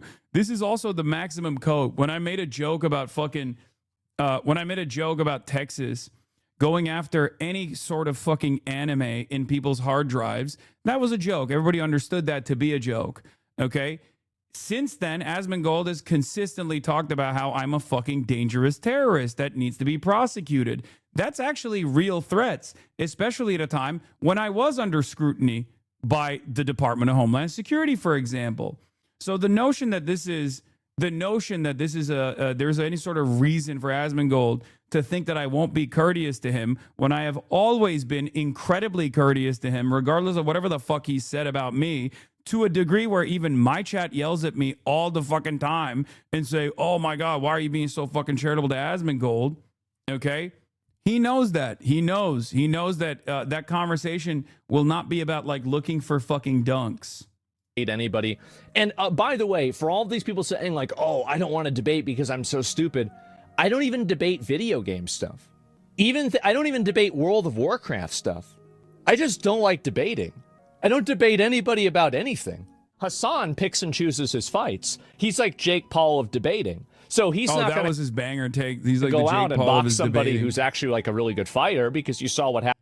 Once again, I have debated so many right-wing commentators like throughout my entire political commentary career. Again, this is a lie, right? But I can't actually respond to him because we're not having a back and forth conversation. Because if we had a back and forth conversation, I could say from the likes of Ann Coulter to Larry Elder to numerous right-wing commentary people who have actually ducked me in the past, whether it be Steven Crowder at his fucking peak of his career, now he's irrelevant, or Ben Shapiro time and time again, or even Jordan Peterson. There was a point where I was supposed to debate Jordan Peterson, and he fucking backed away from that. So that is the reason why he likes this format. Because when he says that, his audience goes, oh, he's right. Hassan does duck all these things, right? Hassan does duck all these people. And they'll never check. It's not like they're going to see it. It's not like they're going to turn around and think to themselves, wait a minute, Hassan was supposed to debate Charlie Kirk 2 weeks before Charlie Kirk got shot. You know, it's the same principle behind someone claiming that I just sit indoors all day, right? And I don't do anything else, right? I only sit indoors and I never actually leave my house. Yeah, sure, you can say that and maybe even get like a viral tweet off. But the reality of the matter is very different, right? And if you don't have any investment or any care or any consideration for what the truth is, then you'll just keep believing this wrong thing. And when you have so many of these people, right, whether it be XQC or whether it be numerous other content creators who also fucking hate my guts for one reason or another, also advancing this narrative, then I'm only one person. Right? I'm only one person to try and combat the false framing here, and I really can't do that on my own, right? And that's the problem, because a lot of the non-political or apolitical or centrist or even self-described liberal content creators also play a formative role in establishing this false narrative. And when people hear that from not one, not two, but 10 different people, and they don't actually think critically about this and go, wait a minute, we've seen this guy even in like negatively framed clips outside getting shot at by cops, or at the Zohran Mamdani rally, or interviewing people all around the world. When they don't even think about it like that, where they go, nah, this guy actually never goes outside. And then that becomes the meta. What is this? Pending, banned on Twitch. He's built a cyberstalking community against Hassan along with collaborating with Nazis just to form allegiance to attack and threaten Hassan. And yes, I mean, it's not just me either. Genuinely curious about Destiny. Have you debated him before? Yes, Destiny and I used to be friends, as a matter of fact, for a brief period of time when I first got on Twitch, when I thought he was, I mean, when he mostly just debated right-wingers, right? And he presented himself as a social democrat. And then he wanted to defend being able to say the N-word as a white guy. And then there was a whole fucking ordeal around that. And then when we had a falling out because of that, he never let it go. He just did not stop consistently hounding me. And not just me, but basically anyone he ever encounters that he doesn't like. What ends up happening is you're only, like, in my experience, the only people that he actually doesn't do this like mass stalking and mass smearing operation are people that he calls orbiters, right? People that don't actually ever try to go independent, that just like kind of stay on his good side. And the moment that they actually go, I don't actually agree with you, and God forbid, embarrass him in a conversation, he will literally utilize his community to stalk and harass people until the ends of time, really. And this actually happened with his orbiters recently, in the last like year or so. Where a lot of his orbiters, actually self-described orbiters, were like, oh, I don't think this guy is actually good. I don't think this guy is consistent at all. Maybe we were just kind of duped by the way he was presenting this elaborate argument. usually around enmity, developing enmity towards people who have debated him in the past, right? And they're now suffering from that impact. I've met people in the real world that claim this about you in regards to H3. That's really funny, especially considering that if you're in here for an extended period of time, you know the truth about that. I never talked about Ethan Klein after our podcast ended, only until he made this content nuke that he thought would actually destroy my career in what happened to be the most impactful career most impactful year that I've had in my career as a political commentator. And even then, I rarely ever talk about him in comparison to how much he talks about me. I didn't just actually refuse to talk about him. I did defend him quite a bit. In a lot of these circumstances, I think that anger and that resentment and that frustration, especially because it's usually devoid of like a consistent worldview, ends up burning the person themselves, right? Like whether it be Destiny or whether it be Ethan Klein, like all of that anger and resentment and consistently trying to smear people that you had any relationship with whatsoever ends up actually harming you. It ruins your career. It ruins your focus. It causes you to... I found them. It causes you to... It causes you to fall apart, really. And members of this community did the same thing to others, so I think you should call it out more often. What do you mean? I don't entertain that sort of behavior at all. I actually famously tell my audience not to do that, not to brigade, not to do any of that shit. So I don't know what you mean by that. At most, I have said, if you see someone lying about something that's like easily identifiable, right, about me, you can correct them. And the best course in that situation, the best course correction in that situation is to simply say, like, go watch this YouTube video or go watch one of his podcast appearances, and you'll pretty much understand that, you know, this is not correct. Because that's it. In most circumstances, when people actually do come in here, and not with like hatred, but when people come in here to be like, what's this guy about? I've heard a lot of negative things about him. They usually find out that a lot of those things that they're talking about are just completely incorrect. Harassing other content creators because of perceived slight. Okay, explain what you're talking about. Because anytime I talk about any other content creator, I always say, don't go in there. If I catch you in their chat, I will fucking cook you. I will ban you. Right? It really depends on your mood, though. If you accept scrutiny from chat, sure. Especially those who are close to you. Chatter. Who? What are you actually talking about? Why do people always do this vague gesture? Like, I hate that so much. Like, I hate vague posting in the chat when I'm literally responding to you. There's got to be a reason why so many people who actually fucking encounter me in a normal setting turn around and go, yeah, maybe we were wrong about this guy. Maybe we were told that he's like the biggest villain of all fucking time. When I was a right-winger back before BLM, I always thought you were a crazy person. I haven't watched you. The moment I decided to educate myself, I watched you and agreed. That's literally what happened to me. I always thought you weren't a real leftist and misogynistic, etc. After I finally checked you out for myself, bored at work, I found I really appreciated the way you present and critique info. Hell yeah. Yeah, I always tell chat not to tap the glass. Always. All right, let's get to Donald Trump potentially dying. The Wall Street Journal reached out to the White House with reporting that said those close to the president say he is showing signs of aging.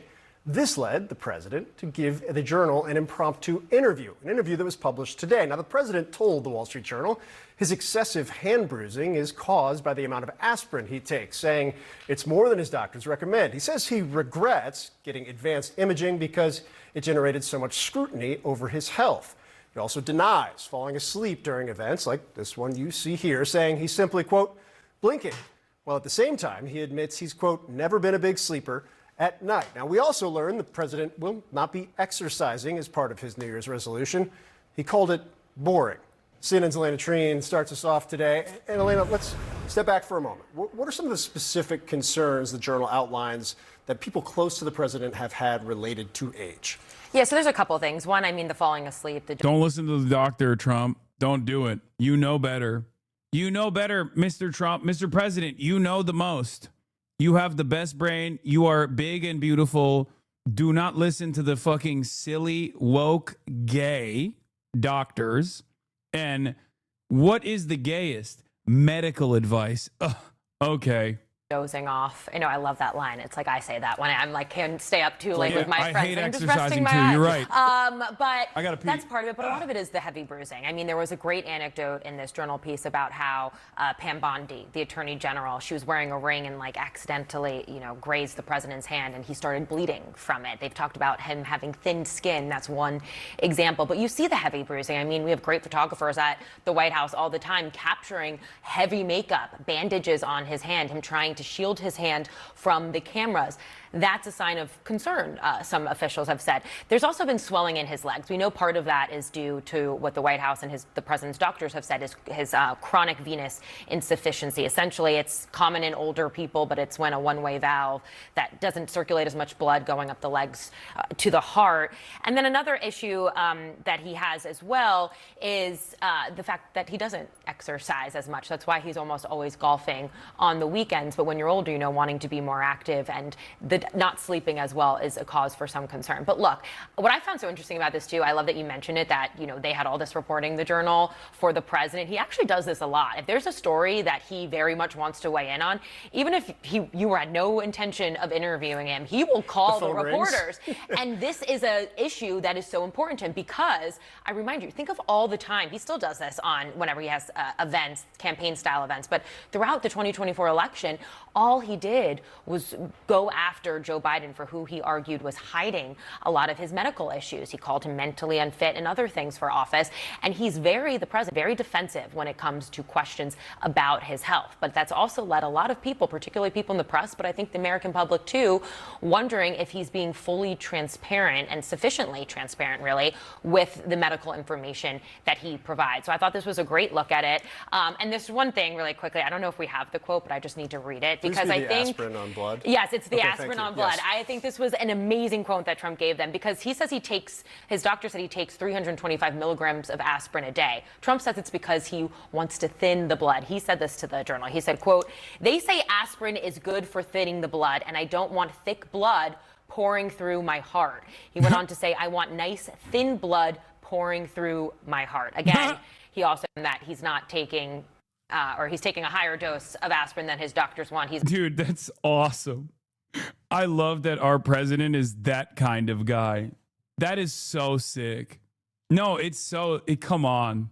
I mean, he's the perfect guy for the moment. He is the perfect president for this very moment, okay? Respect.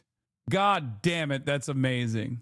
Guy who believes his fucking life is his there's a life force in him as a battery, and he's depleting it when he does any physical activity. Guy who's like, oh, I want my blood to be thin. I don't want it to be thick. No thick blood for me. That motherfucker has the nuclear launch codes, bro. Hell yeah. Fucking hell yeah. Also was told to wear compression socks because of the swelling in his legs. He said he tried that, doesn't like it, so he's not doing that either. Can we pull up the full screen real quick of the quote? Because it's at the very end that I think is the best part, where he's explaining his theory of the case and then asks the reporter. It's also funny because, evil never dies, right? So he just kind of, it doesn't really matter. He can do whatever he wants, eat all the junk food, as this article showed, as we already suspected, as we kind of knew. He just exclusively eats McDonald's and dog shit. Does not work out at all. Barely gets any activity. I mean, I guess he golfs a lot, so that's better than people his age, if we're being real, if we're being honest. He's got to smell so bad, dude. I just don't think he's going anywhere. It is pretty funny to me, a Turkish man, to watch Americans experience something that I think maybe even Russians and Turks and people in other countries have felt, right? This is a classic thing that people who feel like it's not Hungarians, sure. People just go, oh, I hate that this motherfucker is still in charge. He's just dominating everything. Fuck him. Why won't he die? And then they never do. Okay? They never do. Evil never dies. But it is funny. It is funny that Americans are now experiencing that very common feeling. Does that make sense? Yeah. And you're like, well, I mean, I guess sort of the way you're explaining it, yes, but not according to the medical. Okay, we're just going to let this one go. This is his theory of the case. He believes it, and that's why he does what he does. He also said, which is very true about Trump, he said, I'm very superstitious, which we know. Trump Yes. is a very And he said superstitious that's man. how He he's said, I've always always taken been aspirin. taking Right. aspirin. He always believed it would help him prevent a heart attack, and so he's sticking with it. It was a great piece. It was a thorough piece. By the way, Golf is a sport for rich people to claim their high status. Yeah, but the reality is if you're like 80 fucking plus years old like Trump is, any kind of walking that you're doing on a golf course is pretty solid. Like a lot of people at that age are not doing anything, right? I know he uses a cart, but the moments that he's even standing up and walking around, that's still better than other people his age because we forget how old he is. Guys, he is very old, okay? You're forgetting how old he is. For someone who is that old, that's a decent amount of activity. He's not as sedentary as other people his age are. 79-year-olds are not, doing anything. the president engaging on the piece actually made the piece a lot better, a lot more stronger. fulsome. Absolutely. Something that the Biden team could have probably done in the 4 years prior. Let's discuss now with Dr. Jonathan Reiner, professor of medicine and surgery at George Washington University. He's also a CNN medical analyst. Doctor, really appreciate your time. Just last month, you said you were seriously concerned about the president's health. What's your level of concern after hearing from the president who says he's in perfect health? Well, I'm mostly concerned that the public really hasn't been told essentially anything meaningful about the president's health here. So let's turn the clock back and look what's gone on over the last 9 months. The president had a physical exam, a comprehensive physical. See, my grandpa golfed and he lived to be 98. There you go. There you go. Exam Look in how April. slender he looks too. He looks hot. I believe him. I think he should do whatever he's doing and not listen to the medical professionals. Okay. To read, and they listed a bunch of studies which were essentially all normal. The president was great, and there was nothing else to see. Over the summer, the president developed really greatly swollen ankles, which prompted another series of tests. They called that chronic venous insufficiency, despite the fact that just a few months earlier during his comprehensive exam, the president's physician said he had no swelling of the leg. So it doesn't sound so chronic to me. It sounds more acute. And then something happened in the fall. Something happened in October that prompted an off. Oh yeah, I run a Trump golf tracking website. He visited his golf club several times, but didn't golf at all in December. This was the first month he went without golfing. So something could be a problem for Trump. When he stops golfing, that's when you know there might be an issue. Because remember, there was a point where he stopped golfing because he was worried that he's going to get assassinated. Like there was like a month-long period after Ryan Ruth, and he just looked so sad. He had to go into energy saving mode.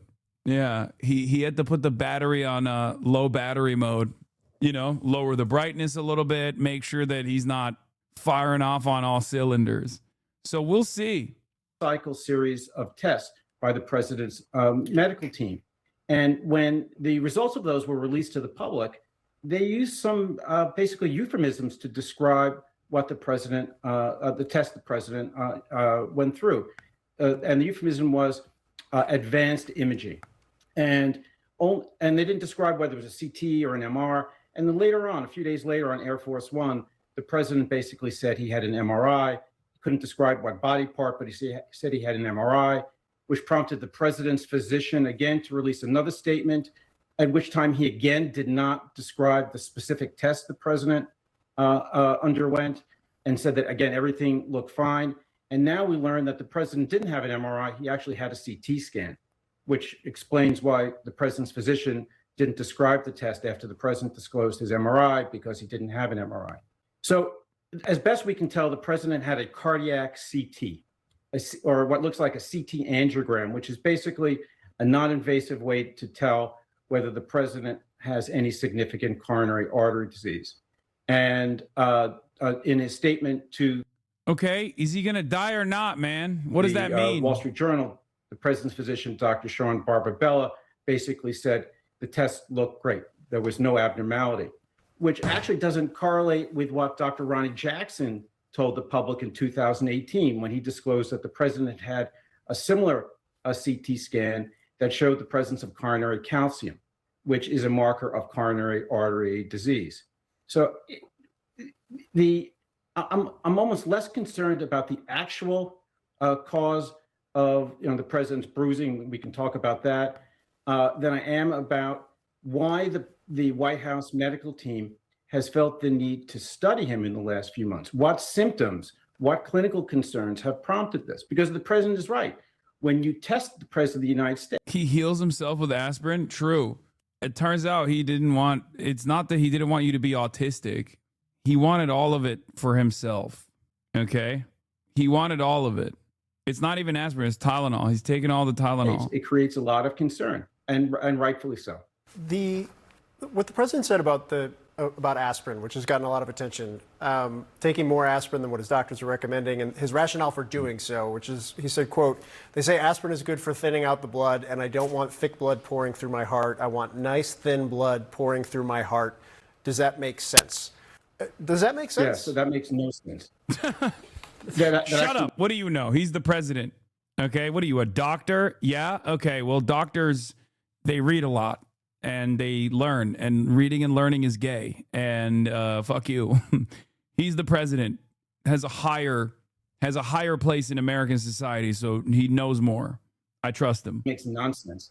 So first of all, when we use any kind of anticoagulant, medications to prevent clotting, those don't thin the blood. It's not like changing something from gumbo to chicken soup. It doesn't make. Yeah, you know who else was a doctor? Dr. Fauci. Now he's in prison. It doesn't make it thinner. It makes you less likely to clot. And it used to be that we would treat a lot of people with aspirin therapy to prevent heart attacks. But we've learned in recent years that particularly people over the age of 70, not only is there no benefit in terms of just primary prevention, trying to prevent a cardiac event by giving them aspirin, that there can be hazard, and the hazard can be bleeding, significant bleeding. So here's the interesting thing about this. The president apparently is taking 325 milligrams of aspirin per day, which is essentially one adult-size aspirin tablet. But the dosage that we use for patients, even with documented coronary artery disease, is a quarter of that, is 81 milligrams per day. So why is the president taking, an unorthodox dose of aspirin? And the media has published, many photos of his right hand and now maybe his left hand with this chronic bruise. The White House has said that this is related to, chronic aspirin therapy. So if you're bruising a lot and your doctor says you're on too much aspirin, why wouldn't you go down to the lower dose? It makes no sense to me. Dr. Jonathan Reiner, that was actually a very helpful and nuanced explanation of a lot of things people have been talking about. Thank you very much. Yeah, boring. Boo. This is the latest reversal from President Trump on his. Trump delays proposed tariff increases. 325 milligrams is what they give someone during a cardiac event to help. Yeah, well, what if Trump is having a cardiac event every day? Checkmate, atheist. My grandfather smoked, ate McDonald's all day, never exercised, and he lived to be 700 years old. Nice, skinny blood. The best kind of blood. I'm so skinny, just like my blood is. You don't understand it. You're wrong. What is this, Zoran? I asked Zoran Mamdani to respond to this quote from Pete Buttigieg, which argues the true success of Mamdani's campaign was about tactics and strategy, not necessarily substance. It's less about ideology and more about the message discipline on focusing what people care about. It's about the tactical wisdom of getting out there and talking to everybody. I wanted to know, do you think this is true? Like when we get outside of New York, how, are we thinking that it's less about substance of campaign than tactics, or can we separate those things? Why did you say Fauci's in prison? In my head canon, promises made, promises kept. I'm a anti-vaxxer now, and yes, in my mind, Donald Trump promised that he would put Dr. Fauci in prison, and he did it. Sorry, lock him up. Yeah, in the gulag with Hillary. I don't think you can fully separate the medium and the message. I think that person is correct that you have to have a politics that just that person, Pete Buttigieg, relates to working people's lives and their struggles. It can't be one that needs to be translated. And what I would say is, wherever anyone is, to ask the people around them, what is the example of that struggle in your life, and what are the tools? And then for you as the candidate, think about what are the tools that government has to intervene in that, to actually provide relief to that, because so often politics feels like an exercise in language and ideas that you need to have been at the last meeting to understand this meeting. Zoran needs to grow out his beard again. This shit's not working. I disagree. I think it looks good. And you actually need to meet people wherever they are and not explain to them why. I don't know why, but I feel like he looks more Arab unk coded with this too. Do you think Zoran will do national endorsement? He's not a regular mayor, not even for New York City. Maybe they should listen to you. I mean, it kind of feels like he's not. He's actively trying to not rock the boat at all. Perhaps a little too much. But to actually have a vision that is intuitive for the struggles that they are living through. There's also this. Apparently, Mallory McMorrow got an endorsement from Ezra Klein, which is basically like a reverse endorsement for Dr. Abdul El-Sayed. Let's take a look. The Michigan primary is going to be pretty intense, but Mallory McMorrow is another person who I think has been really interesting this year. I think you have begun to see Democrats who feel like they are grasping the texture of this moment interesting this year. I think you have begun to see Democrats who feel like they are grasping the texture of this moment and breaking through in it. And again, going back to something you identified in my show, I just see attention as such a fundamental currency right now. Sometimes I feel like I'm just alone, in the commentariat, just yelling into the fucking void, dude. It's the policies. It's the policies.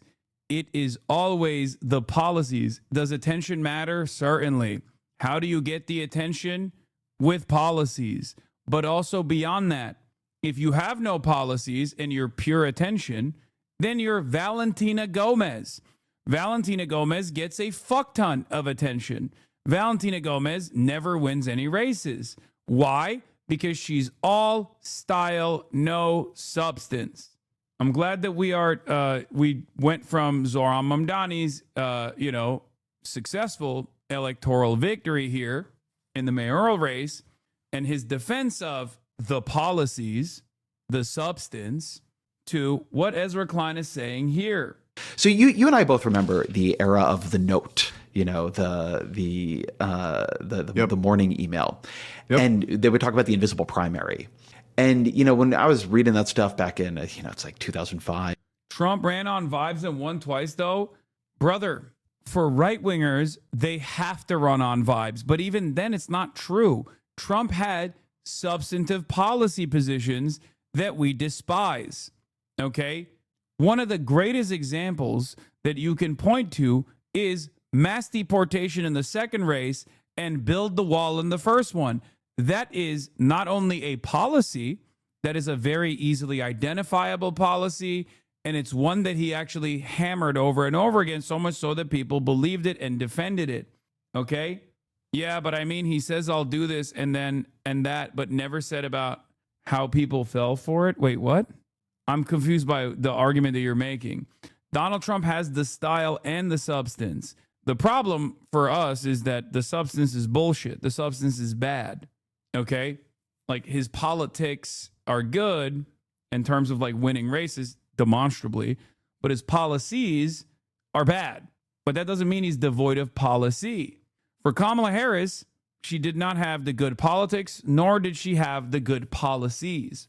Donald Trump is capable of turning his policies into talking points that he keeps hammering over and over again. Okay? This was a major issue with the Democrats. If I were to identify, why do you dislike Ezra so much? He has policies, liar. Wait, Ezra? Wait, what? Do you think, anti-trans, anti-choice. Okay, good one. Ezra Klein is not running for office, chatter. Shut up. The advice he's giving to someone who is running for office is focus on the style. If the attention given to how much money different. This is just the literally neuter centrist Democrats over and over again, okay? That's it. And I don't even want to tell them not to do this because it's the primaries. So fuck it. Let the Ezra flank. If I'm going to be somewhat, if I'm going to simplify this right now, there's like a couple different flanks in the party, okay? You got the Ezra flank and you got the Bernie-crats, right? And then you have the institutional Republicans that are, hyper incumbents. Or institutional Democrats, sorry. I misspoke and said Republicans.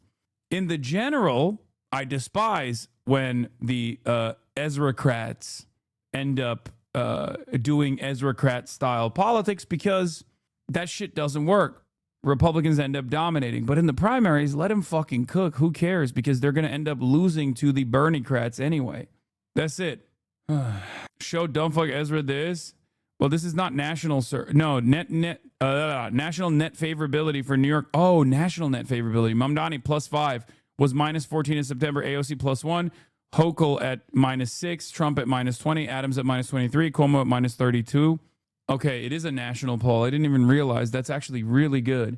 So nationally, the net favorability, especially for under 30 for AOC and Mamdani, is crazy good. Do you see Abdul El Sayed posted you yesterday? It might be good to collab with him again as primaries get closer. There are I'm more gonna people do that have obviously. $10 million.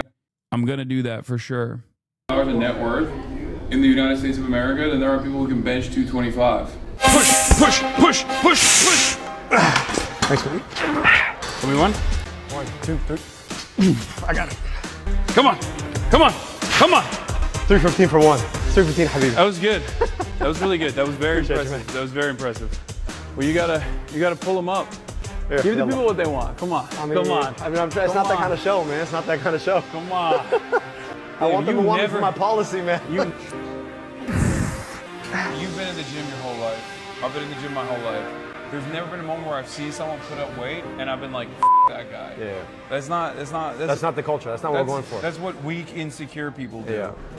Look, you just got to get all the way to the stretch. So like when you're, I started bench pressing, for example. Now I don't use a straight bar anymore. I have a cambered bar at home. So I can come even lower, right? Because that's where the stretch happens. That's a Dr. Mike ass take, by the way. There you go. Nice.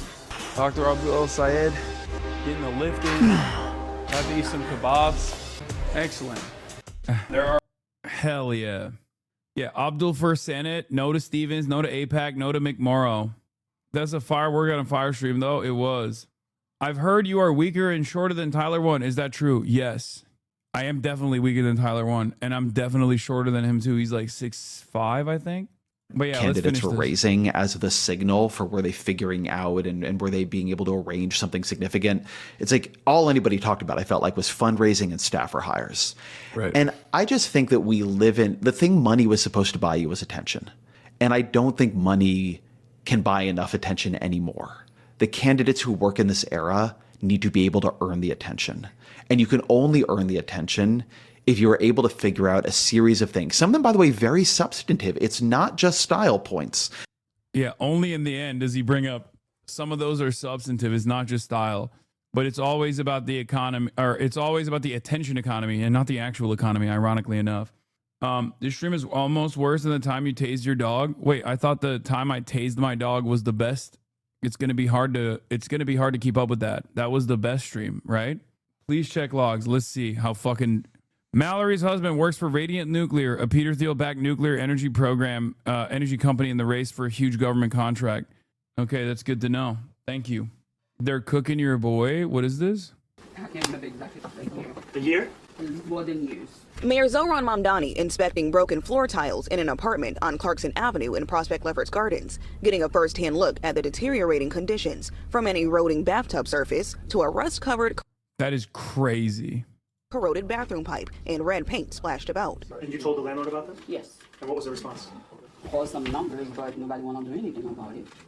What's so crazy to me about this is that instantly people were like quote retweeting this shit, being like, oh, this will surely make people excited to build more real estate properties. And it's like, brother, why are you admitting?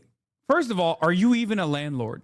Like, why are you somehow advocating for landlords without having any land that you're lording over? Okay, that's number one. Number two, you're giving the fucking game away. If your first response here is that, like, well, slumlords obviously are not going to fucking take good care of their properties, then you're giving the game away. Residents in this same building and in others owned by the landlord Pinnacle Realty say they've experienced similar conditions. Is it wrong if I don't like this? It feels populist and without substance and something that a right-winger would do. Wait, what do you mean? He literally said if you are a slumlord and you are not taking good care of your properties and keeping them up to code, we will take care of your properties for you. So there is actually a real threat associated with it. So it is actually in line with his fucking policies. From leaking bathroom ceilings to moldy drywall, tenant unions rallying in response, demanding stronger tenant protection. Also, I'm not anti-populist. What do you mean? What are you, some kind of fucking elitist? I'm not anti-populist at all. There is populism and there is sloppyism, okay? Left populism is good. Left populism is great. I'm Chinese. Yeah, well, this was the most Chinese thing that Zoran has done so far. This is some Xi Jinping ass shit right here, okay? Directly going to the area that you want to impact, making a point about it, going out there, and leaning into your stated desire to fix this problem. It's good. It's not a bad thing. Yeah, he's going to do a long march through New York City. Healthcare crisis. Is wild card stuff the next generation of Democratic leadership and be running against Medicare for all in 2026? Wild. During this healthcare crisis. Do you think the solution? There are more ways to ensure universal healthcare than Medicare for all. Oh my God, I fucking can't stand liberals, bro. I cannot stand liberals. Like, you are just a Twitter user. Why? Why is it that you are like holding on for dear life to the fucking private healthcare profits? Why? What is this? Are you secretly being paid? I don't understand. There are so many centrist liberals out there who genuinely think straight up that Medicare for all is bad. Like, they just do not think that it is smart. They do not think that it's appropriate to advance it at a time like this, right? I don't understand why people still do this. I don't think McMurrow takes PAC money, which makes it even sillier. Yeah. Like, who is this fucking for? Do you have stocks? Is that what it is? Like, do you have a lot of fucking stocks in United Healthcare or something? Is that what's going on? I don't understand it. Because when you ask these people, like, oh, why can't we have Norway? Okay. Imagine being the landlord and finding out the new mayor just personally inspected your building. It's a good take. The reason is because relatively wealthy liberals know they would get the same care as poor people, and they know our country will never care for poor people. I don't get it. I genuinely don't get it. Like, we have no understanding of the collective in this country, okay? We have no care, no consideration for the other. And part of that is the rugged individualism that Americans feel in their hearts, like the hyper individualistic mentality that they have. It's dog eat dog world out there, all this stuff. But these kinds of programs, like implementing these kinds of programs, will be better for national security. It'll be better for creating a sense of cohesion. It's so fucking stupid. A literal billionaire is running to the left of liberals on healthcare. Yeah, Tom Steyer came out and was like, Sanders was right. We need single payer healthcare. In 2019, I didn't think we needed single payer healthcare, and I thought we could bend the curve. Like, I don't really care about Tom Steyer too much, right? Like, he's just like trying to do the woke billionaire shtick. And if you're a real one, if you're a real woke billionaire, like, fucking fun, unironically, I'm doing the thing that people want me to do, which is, arm the revolutionary vanguard. Okay, fund and arm the revolutionary vanguard. That's all you need to do. Schumer is backing the pro-Israeli, and a lot of the establishment Dems that want to move away from Schumer, but not towards a real progressive party, are meeting with McMorrow, not Abdul. Yeah, of course. Of healthcare inflation by using more information technology, more private sector expertise, that these smarty pants from the business world would bring down the cost. Boy, was I wrong, and boy, was Bernie right. I've looked at the data. We don't have a choice. For us to provide healthcare to everybody who needs it, we've got to go to single payer. And there's no other way. God is going to be in the details here. Designing a system that works, that cuts out all of that expense and profit for middlemen supplying healthcare has got to happen. All the people making that money are going to fight us like crazy, but it doesn't matter. That's where we're going. Bernie, when you're right, you're right. Well, I mean, it's not bad overall that there's like a person with a public platform that's advocating for this, right? Like, I guess he's trying to go for governor. Steyer hires Mamdani's campaign team to bid for California governor. Maybe he's not going for president. Billionaire Democratic donor Tom Steyer is taking the unusual path. Steyer's hired top consultants known for progressive campaigns, including the team behind Zohran Mamdani's successful New York City mayoral campaign. I think a lot of people also greatly overemphasize like how much motion and how much power Zoran's team had. And as someone who is first to admit, many of them are Hasanabi heads and many of them are dope. I know them. I think they were fantastic. This doesn't work without the policies. Okay, so unless that team is explaining to Tom Steyer that he has to like take this comprehensive approach, fell off who Tom Steyer? Unless the team is basically guiding him on writing policy, it's not going to be that effective. And I know President Trump embellishes, but yeah. What is this? This is an 8-minute segment on Fox Business. Full discussion on socialism on the raise across the U.S. I do not want to be so cocky about this and wake up one day and the next president of the AOC, I want to find out why this is happening. Oh my God. America isn't just flirting with socialism. Some voters have fallen in love. The wrong kind of right. Voters went for candidates who promised to bring down costs with freebies. Let's talk about what this means for the midterms. And can we just talk about what it means for the state of the nation? Are we in danger here of losing our foot? I think you should be scared. I will be honest. I think this should be a wake-up call for a lot of people, but I hope they don't wake up. The reason why I say it is this. It's not because of people like myself, right? As much as I would love to take credit for this, being like an avowed defender and supporter and advocate for socialism, okay? It's only happening as a direct consequence of material conditions unwinding so hard for the average person that in spite of the negative framing of socialism for decades, in spite of the antagonistic feelings that people have or people have been taught to have about anything that is like social, not just socialism, but just any sort of like social safety net expansions are immediately shut down due to the fears that people have developed against it. The reason why they're still saying, it can't be so bad is because what's going on right now is that bad. In a country as heavily propagandized against socialism, when you have younger generations saying, maybe this socialism stuff is good at the heart of empire and the imperial core. Are you fucking kidding me? The only reason why people are doing that is because you don't have any redistributive policies. Any. You've ruined it. You have like unlimited greed has basically gotten in the way of extending capitalism. It's gotten so bad that people, in spite of the propaganda, are deciding to take a closer look at this alternative organization of the economy, and maybe they like what they're seeing. That, and also I think like China's rise will make it impossible for people to not realize. Meanwhile, Hakeem Jeffries outlines new Democratic messaging strategy to counter GOP claims that the party is socialist. Oh my God, I'm going to fucking die. All right, let's do this first. I think it's just politically, it's a huge loser. I know Mandami won in New York City, and you can get these crazy cities, okay? And you might get socialist candidates. But when you look at the whole country's map, it is an absolute loser. I mean, Mandami becomes a poster child for far left politics. Crockett in Texas, she's going to run for Senate or something. She becomes a poster. It's craziness when they start talking about taking over companies and everything is for free and taxing rich people. This country doesn't want socialism. It's never wanted socialism. There's always been pockets of it, silly pockets of it, but really Trumpism, which is an open, free economy, business should flourish, build factories. Trumpism is going to clobber.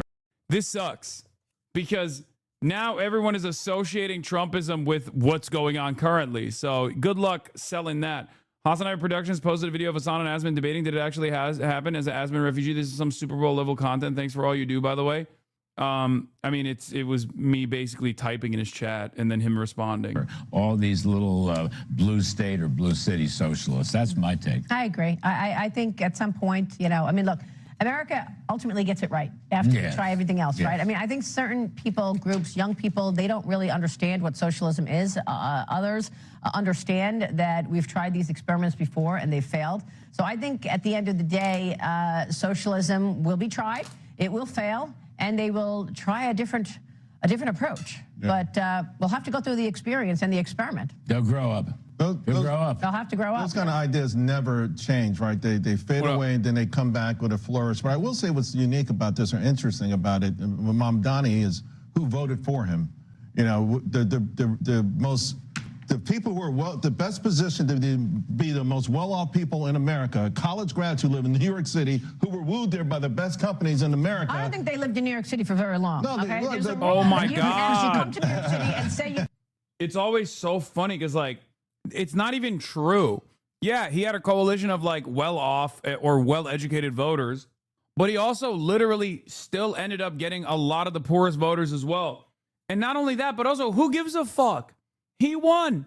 These guys are so butthurt. They are like, oh, well, the working poor didn't vote for socialism because they know better than anybody else that socialism is bad. I don't give a fuck, dude. It's not only wrong, but even if it was right, who gives a shit? Like, okay, there are a lot of people who are working class or in who would benefit the most from socialist principles that don't believe in it. Who cares? What does that say? Like, what is this fucking argument? Have you ever given a shit about what a poor person thinks? No. Why are you acting like you care now? You're a fucking Fox News commentary person.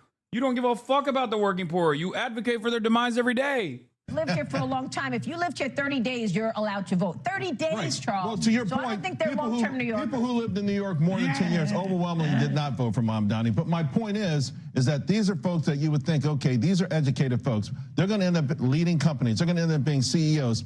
He's wooing those kind of people. Why? It's worth asking. I don't disagree about the ultimate failure, but I do not want to be so arrogant that or cocky about this that, hey, wake up one day and the next president is AOC. I want to find out why this is happening right now. It is important. I agree. The messaging and communication parts are very important.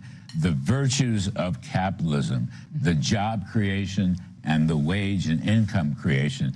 That's also the ability, okay, the ability to be an entrepreneur, right? You can fail 5 times, you keep picking yourself up, and the 6th time or the 8th time, and you hit it, and you become a billionaire, okay?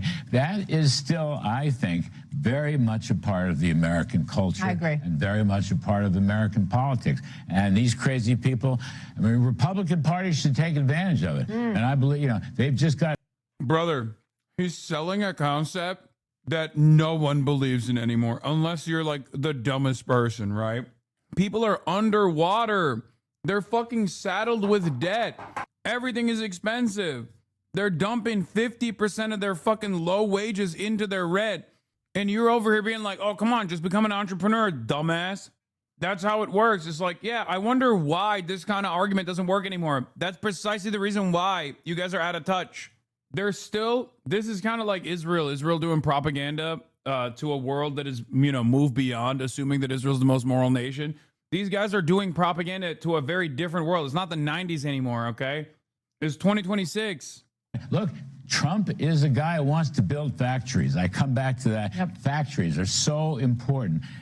Socialists don't like factories, okay? Or if they do, They'd rather China do it. They want to run them. They want to. The state will run them. Well, you're hitting on the issue of capitalism, and it built us into this incredibly prosperous leading nation in the world. But why people maybe, or some people, are not getting that message. But I talk to people, like talking to all these people who are working with AI in the technology industry, and they go back to, I would rather live nowhere else in the world because of the innovation that is enabled in the United States. So the freedom. It's not, if you don't call it cap. What innovation and what freedom? What freedom, honestly? Like, what good is being able to call the president a pedophile if you are not free of lifetime medical debt? These guys are fucking insane. Oh yeah, you're free to, you know, consume every different type of porn and also gamble.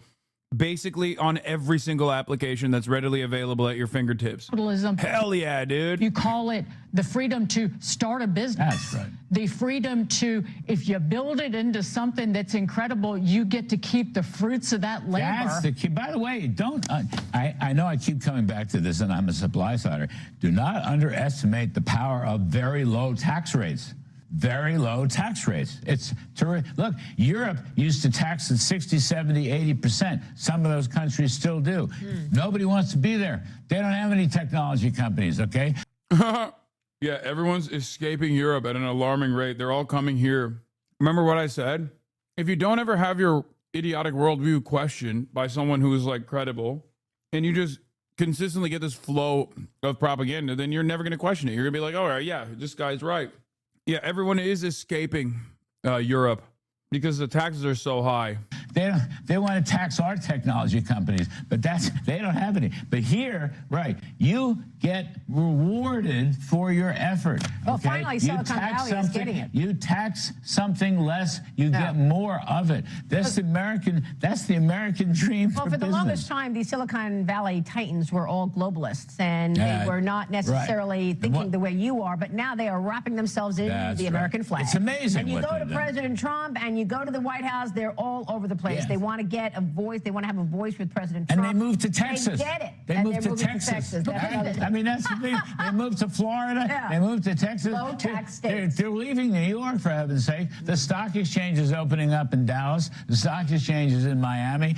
What is it? JP Morgan right now, JP Morgan has more employees in Texas than it does in New York. Right. Jamie Dimon just told me that. And it's because those tech gurus encountered the leftists and the socialists in the White House who were propping up Joe Biden. Biden went to war with them. Right, and said to their faces, to Mark Andreessen and Ben Horowitz, there are not going to be any more AI companies. There will be 2 or 3 big companies, and we are going to control them. That was a quote from Mark Andreessen. And while you're at it, cancel all the Republicans on your sites, and they did. Right. Under Joe Biden. No, I mean, that's they're brilliant people. We've always been able to attract brilliant people because you are rewarded for the risk. Yeah. You can take the risk. You can find. This is the 85-year-old's version of like, it's the wokes that made the titties in video games smaller argument. But in a way that, because like if you were to make that argument to an 85-year-old, they'd be like, I don't know what you're talking about. I don't care. So this is their version of it, which is the reason why your grandchildren didn't talk to you is because Joe Biden made it illegal for you to be on Facebook. Okay. And the business owners hated doing that. They hated it. And they're not totally using this as a fucking propaganda tool to curry favor with the right-wing administration so that they can get all the tax cuts and all the unlimited subsidies from Trump. Capital, you can take the risk, and you're rewarded for it. And you know, Biden wanted to hijack that. He went to war with them, and that's how you have an epiphany when someone that you think is your friend all of a sudden is like, you know, putting a gun to your head, and all of a sudden they said, let's think clear about this, and they have made these That's why Trump, changes. you know, I don't know what the right number is, and I know President Trump embellishes, but yeah, whatever. If he gets $10 trillion. Let me tell you real quick what you're saying. He says it's $18 trillion right now. So a couple weeks ago, if he gets a third. Fox Business, by the way, literally making a mockery of Donald Trump, routinely lying about all the IOUs that he's getting. Amazing. Like openly giving the game away. He's like, yeah, he lies a little bit. He embellishes. Then it'll be a couple of weeks ago, Bloomberg they delved into the numbers, and the headline said, Trump brags about 21 trillion. We did the work. It's only 7 trillion. Right.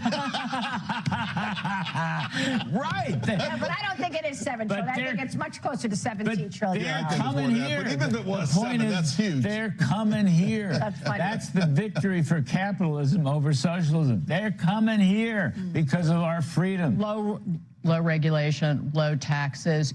Europe might be quaint and they're not for a coming visit. to New York. Oh, here's something about this. Get this. Okay, you go to Europe right now. Do you know that the highest valuation in Europe right now is Novo Nordisk at $350 billion? The highest valuation in America, $5 trillion for NVIDIA. Why can't Europe generate a company worth $1 trillion? It's made up. Novo Nordisk is valued at that price because it has a incredibly valuable product that virtually single-handedly has changed healthcare almost permanently. Nvidia is $5 trillion because we just fucking make it up. It's so crazy. Nvidia relies entirely on a company called ASML, which is based in Europe. Actually, all of CPU and GPUs do. Yeah. Dollars, one word, regulation. Yeah. That's it. I You thought can't keep up. I thought you were going to say socialism. Oh, that too. It But could we be. have It's we have 1 minute for predictions for the new year. Anyway, here's while Fox News is trying to figure out why everyone is loving socialism and failing to comprehend why. Here's Hakeem Jeffries. Hakeem Jeffries is rolling out a new motto to punch back at the socialist label his Republican rivals are trying to attach to the Democratic Party's agenda. Listen. As Democrats, we believe in a strong floor and no ceiling. Here's my view of what the Democratic Party represents. We believe in a strong floor and no ceiling. As Democrats, we believe in a strong floor and no ceiling. And here's what Democrats stand for. We believe in a country with a strong floor and no ceiling. Bro, trying to actively message against the current most popular thing in your party that is from your district, by the way, that is like controlling your district as a mayor. Oh my God.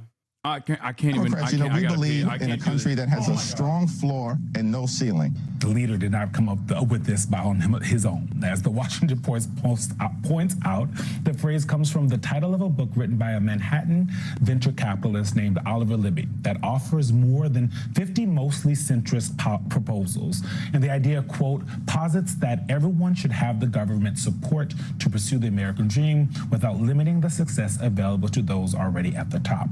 The big question here is, will this message be effective in next year's midterms against Donald Trump?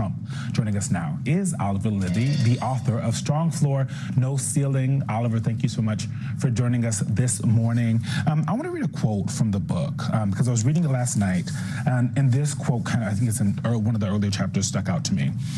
Unfortunately, our political camps want us to believe that a villain is responsible for our troubles. Perhaps immigrants, minorities, and freeloaders are to blame, and poor freeloaders are to blame. Or are the 1%, Wall Street and Silicon Valley, robbing us? The solutions are similarly polarizing and one-dimensional. One side strives to deregulate, cut taxes, and starve the government, leaving people and companies to their own devices, including limited social safety nets. The other demonizes success, looking to redistribute wealth and push identity politics. I assume the latter is your Democrat, is the Democratic Party.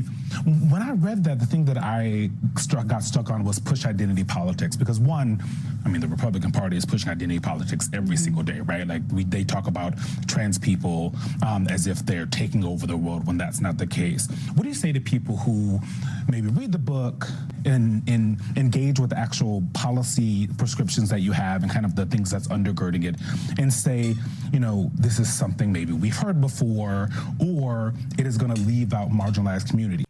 From the people that brought you cynically weaponizing identity politics against people to your left flank that are more progressive than you, now comes, yeah, fuck this identity politics shit. It's like, bitch, the fuck do you mean? You don't get to say that. What do you mean? The fuck do you mean? Fuck identity politics. Bro, do you know who you are? What do you mean fuck identity politics? That's their whole game. Is because the idea of not pushing identity politics does concern those marginalized communities. Yeah, first of all, thanks for having me here. Look, I think identity politics is a weaponized term, but if you read what I wrote in Strong Floor, No Ceiling, Strong Floor applies to everybody. And I am someone, by the way, who spent almost 20 years investing largely in underrepresented founders, and I believe enormously that there are different starting points in American society, and we need to do our best to fix that. The promise of Strong Floor, No Ceiling, if you get into the meat on the bones in the book, there are really important policies like a single-payer healthcare system and like a lot of education for everybody in our society. But at the end of the day, people want to believe that if you work hard and play by the rules, that there should be no ceiling to what you can achieve, and that should apply to everybody in our society. So, awesome. Hakeem Jeffries hitting this line is so stupid because Hakeem Jeffries is basically coming out of the gate swinging against a false interpretation of what socialism is for absolutely zero reason. Doing the classic Democratic thing, which is to adopt your enemy's framework. Fucking awesome. Like, oh, the implication here is that, well, socialism actually means there is a ceiling, right? We want everyone to prosper. We don't want people to really suffer by not being able to prosper. You know, we don't want to limit growth. That's awesome. Thank you. Thank you for coming out and defending the real victims of society, entrepreneurs and people who might become trillionaires. Dope. I want to get beyond the attack lines. It's so easy to be angry today, and it's so right to be angry about so many things, but anger is not solving problems for people. Anger is not policy. It's not government. You can't govern angry. You got to govern for the people. And I think if we provide that strong floor, but the promise, the aspiration that you can do great things and get that middle class, and even maybe beyond the middle class, that's something everybody in this country wants, and minority communities more than anyone. Yeah. Oliver, though, I'm curious about this no ceiling idea, because we are in a world where wealth inequality is, we have the richest people are richer than ever, right? And part of the reason the middle class is having so much trouble is because there are very, very, very wealthy people who are paying very, very small fractions of their wealth in taxes. And we thought, the original thinking was they would make up for that in philanthropy. People like Elon Musk have proven that is pretty much not what they're doing. So is no ceiling really appropriate? I mean, I come from we both went to the same private school, so we both know, that we come from a certain group. And I just wonder, is no ceiling really the play? I mean, don't you think that people who have over $100 million should be taxed at a higher rate? And don't you think that we're about to have trillionaires? Like, do you think no ceiling? Like, maybe there should be a ceiling. Yeah, Molly, thank you. I don't think there should be a ceiling. And I don't think actually most people in this country think there should be a ceiling. No ceiling does not mean no rules. And if you get into the policies in the book, the economics chapter is the longest one. There's a lot about taxation, about enforcing the tax code. I mean, we leave I think the fucking argument here is just built on a faulty premise. What do you mean no ceiling? Again, liberalism is so brain rotting that there is even when you have a bold policy making or whatever, right? It's still stuck within the confines of liberalism. Like, the solution isn't to just take billionaires' money and give it to every single person equally or some shit. The solution is not even through a higher tax bracket in general. You obviously have to implement some kind of wealth tax, but the most reliable long-term solution would be redistribution at the point of labor, ensuring that there is more autonomy in the workplace and more power at the point of your output. You go to work and your boss pays you less than you generate money for them. That's called profit. You should have more of a say on how those profits get allocated. In many circumstances, what remains of the margins of the marginal profit that exists is obviously always given to the shareholders, but what remains, or not what remains rather, but the reason why those profit margins are so slim is not because the labor is so costly. It's because they're doing expenditures elsewhere. CEO compensation is one of those expenditures, but even beyond the CEO compensation, it's there's so much that they're wasting away that if given if there was any sort of democratic process taking place here, they would not be able to do this. They would not be able to get away with it. No stock buybacks, none of that shit. Billions of dollars a decade on the table because we don't actually enforce the tax code. I welcome it being enforced. And by the way, we're seeing people across the aisle. Look at Mitt Romney recently saying that there may be an argument for higher taxes and certainly for enforcement. So no ceiling doesn't mean no rules, and there ought to be rules. And by the way, it makes me very sad to see someone like Elon Musk be able to dump $250 million into campaigns. But we all know that's not illegal. It should not be possible, but it's not illegal. And so we have to create the right rules. Most people out there are sports fans. You don't want the players calling their own fouls and their own goals, right? You want there to be refs on the field and lines and goals, and then you want the players to play hard. So I don't think there should be a ceiling to what people on the sports field can do. There shouldn't be a ceiling to what people can do here. But again, it has to be within the bounds of the interconnectedness of strong floor and no ceiling. If there's gonna be no ceiling, it has to pay for a strong floor and give everybody, Eugene, back to your question, everybody a chance. What do you say to people who say you can't become a billionaire nowadays without, taking from and taking advantage of people that have a lot less than? I don't think that's correct. I think most people who become billionaires, and look, I run a venture firm, and we have invested for almost 2 decades in companies that help people and the planet. And by the way, remember when he said like, oh, I don't want to do identity politics, I want to do away with identity politics, and then immediately followed that up when the when the host, Hassan Abihead, by the way, asked him that question like, oh, well, don't you think Republicans are doing identity politics? Which is true. They are doing identity politics. They're just doing white identity politics. He turned around and said, oh, well, I've worked with I was doing venture capital for underserved minority-backed companies. It's like, oh, really? Oh, so you are still doing identity politics. Like that, because that's what it is. It's like, it's bullshit. It's like a bullshit posture. And you just showed that it's bullshit posture. You just did that.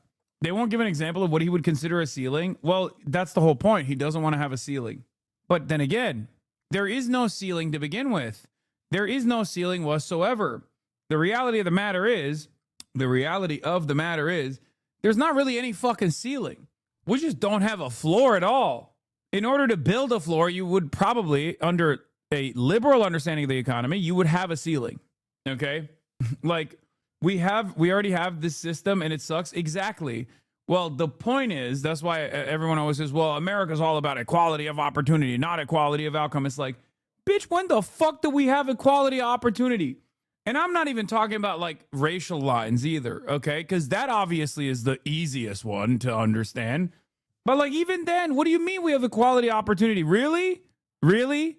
White boy growing up in some fucking forgotten town in West Virginia has equality of opportunity in comparison to your son probably growing up in a fucking Connecticut McMansion? Who the fuck has equality of opportunity? When have we had equality of opportunity in this country? It's bullshit. We live in a country where the zip code that you're born into is more indicative of exactly where you're going to land in terms of your wealth, okay? Are there people that are able to overcome that sometimes? In very rare cases, yes. And we always love hyping those people up because meritocracy is a lie. And those examples are the ones that keep promoting this lie. Even the concept of middle class, lower, like working poor, all of these different designations have been created in order to dilute Marxian interpretation of class. Okay? They were created for liberalism to continue to look at the appropriate analysis of capitalism from Karl Marx's perspective, which was basically one of the most important works for sociology, and try to dilute it to the best of your ability so that you could still kind of lean into the Marxist analysis without actually doing it at all. The notion of like middle class and all this stuff. That's why everybody thinks they're fucking middle. You're broke as fuck, or you're middle class, or you're the 1%. Meanwhile, year over year, that middle class is swinging wildly. It's bullshit. I don't usually talk about this kind of stuff that much, and I also will personally utilize this kind of terminology. I'm not as disciplined, right, as some others who abide by Marxist orthodoxy. But the reason why I don't really shy away from utilizing this kind of terminology is because, it's just people understand themselves in that way. And I speak to people with the language that they understand. Now, the other point I'm trying to make here is that all of this stuff the system is entirely built around this lie, right? Oh, middle class, you have social mobility. Well, except liberalism is failing so much that even the notion of middle class is actually shrinking, and it's just basically becoming the working poor and the 1%. So it's ironically turning into a more black and white understanding of class. Like it's basically turning into a easier to comprehend version of like, gig workers and then fucking billionaires. Okay. And the more we leave capitalism up to its devices, the more that's going to happen, right? Regardless of how much policymakers think hard about making it seem as though you, as a working class individual, have an ownership stake in the stock market, right? 401ks, or Donald Trump giving you $100 at the age of 1 so you can have like a stock trading portfolio or whatever the fuck. None of those things are going to work. It makes people feel like they have some kind of stake in the stock market, sure, But at the end of the day, the income inequality and the wealth disparity is so ginormous that even the dumbest guy kind of gets to realize what's going on. There is no more upward social mobility. People don't believe that it's possible, and I can't fault them for believing that it's not possible. So in that situation, of course, people are going to lean into socialism. And it's understandable, and it's good that they're doing that, despite being heavily propagandized against socialism. And so when I hear someone like Hakeem Jeffries, who's supposed to be the leader of the left flank party in the two-party system, yes, both bourgeois parties, both playing the same role under a capitalist organization of the economy. Don't give me that fucking bullshit. But ultimately, if you're presenting yourself as the left flank party in our two-party system, and the left flank party in one of the two major parties, coming to the table in the little moments that you have in the media by attacking socialism rather than attacking the right is insane. Because anyone that says, "Oh, we need to have a strong bottom but no ceiling, strong floor but no ceiling," that's a bastardization of what socialism actually is. It's also pathetically liberal. The notion of like having some kind of ceiling, that's not a socialist principle. That's not a socialist principle at all. If you look at the founders we've backed, they are from all walks of life. But the billionaires now, like Elon Musk and all the tech bros that were at the swearing in of Donald Trump, they're not exactly doing the work that you were doing. They're doing something completely different. Well, but look at it. I mean, most of the unicorns, most of the tech companies that sell for $1 billion are founded by immigrants, and well over half of them have female founders. I mean, this is a time in history where we ought not to be capping what you can aspire to do. We just ought to be putting the right rules around it. And the fact of the matter is, most people who make $1 billion created a product people want to buy. That's inherently American. Now, we should be better as a society about what products we want to buy, maybe, and about what we ask people who achieve great wealth to do with that wealth. But the idea isn't to say that you hit a certain ceiling and then you're done. I mean, that's, and look, it's interesting, strong floor, no ceiling is not something we tested. I didn't run a single poll when I was writing the book. I just sat there writing. But now we've actually gone out there, and it's like 100% of the people we've asked think that there should be no ceiling to what you can do if you follow the rules, pay your taxes, and do right. Notice how most of what he's talking about is just the ceiling part. Kind of feels like he just cares about the no ceiling part. Have you guys noticed that? Yeah, the floor's fine. Shut the fuck up. But the ceiling, everybody wants the ceiling. Everybody wants to make sure that there's no ceiling. Unlimited growth, unlimited growth, unlimited growth. Come on now.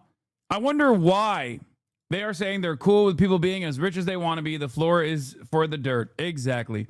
Now, obviously, like I said, this is already a liberal interpretation of what you can do. Like the maximum, the maxed out, max left under a liberal capitalist organization of the economy is obviously redistributive policies in the form of taxes, right?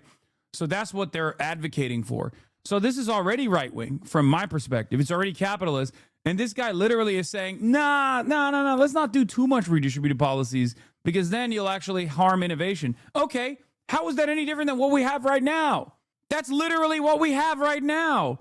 A fake gesturing towards a strong floor while ultimately defending the high or unlimited ceiling. That's what it is. That's what we're doing currently. Clearly, it doesn't work, so much so that you are trying to actively propagandize against it. You're trying to find a new way, put a new patina on the same dog shit, new coat of paint, abundists, strong floor, no ceiling. This guy won't even let you have redistributive policies under a capitalist organization of the economy. Again, you're lost. You're lost in the fucking sauce. And also, it's a double Monty because you end up propagandizing against socialism anyway by claiming that socialism means there's a ceiling there. I hate that. It's stupid. Look at China. That's all I'm gonna say. Look at China. Don't feel like there's a ceiling there, does it? Certainly a strong floor, though. How's no ceiling good, though? It just doesn't matter. It doesn't matter. The conversation around the ceiling does not fucking matter. It only matters to liberals who think that the only way to fix this system is with better redistributive policies at the point of taxation. And while I'm in favor of that, as I have consistently advocated for that, right? That's not going to fix the problem. Do you see what I mean? Yeah, this is here it is, baby. No ceiling, okay? No. Here's what happens. Elon Musk's net worth before Doge, 400 billion. After Doge, 749 billion. Oh, thank God, dude. You know what's really funny about this this endless greed? The number of people who are the super winners in the system are shrinking as well. Like, at least back in the day when you didn't have like billionaires, when billionaire was a new phenomena, right? You had objectively more 1%ers or the highest, percentage of wealth retainers was still distributed amongst a much larger percentage of the population. It's going to get to a point where it's just 10 guys that own everything. Like, this article covers that, for the record. This article is exactly what I'm talking about. America's 15 richest billionaires got $1 trillion richer as the affordability crisis became a top concern. For many Americans, 2025 wasn't a great year financially. The affordability crisis and general economic concerns became defining themes of the year as people dealt with rising costs and a worsening job market. But for billionaires, 2025 was a boon for their already exuberant wealth. The 15 richest billionaires in the United States saw their wealth grow by more than $1 trillion over the course of the year, according to new analysis from the Institute for Policy Studies, a Washington, D.C. think tank. As the end of 2025, those 15 billionaires, each with assets over $100 billion, have a combined wealth of $3.2 trillion, up from $2.4 trillion a year ago. That's a gain of 33%. Do you feel like you got 33% wealthier this year? Did you? I certainly didn't. And I'm actually in like the highest rungs of earners in this country and perhaps around the world, as a matter of fact. I didn't fucking have a 33% gain, which is more than double the growth of the S&P 500 for the same time period. The Institute for Policy Studies notes over 2025, the S&P 500 rose 16%. A double-digit gain is strong, but it is down from recent years. How the wealth of the top 5 billionaires, richest billionaires, have changed. Not only did billionaires get richer in 2025, but more Americans became billionaires. At the end of 2024, there were 813 billionaires in the U.S., and those billionaires had a combined wealth of $6.72 trillion. My bad, King. I'll give more subs. Yeah, get to it. Get to it. Chop, chop. Subscribe to the Piker Broadcasting Service. If you want to know the news of tomorrow, if you want to know what happens tomorrow, you come here. If you want to understand what's happening today, you come here. If you want to make sense of what happened yesterday, you come here. The Piker Broadcasting Service is sponsored by you, the viewers, for you, the viewers. Thank you. Yes, we're going to do predictions after this. By the end of 2025, there were 935 billionaires. When Forbes first began tracking the 400 wealthiest Americans in 1982, Cloud Queen, think of the 5 gifted. There were just 13 billionaires on the list. 1982, there were 13 billionaires. Now there's 935. And the fucking dumbest thing is that people think this is awesome. Like, people literally think this is good for them. I cannot comprehend how people ride for this shit. Where they're like, what do you mean? Do you hate prosperity? It's like, bitch, do you feel prosperous? That's so much money. They can't even use it. Like, it's just parked in assets, dude. If you were to forcibly divvy those assets down to the individuals that actually played a role in developing that wealth, that net worth, you would have a fuck ton better wealth redistribution. The top 5 wealthiest billionaires have changed over the last year too, at least in the beginning. The top wealthiest billionaires were Tesla CEO Elon Musk, Amazon executive chair Jeff Bezos, Oracle co-founder Larry Ellison, Meta CEO Mark Zuckerberg, Google co-founder Larry Page. This year, Zuckerberg was bumped off that list. Oh, no. Oh, bummer, dude. You see that shit? God, I feel so bad for the Zuck. Sergey Brin joined the ranks. 2025 was the best year for Google stock since 2009, with shares growing 65%, buoyed in part by tech giants push into AI. In contrast, stock price for Zuckerberg's Meta platforms grew about 13%, though Meta also focused on AI. His strategy was more scattershot, experts have said. Yeah, now you got Elon Musk of Tesla, X, and SpaceX worth $722 billion, up from $421 billion a year ago. But that's because he worked so hard this year, guys. He worked so hard. It must have been all the illegal immigrants that are ruining your life, okay? Making sure that you don't actually take home a decent pay. Make sure you don't get the benefits you deserve. Make sure we don't have socialized medicine in this country. No working fucking public transit system. No adequate infrastructure.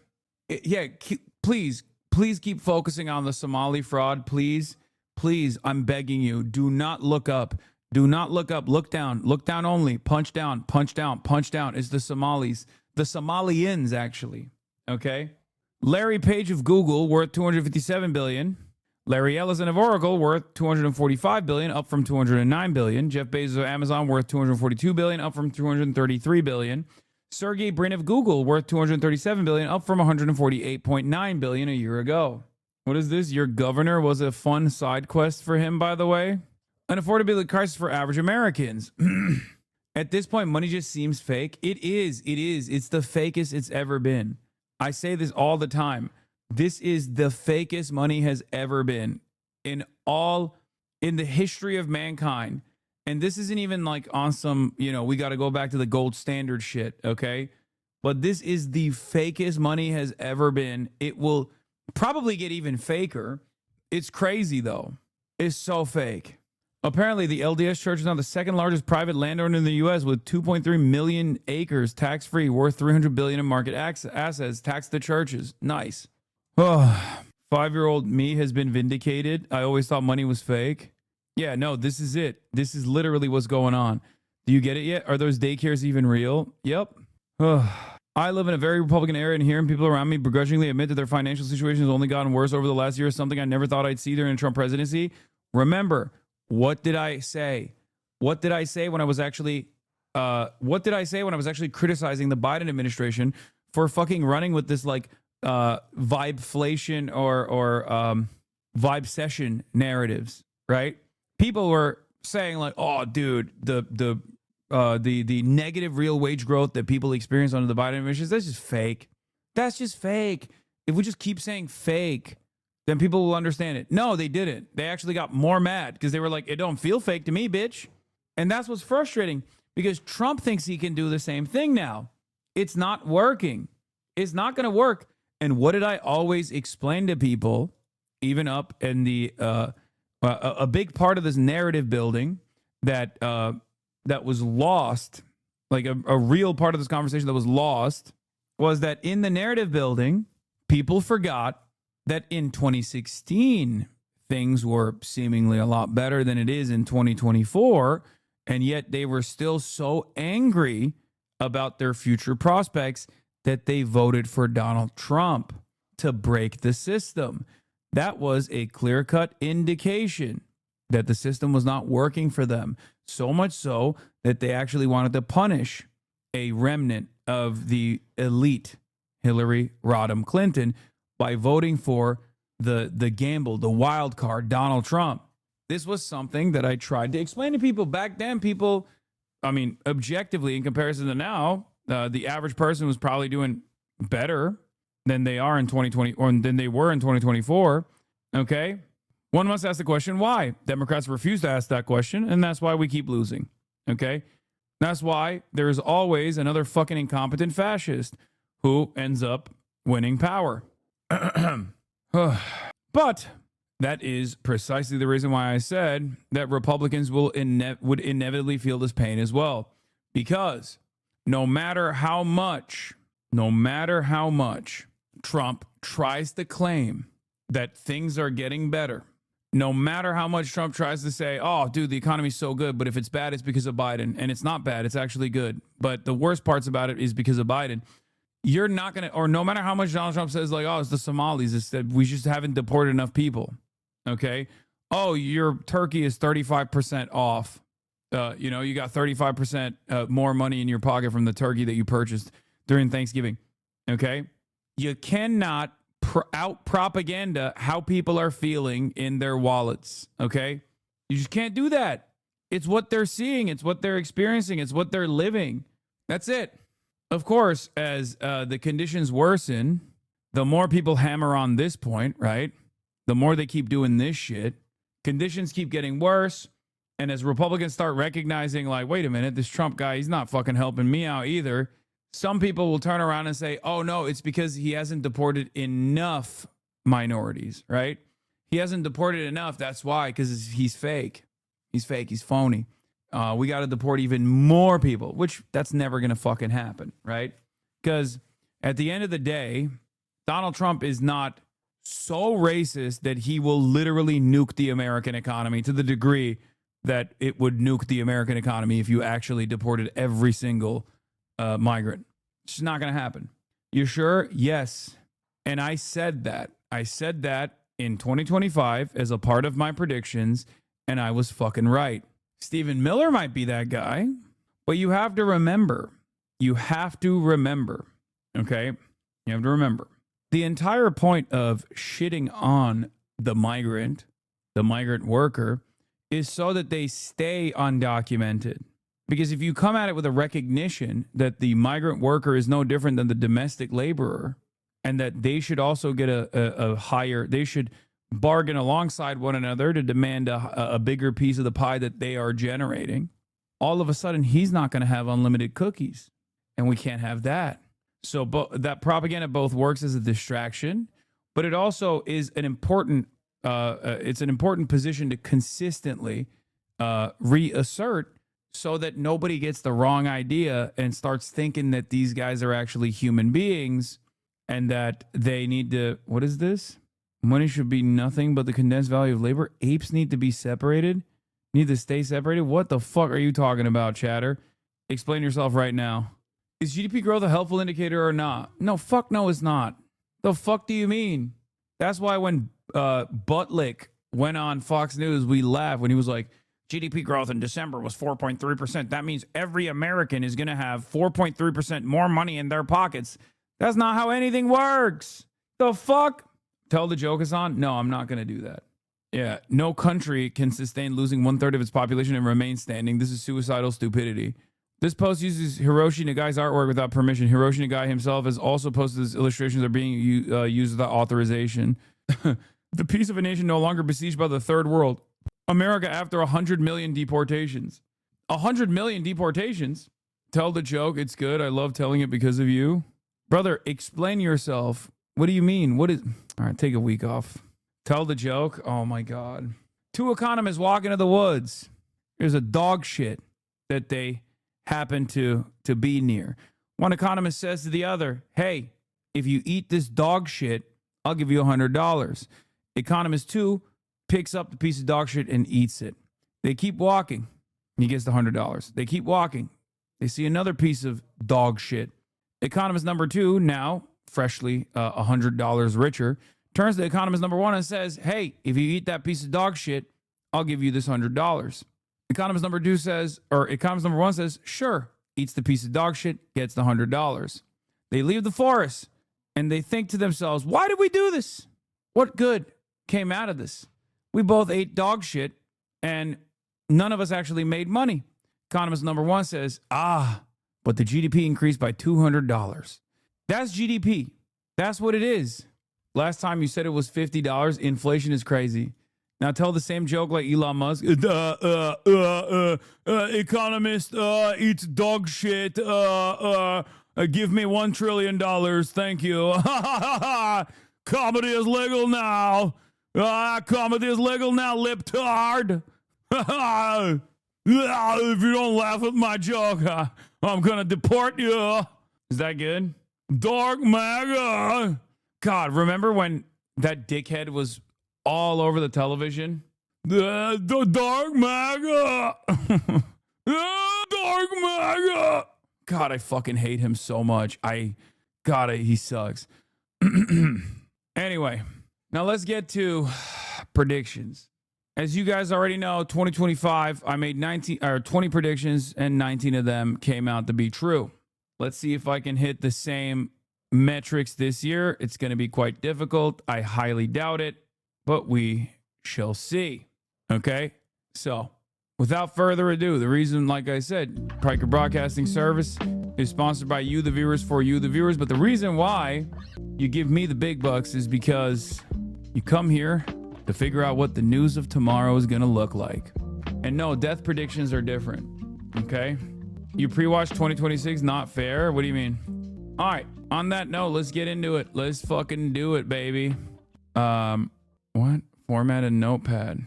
2026 predictions. Okay?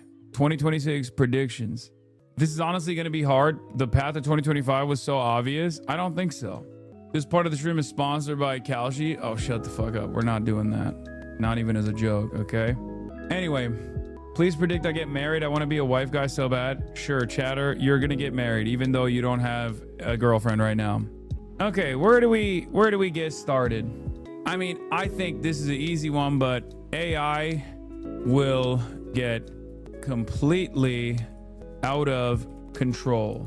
Not AGI style, but instead, it will lead to a massive issue. Okay, that one's already come true. No, hold on. That's not a prediction, that's an observation. I mean, many of these are an observation that is presented as prediction. Hold on. The one you said you got wrong kind of got right. Elon with Fallout with Trump was around not getting back in Tesla. What?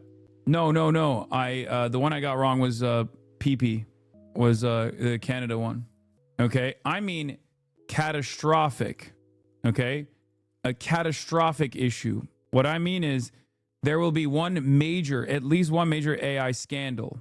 Bro, Grok is making CSAM? No, not even that. Not even that. I'm talking bigger. Think bigger. Like there will be, cause right now, Grok making CSAM is not like, it should be a much bigger problem, right? But it's not. People are barely even talking about it. It's kind of fucking ridiculous. When I say catastrophic, I mean like something that will literally at least dominate the news cycle for like a week. And that is probably the most, anything can dominate the news cycle nowadays. What I mean by that is like, there will be an AI video, I think, potentially, that leads to like real world impact. Okay. I mean like a fake AI video that dupes so many people that like it actually has a real world impact. Okay. AI bubble will not burst. Now, this is a tough one, but I don't think the AI bubble is bursting yet. Even after that, China will continue to rise. The century of prosperity has begun. More people will become China-pilled as conditions in the US, in the West, worsen. But that is not even a fucking prediction. This is like a free space one at least. People will get less weird about China. I'm gonna say not people, normies. Normies will get less weird about China. Okay?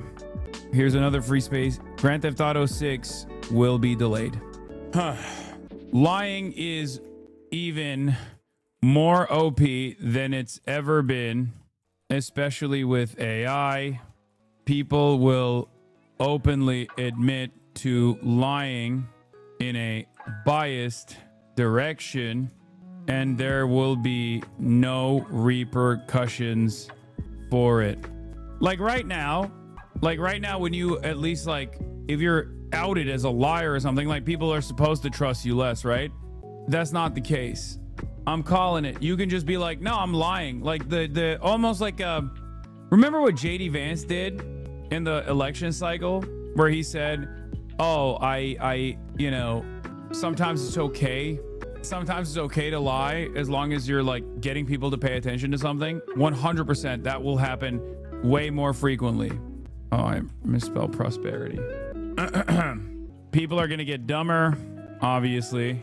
People are going to get even dumber and more hateful, but woke will make a comeback, not due to Dems or liberals leading the pack, but because the average apolitical normie will get grossed out by the unlimited, unchecked hatred coming from the sweatiest losers that have hyped themselves up. So at least that's kind of good. Gavin Newsom Hitler arc. Oh, that's a good one. I do have some in there. Don't worry. Kalshi Poly Market scandal. Yes, there will be a major gambling scandal as well. At least one major gambling scandal, which of course will not lead to any policy changes. Gambling is going to be cancer with unlimited prediction markets bullshit. What else? Oh, false flag terror. I mean, I hope it's not the case, but I do think I can see that. Hey, Hassan, this is your Kalshi rep. We're putting all these predictions on your market, but they're all going 67-1 odds again. Can you pick something more reasonable? Environmental disasters of free space? Yeah. Chinese plus Taipei owning Japan? No. I think false flag terror related to maxing out Islamophobia in the country. Not as big as 9/11 though. Hakeem Jeffries joins DSA? Yeah, right. Not a Venezuelan false flag? No. Trump expands Latin American posturing. I don't think Trump is gonna... Dude, this is gonna be a Russia-Ukraine situation possibly, but Trump doesn't invade Venezuela. Wait, where was I? I was talking about woke. Oh, woke. With woke making a comeback, but with corpos following trends too late. I've already made this prediction publicly, but following trends too late, companies will continue their right-wing pivot into 2026, pissing people off even further. Slop tubers and regular influencers who don't talk about politics push back against right-wing shit. Trump doesn't invade Venezuela. Trump has serious health issue that they can't keep a secret. I know you guys are going to say, oh, it's because of the Wall Street Journal thing. I wrote this one before the Wall Street Journal thing came out. So now it feels like a right-winger tries to assassinate Trump again. He won't die. Evil never dies. Oh my God, what if my he won't die prediction is the opposite of it? Erica Kirk children found to be JD Vance's child? No. Possibly during World Cup, by the way. I forgot to mention this part. Erica Vance. Erica Kirk becomes Erica Vance? No. I think the Democrats won't actually. I think the Democrats will underperform, but maybe I'm wrong. I don't know. I go back and forth on this, but I kind of feel like the Democrats are going to underperform in the midterms. Like if you think they're going to, I'm giving a fake number here, but if you think they're going to win like 20 seats, they're going to win, 5. And then they'll still act as though that was like a massive W. And there is something in me. I hate being pessimistic about this stuff, but I do kind of feel like the Bernie-crats are not going to have as big as a wave, a big momentum. Thems will predict a blue wave that will be a tiny blue drip, tiny blue puddle that they will still consider a massive W when it's not. They will get bogged down attacking the Bernie-crat wing of the party too much to make serious gains.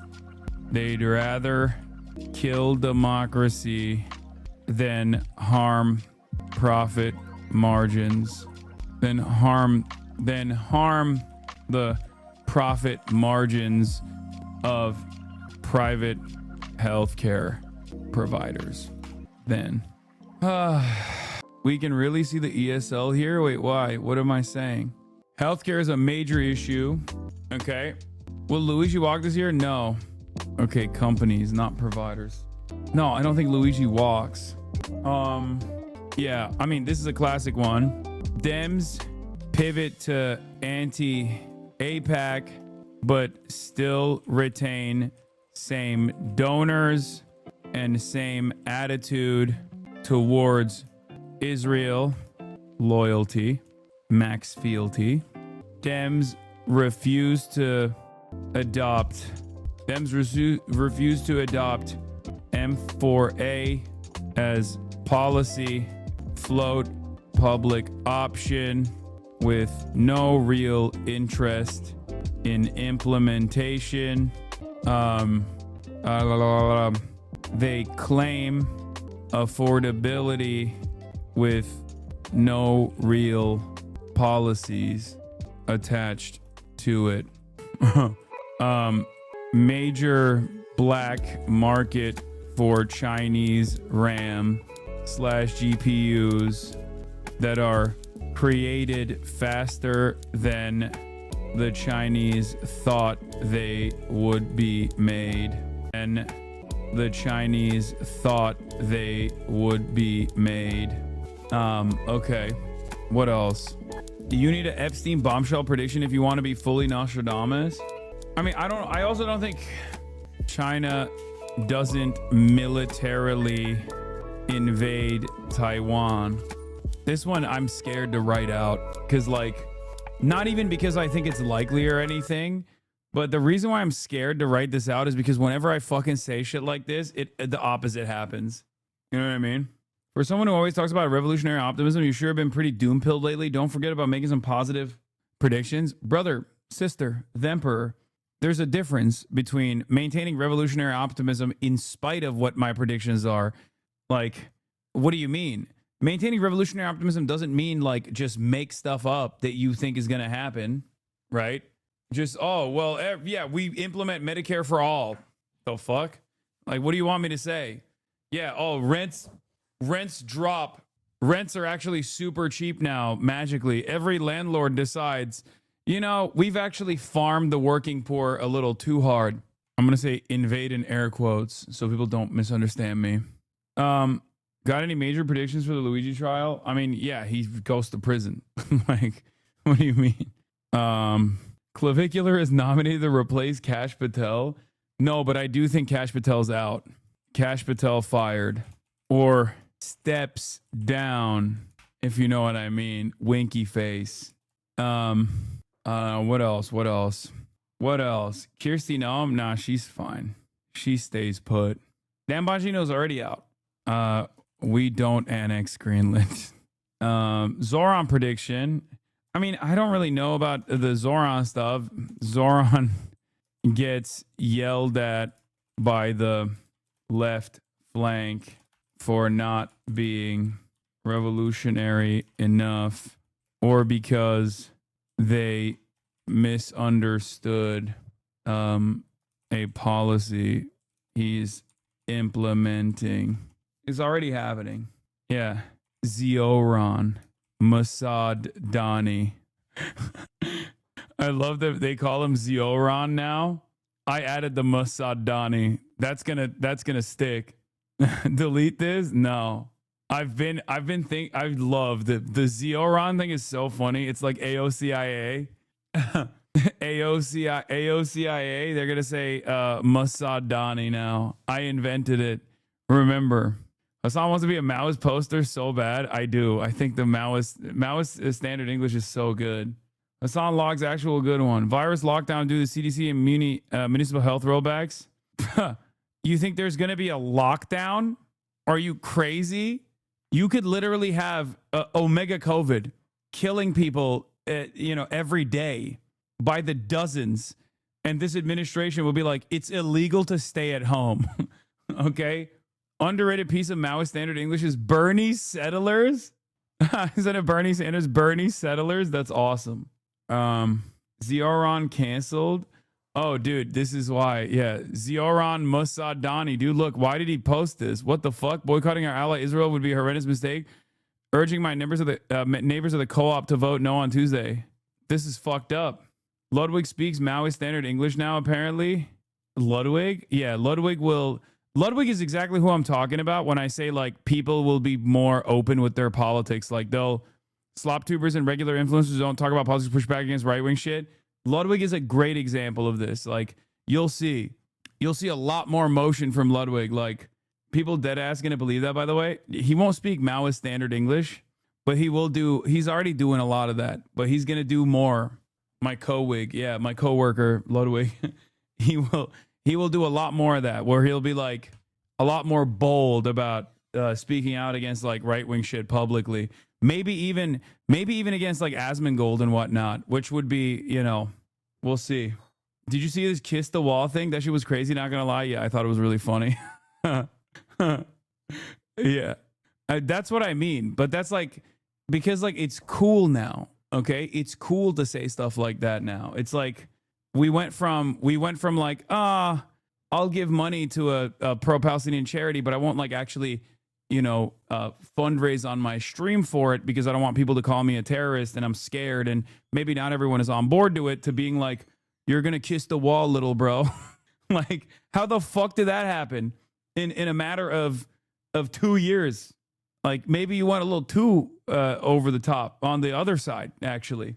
Nobody apologizes to Hassan Abi. Okay, that's empty space. That's an empty space. It's interesting how apolitical people always suddenly get political against anything progressive or left-wing, but silence on anything going on right now by the administration or world. Curious. I mean, there's a reason for it. There are people that I know for a fact are very progressive, but just like are super, super scared about saying anything because they just don't like getting yelled at and they're terrified. Either they're terrified because like they're going to lose, you know, market share or lose audience members, or they're fucking terrified. Like, I think I suspect the way that like Ludwig or other regular influencers will try to make up for this by you know, their silence overall, but then like now they're now coming out and speaking out against this, will probably still be with like a little bit of like left bashing too, where they'll say like they'll basically do the stuff that like a lot of Ethan's fan bases tried to do, where they'll be like, oh, Zoran sucked when I was promoting him, but now that he won, he's actually good. And also I fantasize that he hates Hassan secretly. Stuff like that, where they'll where they'll basically position it as like attacking appropriate targets to make it seem like they're, you know, still somewhat more reasonable, right? Like saying like, oh, well, Hassan still sucks, but like this Asmongold stuff is out of control, you know, that kind of thing.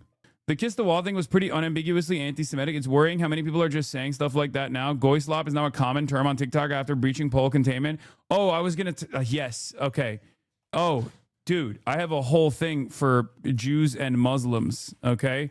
Don't worry. I have a whole bracket for predictions on Jews and Muslims. Okay. Number one, you just reminded me. Okay. Terms like Goyslop get mass usage by normies. So people will be both woke, but also at the same time, like lookism, looks maxing, all this shit is totally fucking in broad use. And in a way where it's like, in a way where it's almost like they're like the people that use it. It's kind of like new friend, right? When someone says new friend, they don't actually know that actually is a 4chan poll term, right? The original term for, you know, new friend is actually new F-slur, right? Or new frog, right? It actually is new F-slur. But when it became like mass adopted, it almost got normalized and people forgot what the initial implementation was, right?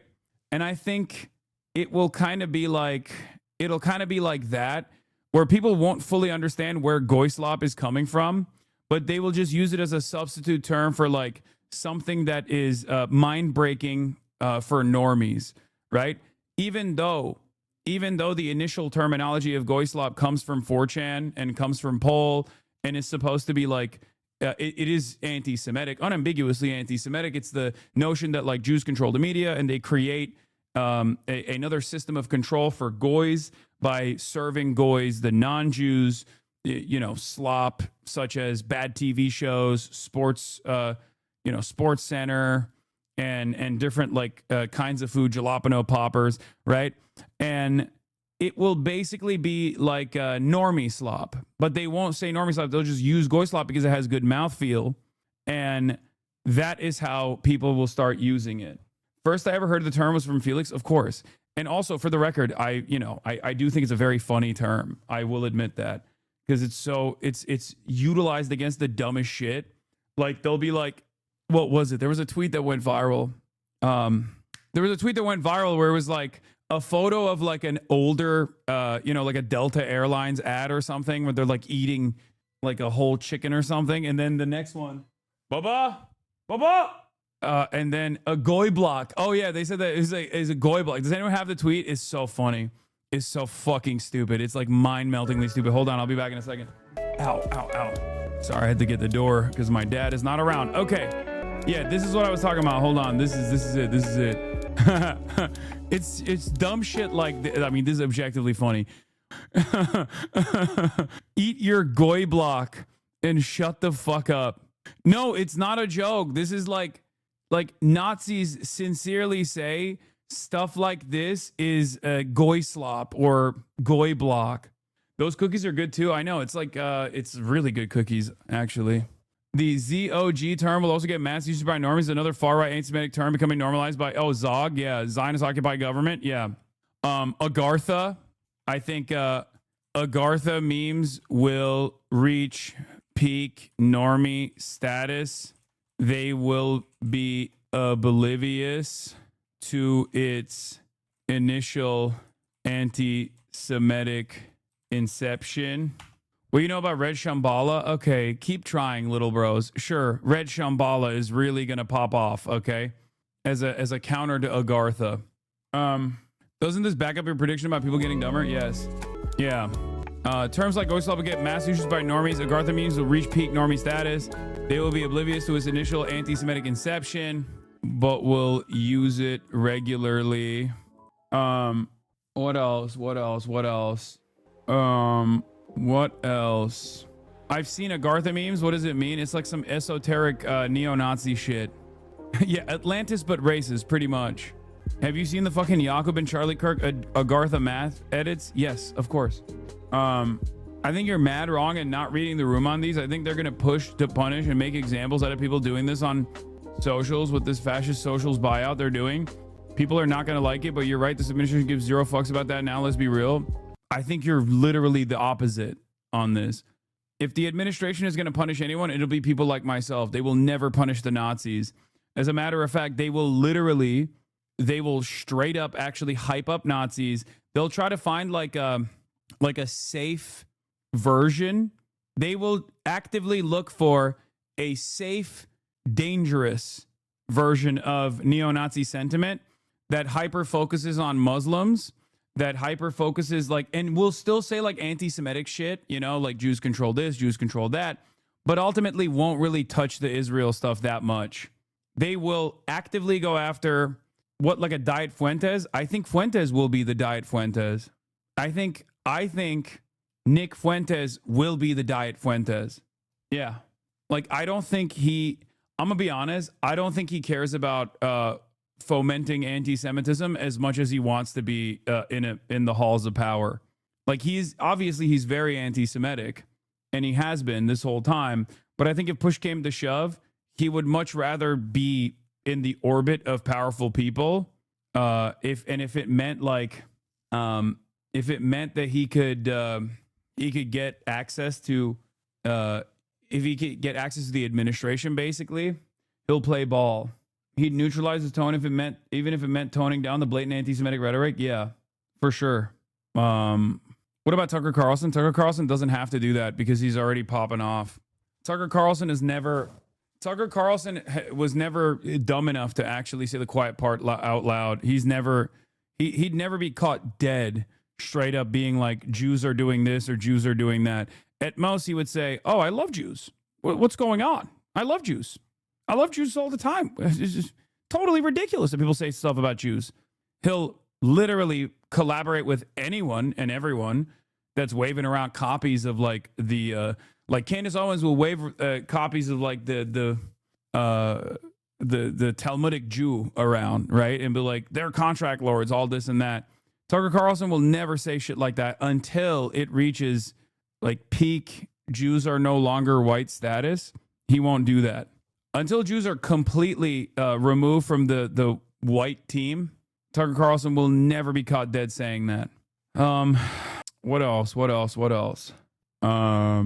Who is the Talmudic Jew, bro? Is like a fucking deeply anti-Semitic is a deeply anti-Semitic textbook that claims that all Jews think non-Jews are cattle and should be lied to. It's just basically picking and choosing pieces of the Talmud and making it seem like it's an incredibly important rule book that Jews abide by across the board, like, and not pieces of debate over Jewish laws that expand beyond like 2,000 years. Correctly calling things anti-Semitic has been rendered almost completely ineffective because of how many times Israel supporters have cried wolf over it. It really sucks because there is stuff that needs to be called out, but no one believes you anymore when you say something is anti-Semitic. Yes. And not only that, but also anti-Semitism, I think, is basically now the marker for earnesty, which is really fucked up and really dangerous. But I think the more anti-Semitic people, like for average normies, the more they hear you say that you're anti-Semitic or imply that you're anti-Semitic, the more normies unironically think, the more normies literally think, oh, this guy really fucking hates Israel. It sucks.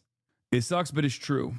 And there is nothing, like the toothpaste is out of the fucking tube, cat's out of the bag. There's no way to put that bag in, you know?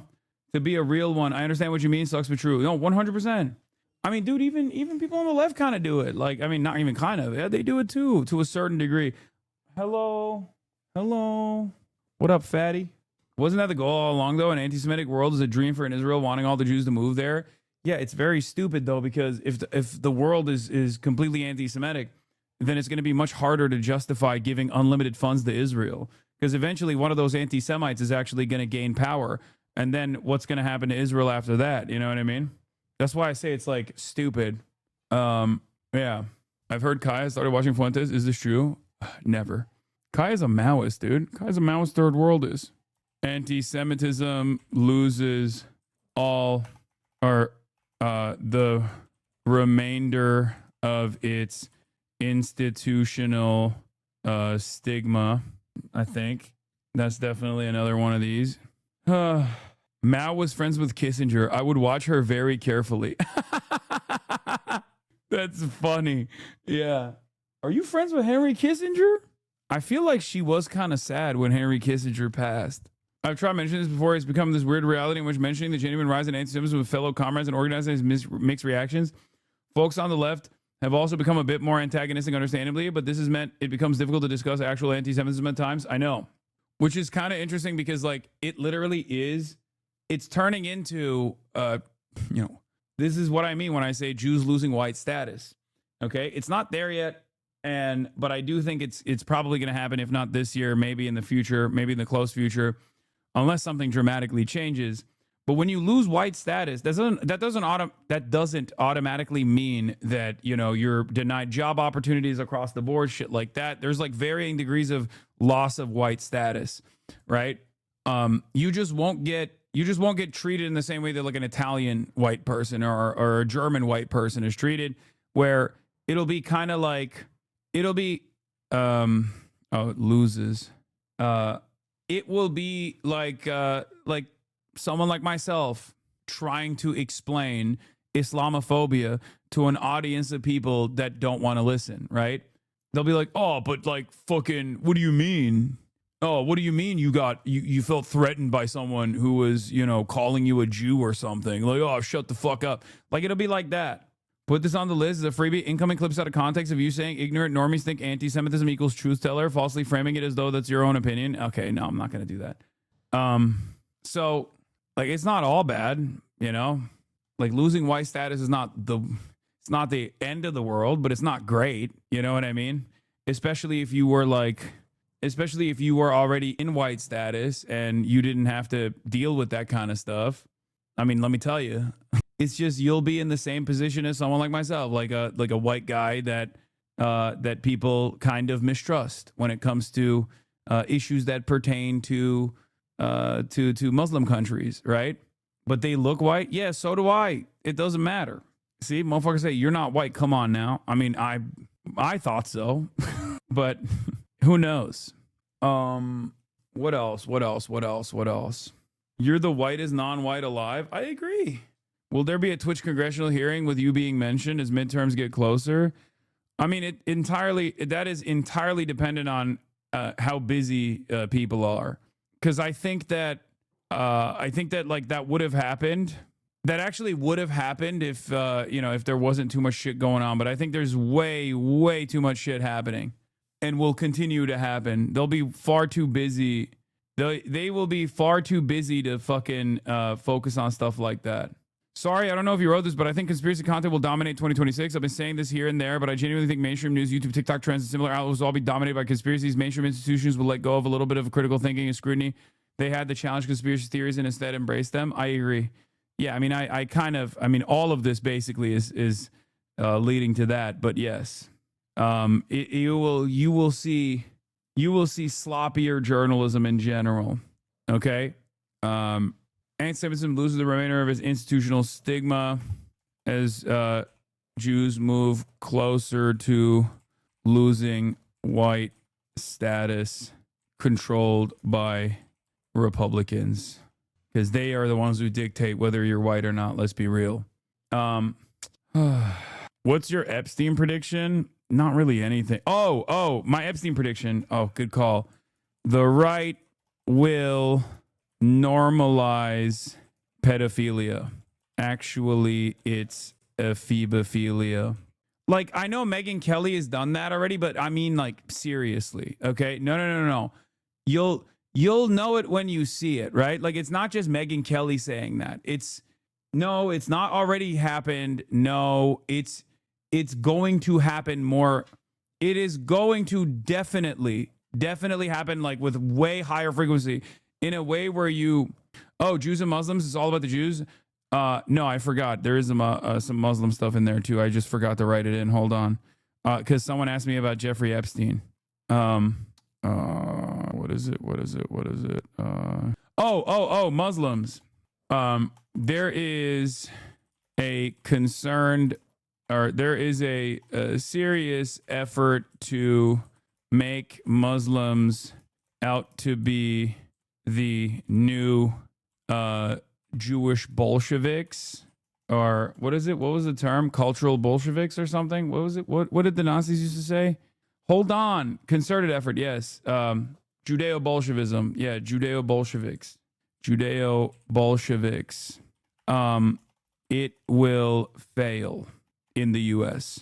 Americans don't have enough direct experience with Muslims to actively to become as Islamophobic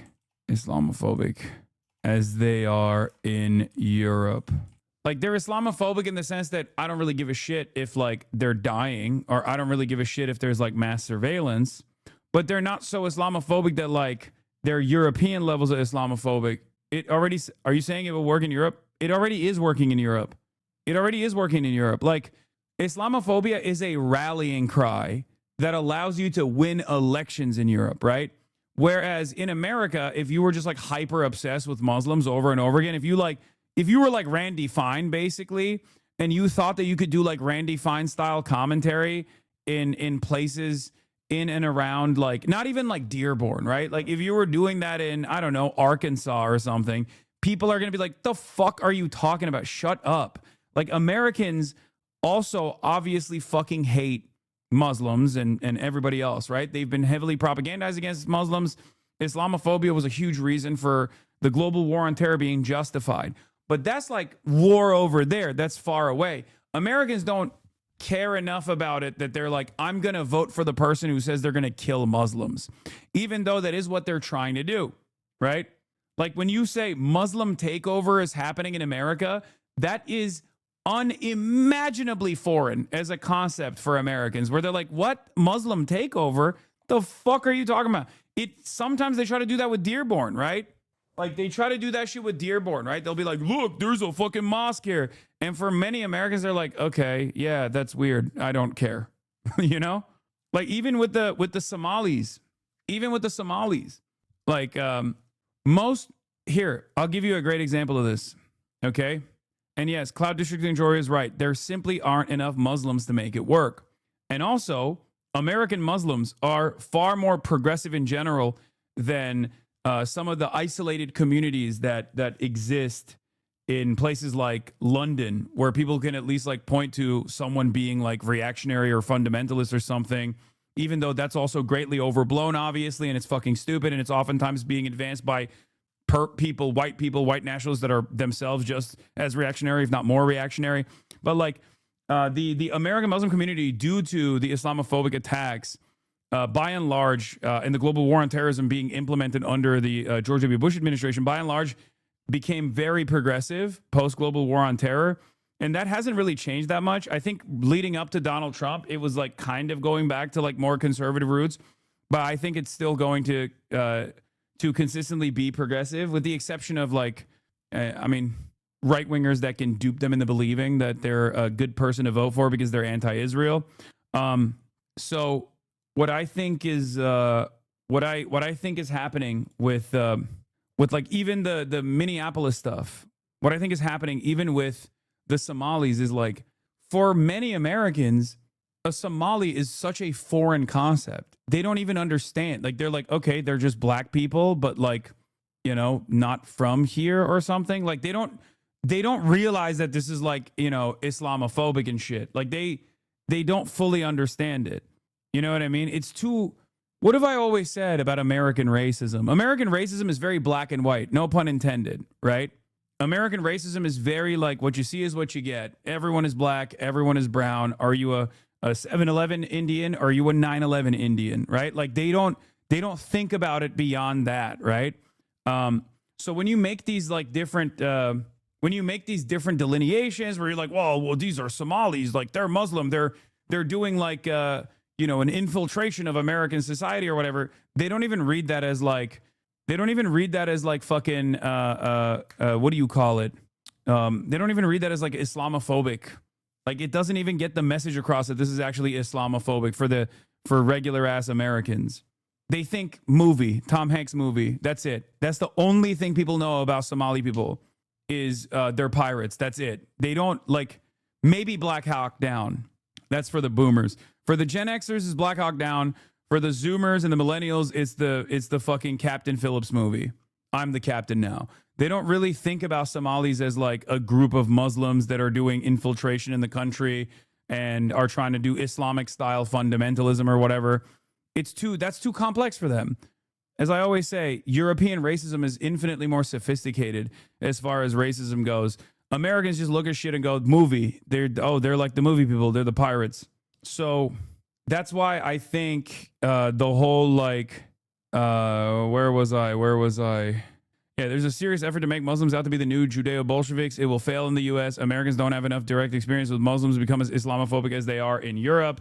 / it's too sophisticated as a form of racism for them. The anti-Somali wave failing is an example of this. Now I'm saying failing because it hasn't failed yet, but it will. It will not get the job done. I don't think Donald Trump, maybe I'm wrong, but I don't think Donald Trump is going to be able to successfully denaturalize and deport Somali people, right? Really? 9/11? Wait, yeah, in the absence of, dude, Heidi, think about how much they pumped the 9/11 shit against Zoran, okay? Did that work even a little bit? Fuck no. Andrew Cuomo kept being like, he's Muslim, he's Muslim, he's Muslim, he's Muslim, he's Muslim, he's Muslim. Think about how scary Muslim is. Think about how scary Islam is. In fucking New York City. Zoran, 9/11-2, 9/11-2. Zoran's going to do 9/11. Zoran's going to do 9/11. So, like, it didn't fucking work, right? If Americans were already as primed, if 9/11 still had that same, like, motion, I guess, in terms of whipping up people into a fucking panic, it would have already worked against Zoran, but it didn't, right? I mean, here, this is a great example. Like, New York City forgot. These guys got hundreds of people fired for not being respectful enough after Charlie Kirk's death, and now they're pumping out 50 images of 9/11 a day because a Muslim guy is planning on making groceries cheaper. You think American racists get offended when you call European racism more sophisticated? No, because I think they think, like, European racism is probably gay, just like everything else in Europe is gayer, you know? Like, they like, you think you can do Islamo-leftism in America? I don't think so. Even with, like, Zoran, Abdul El Sayed, people like myself, right? Hassan Piker, Islamo-leftism is not going to fucking stick in the same way in a country like the United States of America. It's just not. It's just too complicated. If anything, leftism and wokeness will always be associated with black people, okay? It'll always be associated with black people. It'll be associated with brown people as well, but it will primarily always be associated with black people. Like during the Cold War, this is what they did. They would say like, oh, these guys are all fucking commies. They're all pinko commies. But ultimately, it was still anti-blackness, right? It was anti-blackness in the civil rights movement. And they would say like, oh, this is commie shit. This is commie shit. They're pinkos. They're commies. But still, it was about, it was still fought on the boundaries of anti-blackness. I'm not kidding. It was so very bad to be a Muslim after 9/11. No, I know. And for the record, Islamophobia was unimaginable post 9/11. I get that. But as far as Islamophobia being like a major, nowadays especially, being a major winner in election cycles, I don't think it's going to happen. In the absence of like a false flag terror incident, I don't think it'll happen. I mean, there have been people that are Muslim, like the Afghan guy, right? The Afghan CIA asset. He shot 2 people in the National Guard in DC. They tried to be like, oh, this is Islam. This is dangerous Islamic jihad that's happening in the country. And everyone was like, that's a CIA asset, So in the absence of like something major taking place, I just don't think that, I don't know. I don't think that people will be like as primed against Muslims because there's not that many Muslims. Yeah, European Islamophobes make quotes about the Quran to make fun of Islam. Americans make terrorist jokes. Americans don't know anything about Islam, not even enough to mock it. Yeah, that's why, like, yeah, they say Hajis. Like, you know what I mean? That's the average American's understanding of like how to make fun of Muslims. I would say that American transphobes are way better, like way more well-versed in, trans tech and shit that's going on in like trans culture than American Islamophobes are with like the basic tenets of Islam or whatever. Because these Muslims automatically ISIS and not just complex PTSD like it actually was. That National Guard attack was basically the same thing as murder or Kish Kyle. I know, but if you noticed, that didn't really hit that hard. Like the whole, we got to fucking really reconsider our dangerous allegiance and allowing Muslims in the country, because we don't allow any Muslims in the country. Do you know what I mean? This dude went gray over a few weeks. Oh, you mean my beard? No, it's always been there. I just never let it grow this hard. So, by the way, is this list going on Polymarket or Kalshi? Okay. Anyway, the thing that I was talking about is also with no real policies attached to it, Medicare for all and anti-Israel is a cheat code for elections, but Democrats, but institutional Dems rally against it. What else did I have here? Yeah, I already said with the Epstein stuff, I said the right will try to normalize pedophilia. Wait, what the fuck? Try to normalize pedophilia. Actually, ephebophilia. How do you spell that? Fuck, I don't even know how to spell that. Philia like this. This will gross out normies. What else? Health policy predictions. RFK Jr. would develop a disease or a condition that does not have a vaccine yet. I mean, health policy wise, peptides, the year of peptides is upon us. This goes back to the Chinese thing that I was talking about. More Chinese black market trades. People will experiment. And then also, what else? Skinny jeans making a comeback. Skinny jeans season.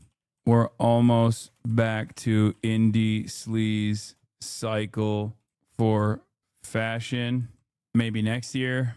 Skinny jeans is coming back, let's say, because it's not going to come back this year. But it is like you'll see more and more. You will see more and more celebrities rocking skinny jeans. And then 2027 probably is when skinny jeans will make a full comeback. Like I said, last one. Woke makes I've made so many predictions. Woke makes a comeback. Right wing content creators who don't lean into it fall off. Right-wing infighting continues. I think Asman makes a pivot.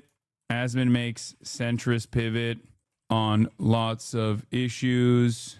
Ben Shapiro refuses to play token anti-Semite and fully falls off, even though Barry Weiss tries to offer a lifeline to him.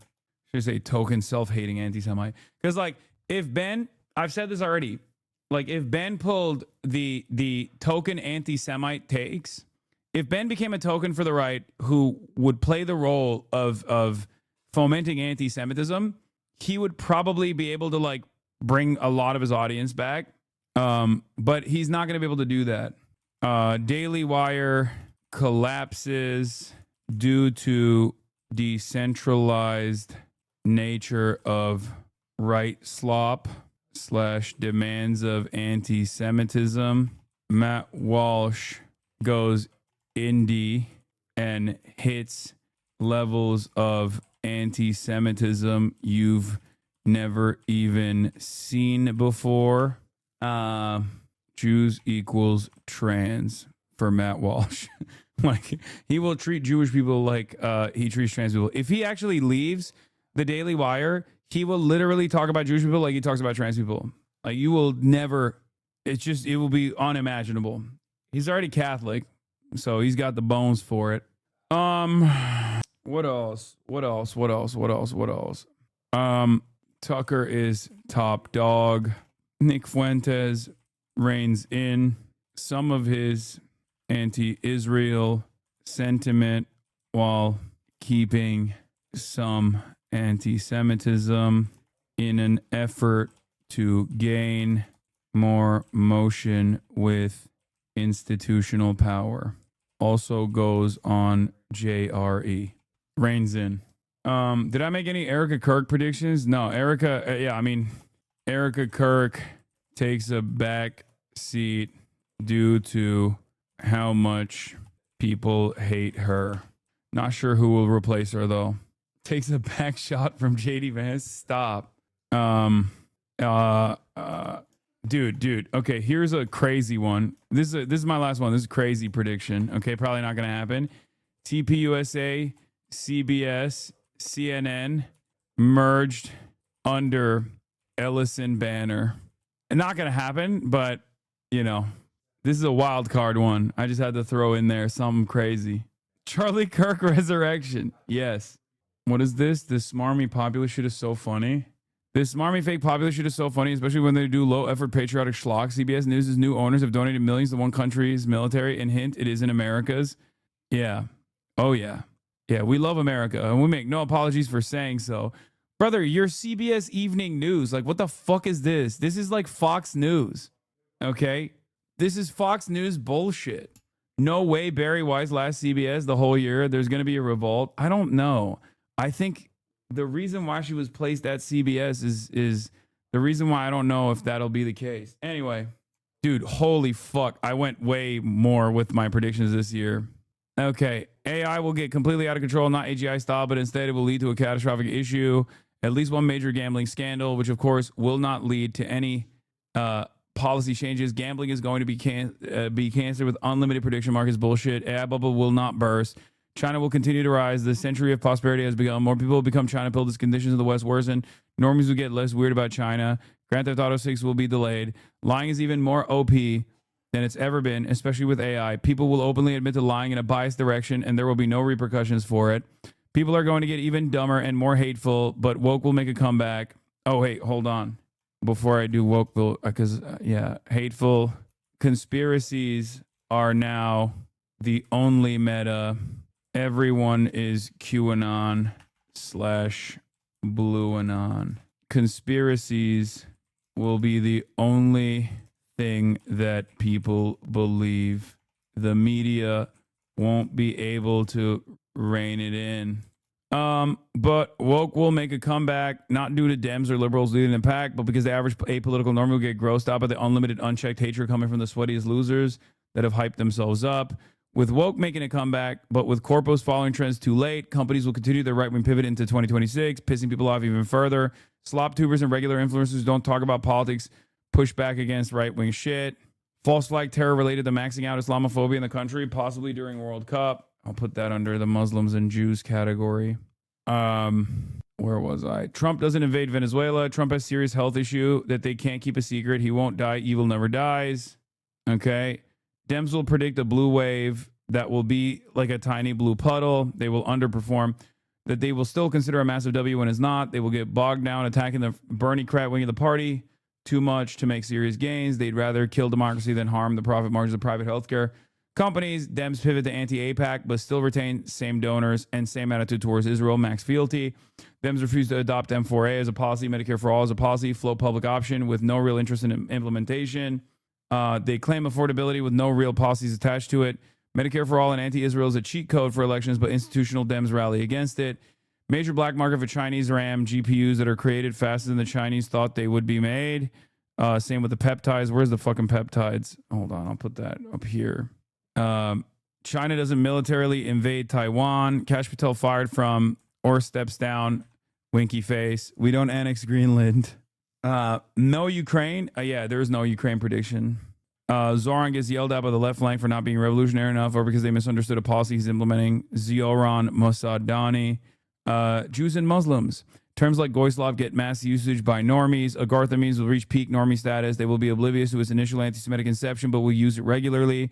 There's a serious effort to make Muslims out to be the new Judeo-Bolsheviks. It will fail in the U.S. Americans don't have enough direct experience with Muslims become Islamophobic as they are in Europe. Slash is too sophisticated as a form of racism for them. The anti-Somali wave failing is an example of this. False flag terror related to maxing out Islamophobia in the country, possibly during World Cup. Anti-Semitism loses the remainder of its institutional stigma as Jews move closer to losing white status, controlled by Republicans. The right will try to normalize pedophilia. Actually, it's ephebophilia. This will gross out normies. Skinny jeans is coming back. We're almost back to indie sleaze cycle for fashion. Woke makes a comeback. Right-wing content creators who don't lean into it fall off. Right-wing infighting continues. Asma makes centrist pivot on lots of issues. Ben Shapiro refuses to play token self-hating anti-Semite and fully falls off, even though Barry Weiss tries to offer a lifeline to him. Daily Wire collapses due to decentralized nature of right slop demands of anti-Semitism. Matt Walsh goes indie and hits levels of anti-Semitism you've never seen before. Jews equals trans. He will treat Jewish people like he treats trans people. Tucker is top dog. Nick Fuentes reins in some of his anti-Israel sentiment while keeping some anti-Semitism in an effort to gain more motion with institutional power. Also goes on Joe Rogan Experience. Erica Kirk takes a backseat due to how much people hate her. Crazy prediction. Turning Point USA, CBS, CNN merger under Ellison banner. Add TikTok to the mix. I mean, TikTok algo is ass. I don't have any World Cup predictions, and I don't have any Iran predictions either, because as far as like Iran goes, I think like, you know, stuff heats up in Iran all the time, and it's mostly because of like the economic volatility. But I don't foresee Iran getting into some serious trouble anytime soon, because I feel like they're making drones for Russia, and they keep getting more and more planes from Russia into Iran, and we don't know what they're delivering. Oracle collapses because of the whole AI shit, leading the dominoes to fall. I'm not doing pack watches here. I've gotten it wrong every year, dude. Every time. Predict your next controversy. You own house, car, dog, and maybe PC. What will be my next controversy? I don't know. That one is too tough. That one's always too tough, because it's like it just comes from very unpredictable avenues. You get an Israeli girlfriend? No. Because it's like, it's shit that controversies for someone like myself is tough to predict, because half of the stuff is just totally made up, and then the other half is greatly overemphasized or is not even like a cancelable offense, right? And how I would bracket that is, for example, you know, the totally made up thing is like your dad's a billionaire, right? Totally made up. But people believe it and people push it. You know, you abuse your dog, totally made up. People believe it. People push it nonstop. But as far as like real things that are not cancelable offenses, but people actually consider it cancelable offenses, like you bought a house, right? You bought a fucking Gucci shirt. You bought, you leased a Porsche, like stuff like that. So it's not, I don't know if it'll be, you know, it can be anything, right? It can be virtually anything. So it's very difficult. Yep, that's why we've had so many 2K cameras law. What does that mean? Like if I were to predict something, it would probably be like related to politics where you know how like after every single incident there are a lot of people that will say, "Oh, this guy was a Hassan fan." You know what I mean? This guy's a Hassan fan. This guy's a Hassan fan. Like this guy that did it, he did it because of Hassan. And obviously that doesn't really work for anybody. Even if like someone who has done an act of terror literally will be like, "I love Ben Shapiro and I did this because of Ben Shapiro," right? But it will, I could totally see it sticking for something like this upcoming year. You know what I mean? Where, you know, they'll be like, "This guy was a Hassanabi head." And then they'll just like push it nonstop. They'll spam it endlessly. To a degree where like I'll have to address it in like mainstream news, you know? Out of curiosity, why don't you think the AI bubble will pop next year? Not doubting, just curious, just joined. Sorry for not asking sooner. It's all good. I think the reason why it won't pop this year is because if the AI bubble pops, everything pops. Everything is hanging on the AI bubble right now. Everything in America is literally entirely designed around propping up at least the fake ass AI shit. So if the entirety of the GDP increase is propped up by the AI bubble, the American government, I think, will do everything in its power to not let it pop. Because if they do, it would look like a total fucking fake investment, which it is, right? And then what do we have? Nothing. We already don't have anything, and now we don't even have GDP growth to point to be like, see, the market's doing well, actually, right? Do you think too big to fail becomes too big to bail? I mean, I think it already is too big to fail. Like, we're not even talking about, I think it's too big to fail and it's too big to bail. And by that, I mean, if it fails, there is no bailing. It's over, you know? Hey, the Kid Marrow, thank you for the raid. Hope you had a good stream. I was watching the inauguration from afar. Jealous from afar. Shit looked dope. Hope you had a good time on your stream. Hope you had a good time at the inauguration. Yeah. Do you think the haters will calm down a bit? It's like getting so boring as the reality of life becomes crazier. No.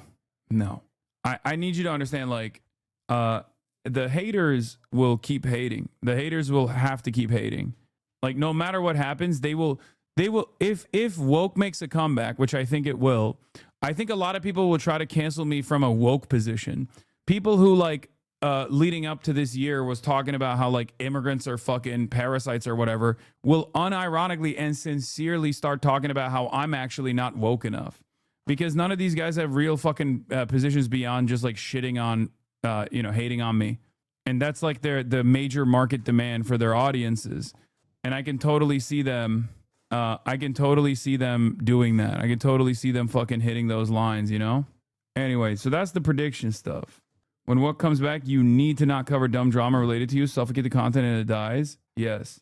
It's because you don't have sponsors, so they get your audience to turn on you. Yeah, but my audience doesn't actually turn on me. All they end up doing is just like, I guess, shutting off newcomers from actually coming in here to listen to what I have to say. And they just like engage in well poisoning for random people in the periphery.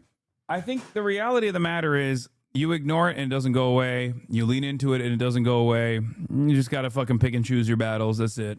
Obviously, you can't let it bog you down. And even if you do talk about like quote unquote drama or duking it out with other content creators, it needs to stay focused on the actual politics, you know?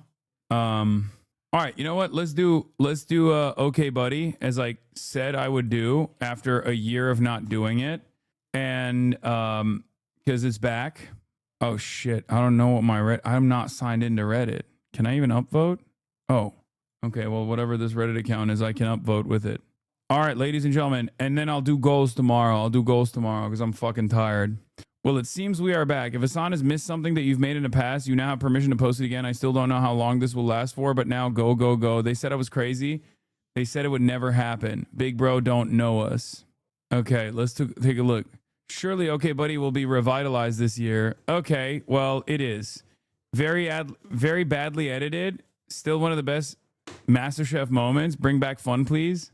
A car dealer from Dallas sell his dish to the MasterChef judges. Oh my God, Rami straight up looks like the Neanderthal from the commercials. There's nothing I do that I don't succeed It's at. fucked up. I'm sorry. I should not have said that. Oh yeah, I'm really fucking crazy for this one, dude. Oh, it's so fucked up. I'm so crazy for this one, dude. Wow, how dare I say that? Have you peaked? No, absolutely not. There's more? Well, there's better. There's so much more in his evolutionary cycle, bro. Are you kidding me? Like, we really used to have so much more fun. Like, Low Kirk. I think Okay Buddy is one aspect of that. I think like React Lord is another aspect of that. What do you mean I peaked? We're using fucking fire for the first time. What are you talking about? This dude is my fucking neighbor, and I had no idea he was on the show. This is insane. Wait, really? You in the cave down the street, dude? Going back to Southside Chicago. You're joining them. Damn, they really did that like that? They hit him with a Neolithic. No, dude, that's fucked up. My journey in the MasterChef kitchen is shorter than I anticipated. That's fucked up. Dude, 10 hours in, 30,000 people watching. What the fuck was this? The MasterChef meta was crazy. This man has been alive for literally since the Mesozoic era, and you're just gonna send him back, dude, to selling cars? Really? My man is yabba dabba doing all the way back to the fucking dealership, dude. Are you serious? Are you serious? He literally has to sell cars with the bottom of the car is open where you have to fucking run around with your feet. Anyway, he's taking back all the technology home, I think. He's literally going to be hunting. He's going to be gathering, okay? With the technology, his homies might actually defeat the Homo sapiens, okay? He's like Neanderthal genocide? I don't think so, motherfucker. Guess what? I have a machine gun now. I got this when I was, on MasterChef. Homie just left and he was like, just put me back in the ice, dude. Fuck this. You guys thawed my ass for this, dude? Just so I could get fucking owned by Gordo? This is bullshit, dude. You got me doing Geico commercials? Fucked up. I was one of the first homies to stand up erect. You're really gonna fucking do me like this? Damn, I used to be funny as fuck. Holy shit. Good stream today, buddy. Glad to be a part of it. Let's see. Dutch9999. Let's look at the user Dutch999. This is gonna be crazy. Because we're now in the post. What the fuck? Lake McGrew banned Bear Grylls that shit? Shoot him up. I hate a pussy with a gun in his hand. Wait, did a chatter change their name or something? What the fuck? Dutch9909. Good stream, buddy. Totally glad to be a part of it. This is not even the same chatter. They must have changed their username and then another person changed their username. Unban request denied. What is this? Twitch is unforgiving. One ban unrequest. Hey mods, I'm semi-new to the whole Twitch thing. I'm just here really to watch this on. I was a huge fan and I've watched YouTube content and also I also love to take on TYT. I still watch the stream every day, but my Prime sub ran out a few months ago and with a ban I can't resub. I was banned for the pokey comment above, but come on, their chemistry is great. Mented in the community is Tom and Zendaya way best. What was it? Am I not seeing their actual fucking, like, what is happening? Did the logs get fucked or something? I mean, they were a shipper, but like I don't even see it. Twitch deletes old logs. I can see the public logs. Oh, it was this chatter. And he got perma-fried. Okay, I'm unbanning him. Fuck it. It's been so many years. It was perfectly valid. It was perfectly valid to ban him at the time, though. Let's be real. But, maybe they're still around. Who knows? Dude, if it wasn't for banned for bullying, Lorga Delta. I haven't seen this username in a long time. Let's see. I don't remember this username at all. Let's look at another one. Holy shit. Oh... Wait, what the fuck? The username is in the chat. How am I not seeing this username? Oh my God. 27-month subscriber. For me, you wouldn't be Ooga Booga. Chase the Wizard. That sounds familiar. Chase the Wizard. This guy sounds like Soda Poppin'. Oh, he's still in here. He just doesn't talk. Okay. Bipedal bitch. Get the fuck out of here. Literally invented using tools. Disrespecting your great grandfather like this shit. MasterChef is ableist. They should have given an open campfire and some mammoth meat, and then it would be fair. Let's see what this guy, fake pirate. I always love seeing like like a chatter who's not a subscriber. Following since December 25th, 2020, never subbed, but still in here. Oh shit! Never subbed Andy. Chad. They unfollowed. Who unfollowed? This chatter did? No, they're still following. No, they've been following since December 25th, 2020. It's been 5 years. This guy went through. Oh, the one from earlier did? Oh, bro, this guy straight up, the one you unbanned. Oh, that's a bummer. What are you going to do? This guy literally dodged every gifted sub in this chat. He dodged every gifted sub in this chat, and he just ate 1 minute of ads at the top of the hour for 2 years, and then 3 minutes of ads at the top of the hour for another 2. And finally, after the 5-year sequence of unlimited ads, he finally got to no ads. This is who I do it for, okay? I mean, he's unlucky as hell for not ever receiving a gifted sub. But also at the same time, he just ate those ads every time. He's like, fuck it. Who cares? Respect to this chatter. Snatched for gods. Okay, let's see. I remember that username as well, I think. This is such an old Clinton. Muslims fascinating. Noted. Oh, shit. Last message is 11/7. No. October. No. Is this an October 7th lever? No, never mind. He's saying River to the Sea. Tisk. Jews want a great replacement. Self-deprecating Jews. What? Speaks to how well Israel weaponized that progressive ideals because, yeah, he's not dumb. Still following. I know it's November, but I thought maybe because I saw 2023 and maybe I thought like, he left after. November 11th, account created. Following since November 11th, 2023. Account created, same day, followed, same day. Oh, this has got to be a sock account. No. This is a sock account. This has got to be a sock account. Because look at this. I mean, same day follow, same day. If I ever stop chatting all of a sudden, it's because I died. Okay, don't say that. Yeah, maybe their actual account got unbanned and they went back to it. Lol, could be. Okay, that was a good one though. A drawing I did for the GQ shoot. Nice. Oh, that's my leg. I was like, what the fuck is that thing? Watching the slur stream be like certified cussy muncher. Oh my God. I get my news from the Piker broadcast. This is cool. When you ask bro what he plays and he says Baldur's Gate 3 and Dispatch said a spreadsheet sim Europa Universalis. Wait, what is this gaming circle jerk? This has 3,000 upvotes? What the fuck? Am I popping on gaming circle jerk? Chatters probably don't even know what cussy is because I never make cussy jokes anymore. Quick sketch during studies while watching the China vlog. Hell yeah. Okay. I can't believe that fucking OK Buddy was still keeping the cussy meme alive. Okay. Look at this. This is like from 2 months ago. So in the car cinematic universe, there's baby cars, which implies that's crazy. OK Buddy is keeping the cussy meme alive, it seems, which is fucking insane. Color your own leather daddy. Okay. Is this even me? No, right? Red Sun. I put Haas in I'm not human. No, I'm not human. It's been a little too sunny in Los Angeles. Why did people post it 2 months ago in OK Buddy? It said Kaya Plays. Oh, this is Kaya Plays. Nice. Visitor hands.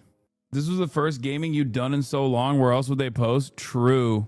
I made fan art. Yeah, okay, I can't pass the shooter stay strapped. I don't need mine. Bro, put belt right to they behind. The way that switch, I know he died. 6'7". I just bit right on the highway.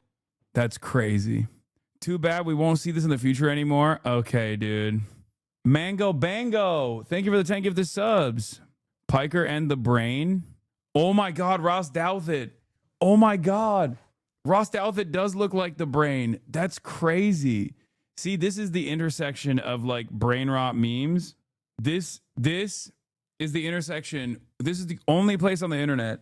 This is the only place on the internet where you can find brain rot memes that are deep fried about a political commentator having a debate about political violence with a New York Times opinion editor, Ross Douthat.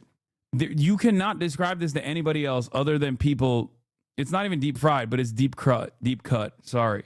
It's just not going to happen. Far left streamer Hassan Piker escapes to France, seeks asylum. Piker betrays his long-term fans fleeing the country. Fans calling him a LARPer and champagne socialist by Little Bear. That's not a glitch. That's just Hassan Abi. How do I fix all these botched townies, please? Yeah, no, it's more so this. This is me. Truly the vibes at this point. First OC meme post here. Please be nice to me. Actual U.S. political leaders. I have to get ready for the Chamber of Secrets. Hassan Piker, a streamer with poli-sci autism. Commerce.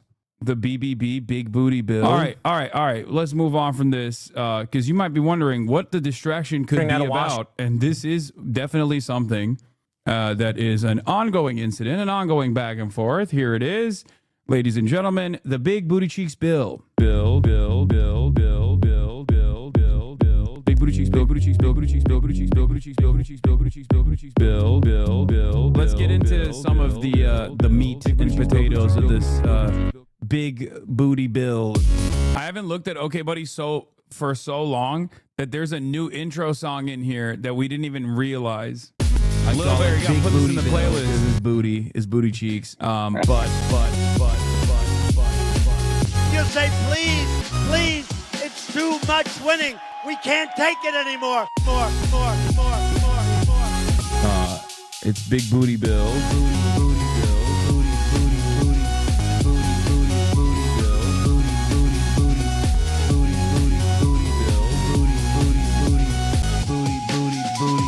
Don't worry, I'm gonna talk about the Big Booty Cheeks Bill. Another banger from Hassan, huh?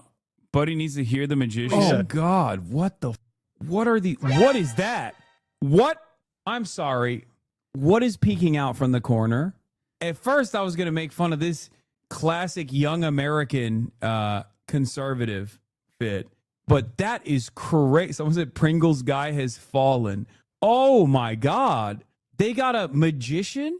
Nice No, bro, I don't want to see another Hispanic Nazi, bro. Give me the magician. I want to see what the magician has to say. What is he going to pull out of that hat? Let the magician talk. I need to hear the magician. I need to hear what kind of crazy takes he has. Because ain't no way a guy that looks like that has normal opinions, okay? The only thing they're doing is stopping the magician's right to speak. I know. I need the magician to speak. And I suspect I'm going to eat those words soon. Please. Yes! Hey, how you doing? Yes. Good to see you. How are you? Yes. The magician. Okay. I can't wait to hear what comes out of this mouth, okay? Oh, my Lord. So, what type of immigrants are we talking about? Oh, my God. I am Persian, not Iranian. Himbo dress up from 5 months ago. This is fire. Little sketch while watching the pod. Nothing is that serious. Choose peace. I don't even know which pod this is referencing. Home screen leaked. Check top right. Okay, buddy, Brace Belden. Wanted. New streamer to rep this subreddit. Ours isn't missing. He just forgot about us for 20 months. Dude, this has like, how many followers does this subreddit have? Where does it show? No, it doesn't have 900 and it's like 70K, I think. Top right. Where does it show? There are 989 and you are the only one in there. Go here if memes not your speed. No, that's Hassan _ Piker. Where do I see how many fucking followers? It says 72K. There were thousands of us and you killed us all. Let's do top but year. Top this year. Just two guys living in the moment. Lifelike features and details. Listen to the... This is beautiful. What is this? This is brutal. Same physiognomy, same curdled psychology, same bizarre ideological trajectory, apparently motivated by sheer disagreeableness. Throw some basketball shorts and an Israeli flag cape on Taibbi, and I would struggle to tell the two between these two ogreish mopes apart. God damn. God damn, dude. Fucking cooked them. The authentic phrases by pressing the lapel pin. Let's see what this is. Okay. And I tested it out a while back. It still works. Wait, where is it? No, hold on. The lapel pin actually is supposed to hit like a button on them, but yeah, it works still. Look. See? Including the official toy president's biographical pamphlet featuring over a dozen rare photographs from the president's early years. It has the realistic presidential boots. It has his cowboy boots. God damn it. The stand user could be anyone. The stand user 9 months ago. I put Hassan, no, I'm not human. I already saw this one. My 11-year-old made fan art from 9 months ago. Politics, blah, blah, blah, politics. This real chat. Wow.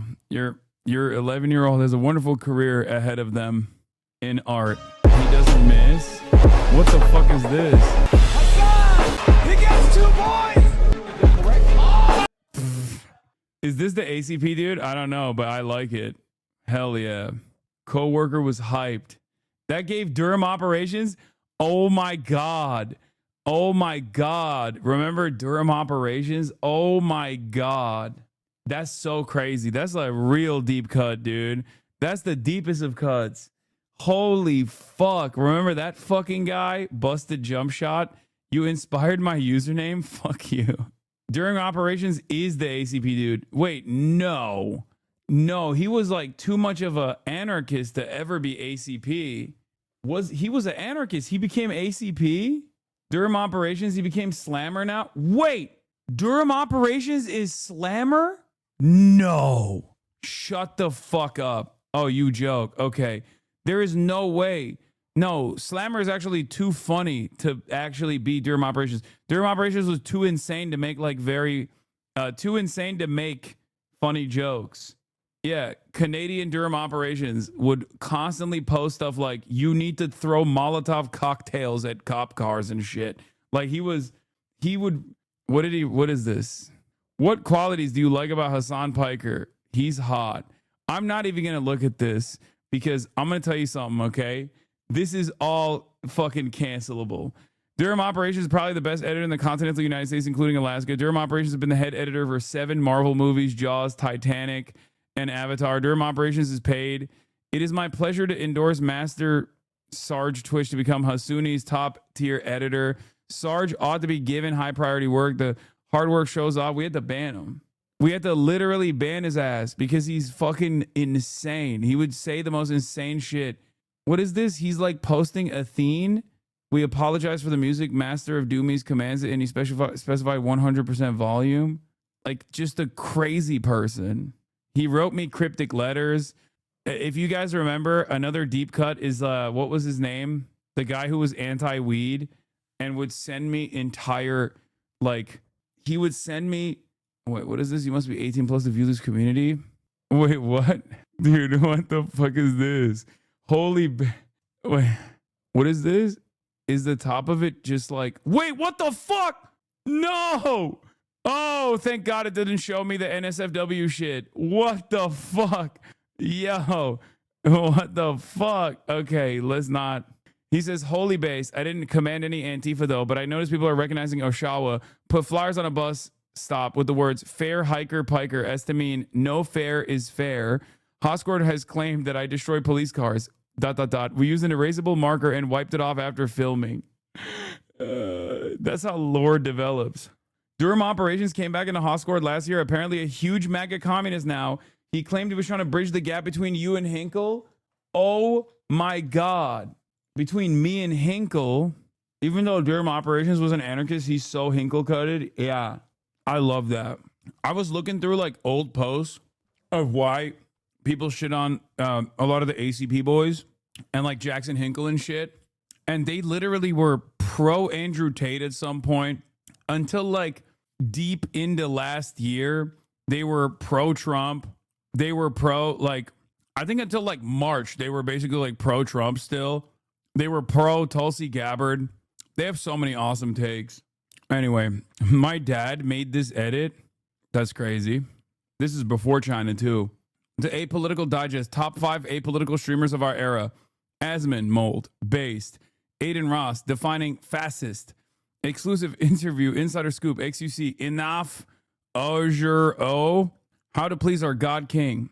10 comebacks for the libs and sock dems. Hassan Piker explains why he left the left and how to grift to the center. This is from 7 months ago. Yeah, Benito Musuli. Nick Merckx, there is only one gender. There's only one gender. If women, oh God, again, we're doing this again? Okay, let's go through menstruation. Oh, this is different. This is very different. Then why don't men go through menstruation? I will have you assassinated. I will have If I love that podcast. We already covered this one. Typical leftist grifter. Normal size head. Hey, I do have a normal size head. So this is which rally is this from? Bernard in Nevada, maybe? It looks like it could be Bernard AOC in Nevada. Damn. Piker Broadcasting Service is brought to you by viewers like you. Thank you. That's Photoshop. Y'all are so fucking lame. My new Kaya design. Result at the end. Oh, shit. Why is there no audio? This is sick. Can I send you the link to the Fabian Syndicalist saga? Yeah, if you subscribe. Because remember, the Piker Broadcasting Service is sponsored by you, the viewers, for you, the viewers. Why is there no electricity? Good one. What the fuck? That's such a stupid ass fucking emote, dude. Bushy Flames, thank you for the 5 gifted. The Fabian Syndicalist, Ultimate Stunlock, the Fabian Syndicalist Swedish Weed Guy, Part 1. Ultimate Stunlock, the Fabian Syndicalist Swedish Weed Guy, Part 1. The Fabian Syndicalist returns with an anti-weed manifesto, Part 2. The Fabian Syndicalist sends a letter, P.O. Box, Part 3. The Fabian Syndicalist sends another letter and links, P.O. Box, Part 4. Now you guys understand why I stopped doing the fucking P.O. Box, okay? Now you understand. Some of the craziest motherfuckers, dude. Oh my God. Let me see this last one. I think this is when we finally banned him. Okay. Oh, that's awesome. We got some Bernie inauguration stickies. That you clicked on the Google Drive link that This is Fabian Syndicalist, for the record. He always sends it from different addresses, too. I am resending this missive with minor revisions and updates because you knowingly and transparently lied that you clicked on the Google Drive link that I sent you, and that it did not bring up the folder. There was manifestly insufficient time in which for you to open it after reading the addendum that contained the link. The link works perfectly and normally. Why are you so afraid to read and consider opposing arguments? Might it be that you are somewhat insecure about your own cherished faith? You have denigrated me, gibbeted me, attempted to dox me, questioned my personhood and motives, slandered my family, and diagnosed me with psychopathy and licensing. It's just like, oh my God. This is great and feels nostalgic for old viewers like me. Dude, I'm telling you, it was so nutty. Like, the P.O. Box was so nutty. With love, did Nathan J. Robinson write this? No, literally. What a very different time on the broadcast. Yeah, we had a lot of fun.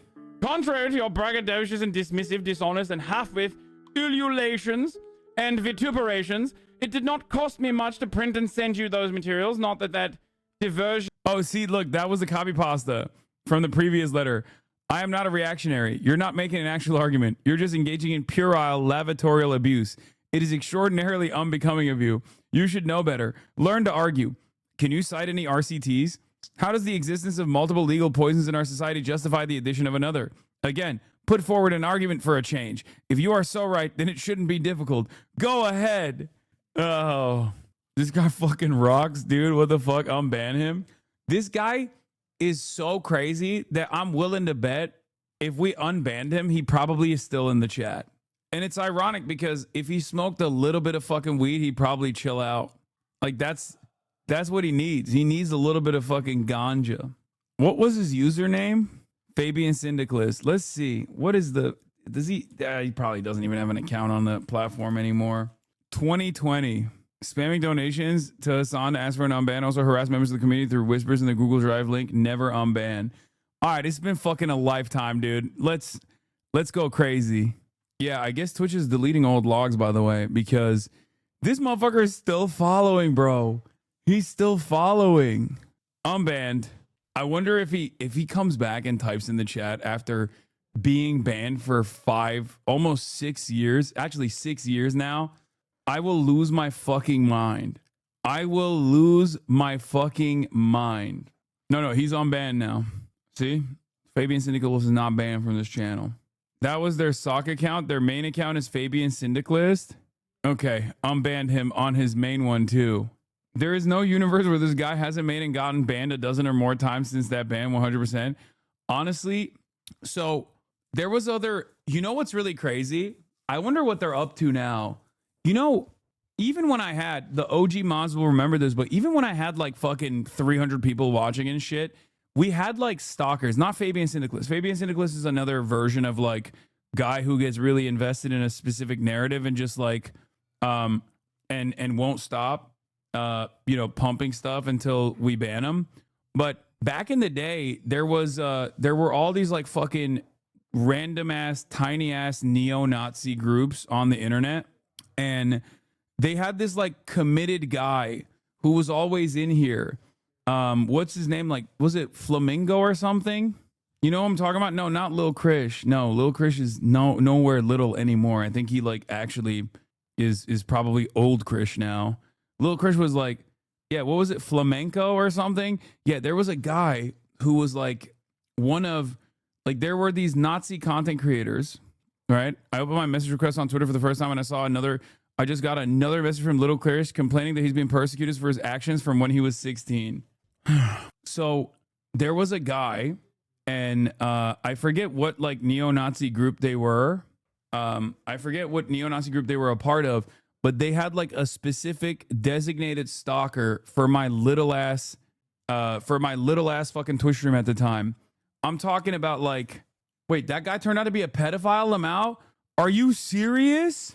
No, I mean, that's not surprising, but a lot of people don't realize this, but like I've had these like exact same Destiny's community style stalkers even way before Destiny and I had a fucking falling out.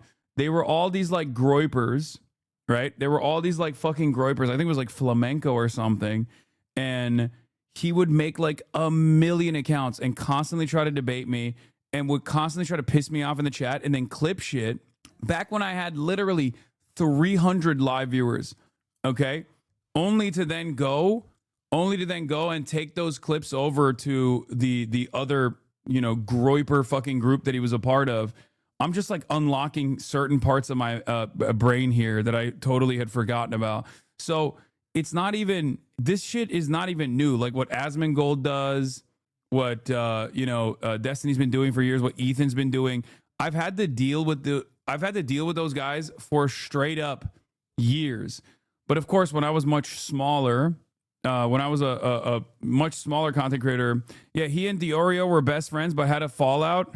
Biggest losers in the sector. Okay, see, I'm glad that there are still people who are tapped in. Yeah, no, there were like the OG Kiwi farmers before Kiwi Farms even like blew up as much as it did, which is so crazy to think about. There was another one that was like, there was another stalker. There was a shipper stalker. I don't know what happened to that guy. He might have just died, honestly. But then there was another stalker that was like, and I mean like when I say stalker, I mean like straight up. These guys would just like sit in the chat. They would sit in the fucking chat from when I first started streaming all the way until the end, and would just like basically do what Yeet is doing now, but back when I had like 300 live viewers. Yeah, Flamenco TV, I think. Exactly. And he was what do you call it? I think there was an Australian stalker that kept coming in the chat to spam the N-word around the Automat filters, but I think he also went away. Yeah, we had a bunch of different guys. After Flamenco was outed as a pedophile, his channel died, so GG. Yeah, there was that. I wonder if Yeet is actually one of those stalkers. He just like basically leveled up and works with like someone who's giving him money now. Yeah, back when you couldn't make 2467 on Twitter clipping you. Exactly. That's some actual 2018 shit when you had that fat socialist kid. He wasn't a socialist. Progressive Voice was his name, right? Progressive Voice or something. Yeah, there was, you attract a lot of weirdos. I know. It's kind of crazy that for every, like, as I have grown, the size of my, the size of the people that do that same exact, like, A-logging is what they call it, or like trying to lolcow, like the size of the people in the communities that do it has grown as well. But like what has never changed is just the consistency. There is always people that we are working around, basically. There's always people that are just genuinely demonstrating absolute pathological obsession, like oftentimes like psychosexual obsession. And it's very interesting. I just realized there's never really been a moment in my career, no matter how fucking, there's never been a moment in my commentary career where I haven't had like crazy people What the fuck? I just did a fade cut. You know what? Let's do a fade cut going forward. We should do transitions. Are we talking about people like Ethan Klein? No. These are way before Ethan Klein. I've always had like you know how there's people in here that sit around clipping shit and then they pump it and they post it to like different places like LSF or you know, that Eat account on Twitter, stuff like that. Back in the day, I still had that. Even when I had like 30 people in here. Ozan lost the fight from a year ago. Champagne Socialist. Haas casually meeting fans at the protest. Hi. I love you. Thank you for being out here. Recently overheard on Twitch. Sigh. Yes, chatter. I am aware Biden has ass cancer. This feels like when you start cleaning and keep getting distracted, but old stuff you forgot you had. Yeah. It's true, though. Good times. Good fucking times. I actually I don't know what compels people to do it, but I've just had that problem forever. This literally reminds me of when you were at the LA protest and you were talking about the person who was gushing blood after getting hit with a rubber bullet and a fan ass in the middle of that coverage if they can have a hug and you said, hold on and lock back in. Yeah. You pay attention to them, Hassan. Other streamers just ignore them and ban. Brother, that is fucking insane. I think there's a little bit of a difference between random stalkers getting banned versus random stalkers getting literally prominence in other communities until they're outed as pedophiles at a time when I guess like pedophilia still had some stigma associated with it. And becoming like you do understand that there's a difference between like being stalked and like leaning into it or something, which is still victim blaming. But being stalked and then having those stalkers basically make a career out of stalking me. Classic Hideo offliner. If it was just a couple of years back, I would have hated your ass. But you've taught me empathy and how to improve myself. I've been hitting the gym just because of you, bro. Hell yeah. You really are the first male victim of Gamergate? 100%. Isn't that crazy? Your stalker successfully linked up with a dipshit congressman. Your situation is so different than other streamers. I know. But yeah, it is pretty fucking wild. It is pretty wild that we have, you know, there's still resilience. Also, almost all the clips from LSF are from streamers from at least a day before, as if they parse VODs and then cutting most out of the context clip. Very organic and not astroturfed at all. Yeah, there is that element of it too. The irony is that might cost that congressman his career. Inshallah, I will work on that. But yeah, your stalkers went so insane they all got banned from Twitch at a time when Twitch isn't even banning anyone. Yeah. All right. But Okay Buddy is back, like I said, like I promised. And we'll continue doing this stuff. But that'll be all for today. Half day Hossie, 8 hours and 22 minutes. You already know what it is. Jeff Whittick in the building tomorrow. We'll do some more fun shit too. And I might be collabing with Arky on Sunday, but I have to figure out exactly how we're going to do that because I have some family stuff that I need to do on Sunday as well, and potentially the podcast on Sunday. So I'm going to figure all of that out. Love you all. Peace and see you tomorrow. Bye-bye. Just begun. There is again a sun is streaming, a sun is streaming. There is again a sun is streaming, a sun is streaming. Review in the P.O. box, Uncle Uger's face. Sat in Discord at your prop. Great names take on break. Tiny Bernie Sanders, LGBTQ Air Force. The whole left at your fingertips. Ane at your door. H3 crowded debate. The Young Turks online show. 3 full fucking years of this, plenty more to go. 90-day fiance talks of champagne bourgeoisie.